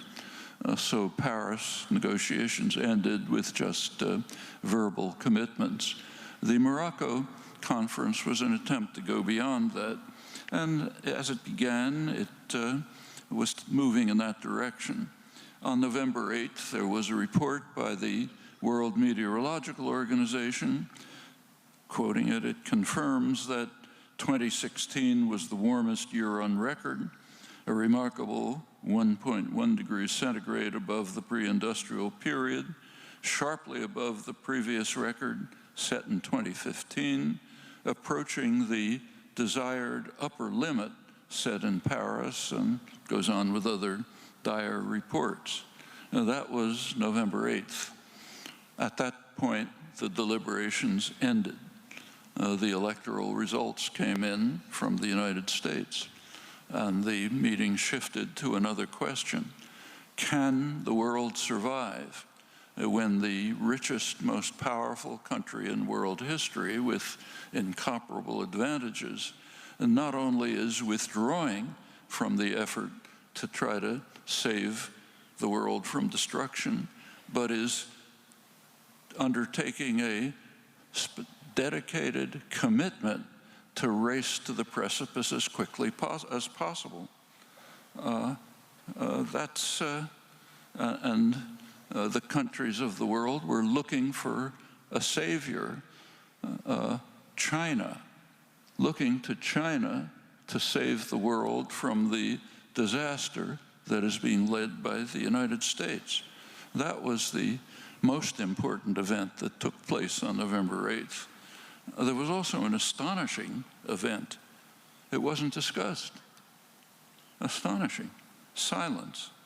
The leader of the free world is leading the world to disaster. That's us. The world is looking to China, of all places, to save it. And the reaction here, take a look back, total silence. Utterly astonishing. I can't find words to describe it. Well, that's November 8th. Let's go on to March 1st. On March 1st, a scientific study was released showing that tens of thousands of miles of permafrost in northwest Canada are rapidly melting, along with massive decline, accelerating decline in permafrost in Alaska, Siberia, and Scandinavia. That could lead to a massive release of greenhouse gases, CO2 and methane, which is all being accelerated by an unprecedented Arctic heat wave. And that was the world. And what happened in the United States on March 1st? The Trump administration decided to help the process along by rescinding the methane rule, which limits release of methane from oil and gas drilling sites on federal lands. And it also announced sharp cuts in Environmental Protection Agency staff and programs, even announcing a ban on research. Actually, just this morning, we received some more good news. Turns out that the rate of melting of permafrost has been underestimated by 20%. The already near lethal consequences are worse than we thought. Well, let's go on to March 16th, the world and the United States. Now, the world, a new study appeared, scientific study, on damage to the Great Barrier Reef off Australia. It's one of the world's largest living structures. It's being severely damaged, intensifying, reported by far the most widespread and damaging of recent mass bleaching of coral reefs since 1998, with very wide-ranging disastrous ecological results. That's the world. In the United States, on the same day, the president's budget was released.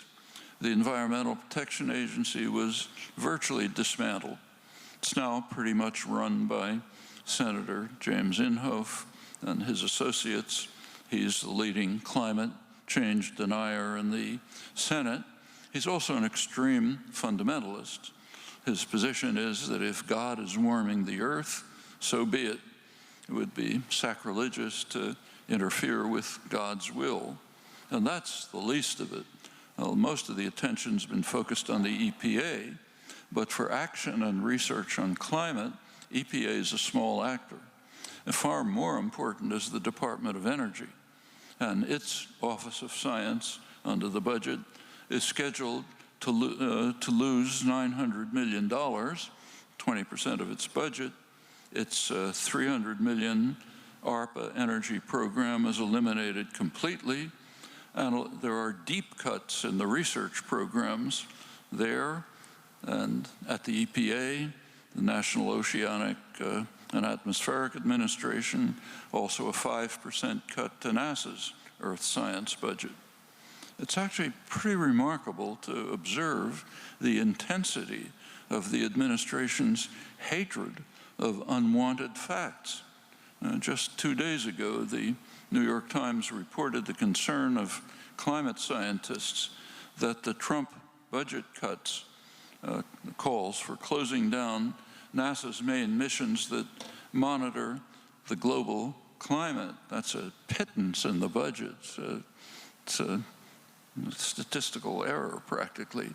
But it has a major impact on understanding of what's happening to the world. But it's best not to know what we do not like. That's a guiding principle of the administration and indeed the Republican Party. The budget itself is of unusual savagery, even for the Paul Ryan wing of the Republican establishment, which is effectively running the show behind the facade of the Trump Spicer Twitter affairs, which are designed to grab the headlines. It's a bitter attack. If you look at the details, it's a bitter attack on the working class and on the poor, while lavishing even more gifts on the wealthy and the corporate sector, along with, I think, what we can describe as a project of Talibanization of America, literally, in accordance with the Bannon, Sessions, DeVos ideal of a society, which they've made explicit, a society based on Judeo-Christian tradition, white supremacy, destruction of the humanities, the arts, public schooling, even medical research. Well, practically every issue of the science journals provides more grim forecasts. There's one recent paper in the journal Atmospheric Chemistry and Physics by noted climate scientist James Hansen, 18 others, compares today's climate with that of 120,000 years ago, when temperatures were only slightly warmer than today. At that time, it turns out there was a sea level rise of 20 to 30 feet when much of the polar ice disintegrated.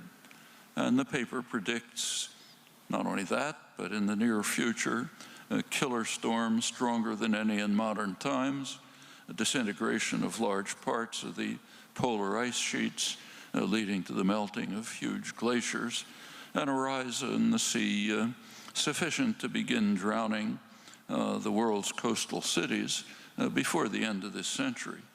Hansen says we're in danger of handing young people a situation that's out of their control, with precipitous rises in sea level not far down the road and other dire consequences. Now, there are other studies that indicate that climate change is occurring faster than at any time in the past 100 million years, by some estimates far faster. Last year, atmospheric CO2 passed the symbolic level of 400 particles per million, considered a crucial danger point. It's the first time in 4 million years and possibly irreversible. Well, that's only a small sample of many such reports. They appear regularly in the science journals. Sometimes they make it to the major media. Meanwhile, the Republican wrecking ball is systematically dismantling the structures that offer any hope for decent survival. And it's not just Trump. The whole Republican Party leadership at the national level, and indeed at much of the local level. So in North Carolina, a couple of years ago, a scientific study was commissioned by the Coastal Resources Commission, which estimated that the sea level in North Carolina will rise by almost 40 inches by the end of the century. And the Republican-run legislature had a response. It passed a law that barred state and local agencies from developing regulations or planning documents anticipating a rise in sea level. Now, the best comment on this that I saw was by Stephen Kohlberg. He said, "This is a brilliant solution. If your science gives you a result that you don't like, pass a law saying the result is illegal. Problem solved." Unfortunately, that's not a joke. Captures all too well the mentality of the Republican Party leadership. A couple of years ago, Bobby Jindal, the Republican governor of Louisiana, who succeeded in sinking it even deeper into the abyss, he warned Republicans that they're becoming the stupid party. The respected conservative political analysts Thomas Mann and Norman Ornstein of the American Enterprise Institute described the party as a radical insurgency that has abandoned parliamentary democracy and, for that matter, rationality. And perhaps a simpler characterization is the utterly outrageous charge that they have become the most dangerous organization in world history, dedicated to destruction of the prospects of decent survival. Indeed, an outrageous charge, but is it wrong? Well, I already mentioned Paris 2015 and Marrakesh, Morocco 2016. Let's go back to the 2016 primary campaign. It was pretty surprising in many respects, but primarily because of the attitude of the candidates to climate change. Every single Republican candidate either denied that what is happening, or the sensible moderates like Jeb Bush said it's all uncertain, but we don't have to do anything about it because we're producing more natural gas thanks to fracking. Or John Kasich, who was supposedly the adult in the room who did at least agree that it's taking place, global warming, but he says, we're going to burn coal in Ohio and we're not going to apologize for it. As for the media, they just ignored it. After all, it's only the most important issue in human history. That was Noam Chomsky speaking earlier this month at the University of Massachusetts Amherst. I'm standing here right now today on Saturday in the middle of the People's Climate March, standing in front of the White House right across the street from Lafayette's Park. And of course, just earlier today, the march started, and it started on the other side of D.C. near the U.S. Capitol, made its way over here to the White House, where people sat and then beat on their chests to send a human heartbeat, a harmonious human heartbeat, and then stood with a roar to send a signal to Donald Trump, this administration, to the White House right here behind us, to talk about the policies of this White House, this administration, and why climate change is important. And I'm standing here now with a family of women who came from across the country, converged here in D.C. for the White House, in front of the White House here. Tell me your name and where you're from and why you came here today. I'm Marlene Zeiler from Atlanta, Georgia, and I came here to just show my unity to fight for social justice. And I brought my girls with me. And tell me who your girls are. Your name and where you're from. My name is Diana Baumgarten, and I'm from Denver, Colorado. And I came for the same reason my mother did, to fight for what we know is right and fight for our climate and our earth and our rights and everything that falls under that. And your name and where you're from? Jean Zeiler, Boston, Massachusetts, and I came to be with them, and also I believe in science and facts and the future of our children. And this is your daughter-in-law. Your name and where you're from? I'm Rocio Zeiler, and I am from Denver, Colorado as well. And I came here so that we can fight to leave this planet for maybe someday my grandchildren. And so talk about, you're from Atlanta. Of course, it's hotter there now than it usually is. Talk about the issues of climate change in the South in particular. Well, it's just gotten hotter and hotter, and it's gotten stormier and stormier. There's a lot of damage every time we have a storm. There's a lot of trees in Atlanta, and there's a lot of chaos after a storm. If we don't wake up to that, then I don't know when we will if we don't do it right now. And today, of course, is the 100th day of Donald Trump's administration, on the day of this climate march. What message do you have to send to him, and what do you think about his first 100 days in office? I think these first 100 days have been agony, and I expect the next 100 and hundreds after that to be agony. But I think we should keep protesting, because we're free people. We have to remain free. We have to send a message to our congressmen and women. And talk about how important protest is, why this show, this action is important. Because at this point, it's our main means of being able to put forth what we believe in and to do what we know is right.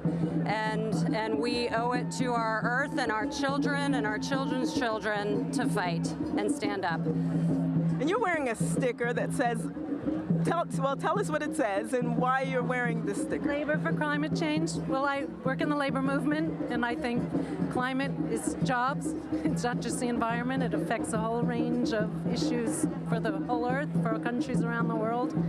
And so it's all connected. We're connected. We need to stand up and protect this earth of ours. And you're in Denver.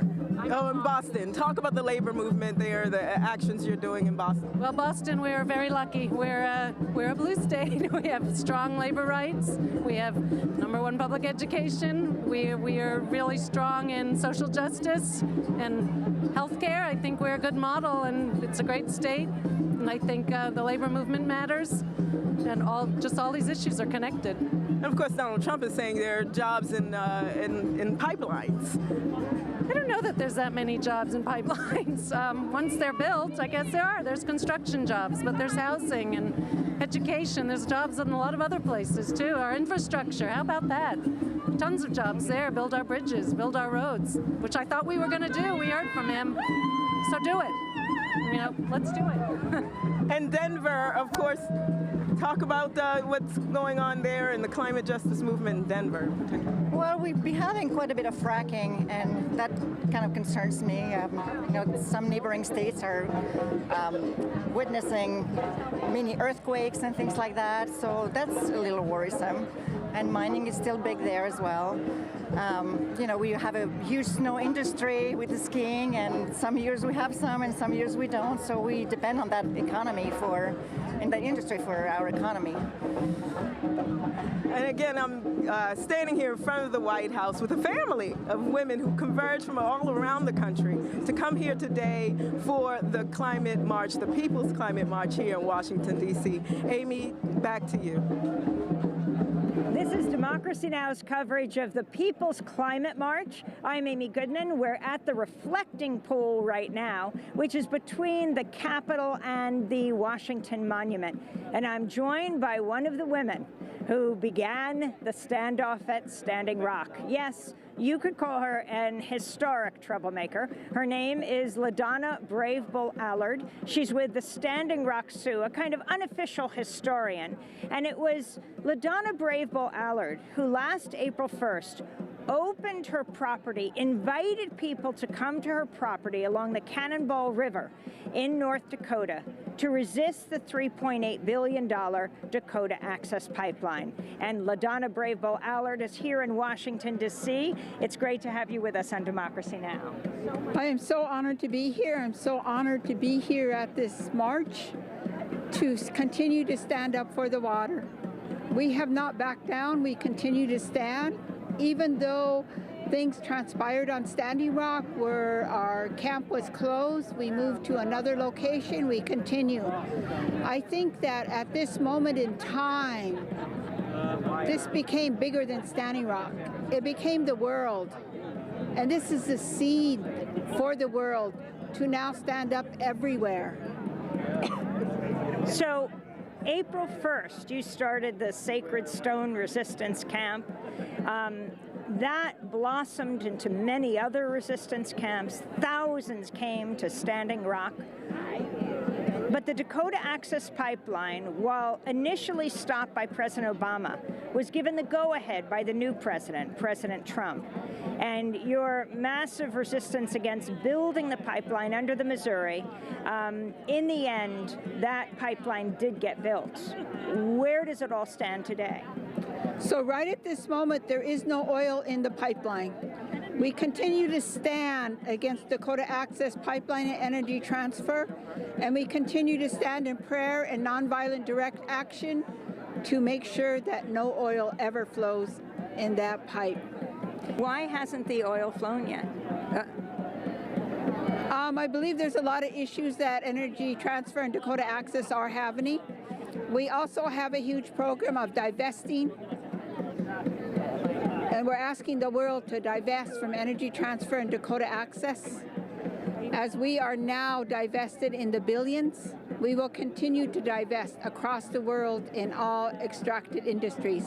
What does that divestment mean? What does it look like? We have asked people who have their money in banks that fund Energy Transfer, Dakota Access, to remove their money, to put it in capital credit unions, to use their money for communities and community development rather than in banks who endorse extractive industries. And it has been an amazing, amazing program that we've had. We have a billboard on Times Square to divest, and the world is also divesting. And for you as a woman, one of the leaders of the movement, you really began this by, you didn't know what would happen April 1st when you did this. I had no idea. I had no idea any of this would happen. All I knew is I had to stand up. And how do you feel today? We've just passed the first anniversary of the opening of your property. Is it still a resistance camp? No. The chairman of the Standing Rock Sioux Tribe has issued an order to close the camp. We sat down and said, what do we do? We'll go in peace and prayer because we've been in peace and prayer. So we moved the camp. The Sacred Stone still exists. We're just in a different location. And we will continue to stand. And your plans today in this People's Climate March? To stand up, fight back, to spread the word that we can live a better life with green energy, that we can live a better life honoring the earth and the water. We can live, because if we continue to do extractive industry, we will die. I truly believe that. LaDonna Brave Bull Allard, a member of the Standing Rock Sioux Reservation. This is democracynow.org. She's a member of the Standing Rock Sioux tribe and opened her property along the Cannonball River to the resistance, to resist the Dakota Access Pipeline. That began over a year ago on April 1st, 2016. I'm Amy Goodman. This is Democracy Now! From the Dakota Access Pipeline to Washington, D.C., from Florida to Maine to Texas to Tennessee, people are coming out all over the country. The organizers estimate 150,000 people have marched today now at the White House, where we're going right now. Yes, this is the People's Climate March. Carla Wills is at the White House, where a mass sit-in is going on. Carla? This is Carla Wills. I'm standing here again outside the White House here on at the People's Climate March. I'm standing here with another activist. Tell me your name and where you're from. Hi, my name is Rachel Merriman Goldring. I grew up in Arlington, Virginia, right near here, and I go to school in Williamsburg, Virginia.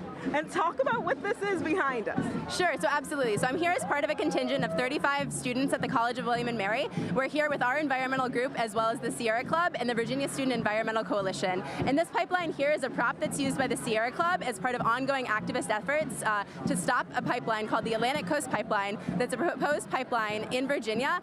The ACP, as it's colloquially referred to, is a huge issue, both because pipelines are bad for the environment, but also because they're bad for local communities. The ACP has a compressor station slated to be in Buckingham County, which is a huge issue of environmental justice. We have poor communities and communities of color that are consistently and repeatedly and intentionally disproportionately impacted by issues of environmental injustice.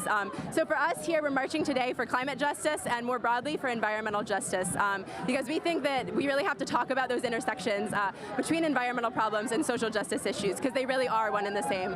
So I'm here with a fantastic group of fellow students who've been also integral in this effort. My friend Emirio can talk a little bit more about issues of environmental justice in the region. Yeah, talk about that, the issues that are facing particular communities of color.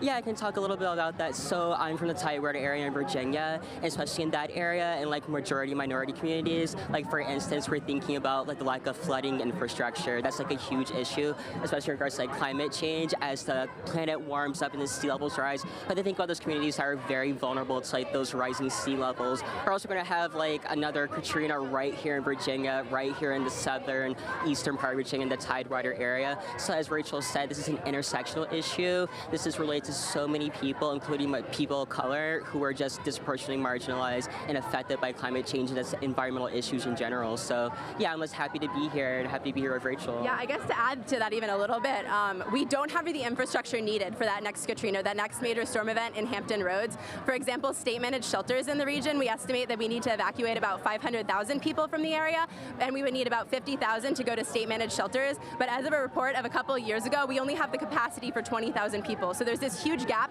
in terms of emergency preparedness. Like we talk about climate change like it's this big, distant phenomenon, but like it's not. It's already affecting people's lives, and it's already affecting particular communities in disproportionate ways. And I really hope we've seen today already at the Climate March that that's an issue that's being talked about more than it has before. And I really do have this deep hope that as the movement moves forward, that will be embraced a lot more, because this is an intersectional issue, like you said. And to continue on a little bit, like I think we think environmentalism as like a really abstract issue, but it's a really human issue that's affecting people right now. So I encourage everyone out there, look at your local communities, look at your own backyard, and really see how you can be involved in these issues so that there is more flooding infrastructure, there's more awareness of these issues so that we can help the people who are being affected right now. And of course, you guys are students. Talk about the importance of the youth movement, young people in this climate march.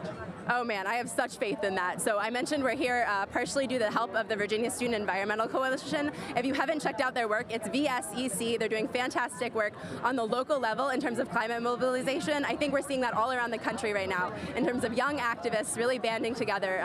In a lot of ways, because we don't have the institutional constraints of larger, like mainstream environmental nonprofits, we can be more justice-oriented and we can be more progressive. And so I would say I really see the youth movement moving us forward. But it's also great actually to be here and see such an intergenerational aspect. Like we have people, I was marching here with my parents earlier, which was a fantastic experience, and we have people who are, retirees. I saw a sign for like an elderly organization around green issues. I think that's fantastic too. It really needs to span from young children all the way to the elderly and retired. But I also have faith for the sort of movement that the youth are pushing forward within that. Yeah, just like a little bit. I know like the environmental movement historically has been largely white. We're focused on like white people in general. So like I have so much faith in this movement right now. The young people, there's so much enthusiasm for making sure that we're intersecting all these issues with absolutely everybody, with like immigrant rights and women rights, queer rights, LGBT rights, just everything. So I'm really happy that it's more intersectional, more inclusive of everybody. Because ultimately this is touching on so many aspects of our lives, so many facets of our lives. So it's really great. And again, here we are in Lafayette Park, across from the White House, in the middle of the People's Climate March. The march will then move forward from here to the Washington Monument. Carla Wills here at the People's Climate March in Washington, D.C. And thank you so much, Carla. I'm Amy Goodman here with Nermeen Sheikh. The march started this morning, early morning, like 6 a.m., with a water ceremony led by Native Americans, Native American women. And then they moved on to the reflecting pool and people organized, there were teach-ins, and they prepared for a press conference of local grassroots activists, which was very powerful, a clarion call for people around this country to be involved with the issue of climate change. And then the elected leaders spoke, senators, Congress members, and Attorney General of Massachusetts, all spoke about the importance of the issue, and they spoke to the Congress that was right behind them, the Capitol, and their colleagues there, as well as to what's down the road, the White House, where President Trump was this morning. We're going to turn right now back to the White House, where we'll be joined by one of our producers and correspondents, Dina Guzder, who's at the sit-in in front of the White House. Dina?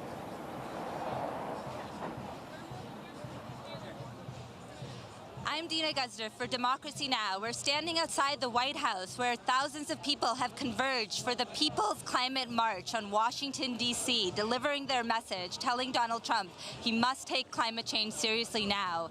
We're joined now by a family, 3 generations, all here together for the People's Climate March. Let's start with the grandmother. What's your name and what brings you here today? My name is Ellen Sabelko, and I flew in here from Wisconsin to be with my daughter and my granddaughter. And the president doesn't take climate change seriously, but we do. And we're here to let him know and to stand with all the other people that want to save our planet for future generations. And you're the mother. What's your name and what brought you out here today with your own mother and your own daughter? So I'm Kim Sabelko from Philadelphia, Pennsylvania. And we're here, as my mom said, marching for our future. We have to invest not in fossil fuels, but in green energy to protect our planet. And can I ask you what your name is and how old you are? And can you tell us about that beautiful sign in your hand? I'm Naomi. I am 7 years old, and I made this sign to show that I care about climate change. And for people who can't see your sign, could you describe it for our audience, what the sign says and what the colors are? The colors are rainbow and blue and green, and it shows that I care about the earth. Mm-hmm. And it says, I'm with her, and points to the earth and says, stop polluting air. Well, thank you all so much for joining us. For Democracy Now!, I'm Dina Guzder, outside the White House. That was Dina Guzder, who's at the White House right now, where thousands of people are. Actually, Nermeen, they've estimated 150,000 people marched today on this April 29th, the hottest April 29th, it's believed, in Washington, D.C. history, or at least one of the hottest. That's right. And I think a large part of the reason, much like as we've seen over the years, we can ourselves attest to the changes in climate. I mean, it's 93 degrees, close to 93 degrees in Washington, D.C. today. Already April was the warmest month since temperatures started being recorded in Washington, D.C. So I think that's why we were standing here. We've been here to see our full coverage, 5 hours. You can visit our website at democracynow.org. And we've been here as thousands, tens of thousands of people marched behind us here down Pennsylvania Avenue and are now doing a sit-in at the White House. Right, and this is a massive sit-in. They divided at the White House so that they could encircle the whole thing. We are standing in front of the museum where the protests, the rally, the People's Climate March began. We'll talk more about that in a minute, but right now, Carla Wills back at the sit-in at the White House. Carla, get ready. Get ready, Carla. Now, go. This is Carla Wills here at the People's Climate March in Washington, D.C. I'm standing here with Randy Orwick. Tell me where you're from and what your sign says. I'm from Elon, North Carolina, and my sign is about Be the Church. And this is from our United Church of Christ denomination, and it talks about what it means to be the church. And we think protecting the environment is one of the top things we need to do. And so that's why we're carrying this sign in honor of that today. But we also know that there's a lot of intersectionality. There's issues of racism and of taking care of the poor and of working to help and to forgive. And that's a big part of it too. So yep, we're here. We're proud to be here and glad to be able to stand and witness. So that's what we're doing. And why is resistance in this kind of a march important? Well, there's just so much happening right now in terms of, we were hoping we were making some progress, and then the progress is slowing down politically, and we just don't want to let it slow down. And so we've got to keep talking. We've got to keep standing. We're working in our church in a very big way to try to bring solar power to our church, to try to do things, recycle, composting, all kinds of things. We work with our sister Elon University, which is right across the street, and do a lot of work with them. And we have a farmers market to buy local. So we really feel like we're doing our part, and we want to continue to see others doing their part. And we want to try to share this message. That's a real important thing. And of course, today is the 100th day of Donald Trump's presidency. What's your message to him, and what do you think about his first 100 days? Well, as a pastor, I try not to be candidate driven, but unfortunately there's just so many negative signs. And what we're trying to do is to allow people to see that the kinds of decisions that are being made right now are not helpful for this, for our environment, for our government, for any of our people in our communities. So we're going to try to continue to resist. We're going to try to continue to bring a positive message, and we're going to try to bring renewables and make renewables an important part and get this particle count down to 350 or below. We're at 400 now, and we were just at a climate conference yesterday with our sisters and brothers in the United Methodist Church, and it's just not right. What we're doing right now is not right. And talk about what's going on in the North Carolina legislature, the state legislature, not allowing climate change to be. Well, we're really impaired there. We're really working hard to deal with state people as well as local governments, trying to get some change to take place, but it's going to be a very uphill battle. We're really thankful that we have a governor that seems to be on board, and we're trying to find a way to continue to kind of chip away, if you will, to try to get back some semblance of sanity. Because all we're getting right now is just a lot of knots and a lot of takeaways, but we're not really getting anything real positive. And so what do you hope to leave here with? What's the message? Well, we need to turn this all into votes. That's the biggest thing, and we're working very hard to get people registered to vote, especially around the college community. We're working very hard to bring renewables, to introduce the idea of renewables around even in municipalities, trying to get them to be renewable friendly, trying to get people to create targets for what percentage they will use for renewable energy in the next 10 years. And that's the thing we're going to be doing. We have a Green Church Committee in our church, and we're working very hard to advocate. So we're just going to continue to work and continue to study, continue to advocate, and continue to grow. Thank you. Again, Carla Wills here at the People's Climate March. We're standing right here outside of the White House across from Lafayette Park. It's actually winding down now. People are walking to the Washington Monument again, finishing up the march over there. And it will, I guess, be what? You're hoping that they're going to do some more speeches and stuff there. And then they're supposed to be done around 5:30 or so. Okay, perfect. All right, again, Carla Wills reporting with John Hamilton from the People's Climate March here in Washington, D.C. And thank you so much for that, Carla. Nermeen and I are back at the beginning of the march where, well, they've opened up traffic right now. This has been an epic day. And as we stand in front of the museum, I hope it's a lesson to the media. They've focused a lot on this first 100 days of the Trump presidency and what it means. There should not only be a report card or an assessment of the first 100 days of the Trump presidency, but there's always a force more powerful, whether it's a Democrat or Republican in the White House, and that is the force of people.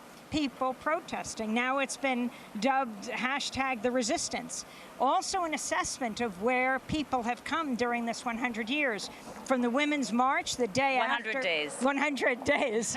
Hopefully not 100 years. From the Women's March, the day after the inauguration, moving on to the mass Muslim ban protests, the tax protests. May Day is the big immigration protest. Folks, we just have a minute to go. I want to let you know I'll be speaking tonight at the Plymouth Congregational Church, 5301 North Capitol, Northeast at 7 p.m. Sunday, 5th and K Busboys at 5. Then we're on to Durham on Monday in North Carolina, Tuesday in Miami, Tampa on Wednesday, Atlanta, Thursday, Minneapolis and Carleton College on Friday. Then we're on to Madison, Chicago, and on Sunday we'll be in Kalamazoo, Lansing, and Grand Rapids. Thank you to the amazing team that made this broadcast possible. All the team in New York, Julie Crosby, Trina Nadura, Mike Burke, here in Washington, D.C., Dina Guzder and John Hamilton, Dennis Moynihan, Andre Lewis, Carla Wills, the whole team. Special thanks to Renee Phelps and Dennis Moynihan, to Nermeen Sheikh. Thanks so much for co-hosting today.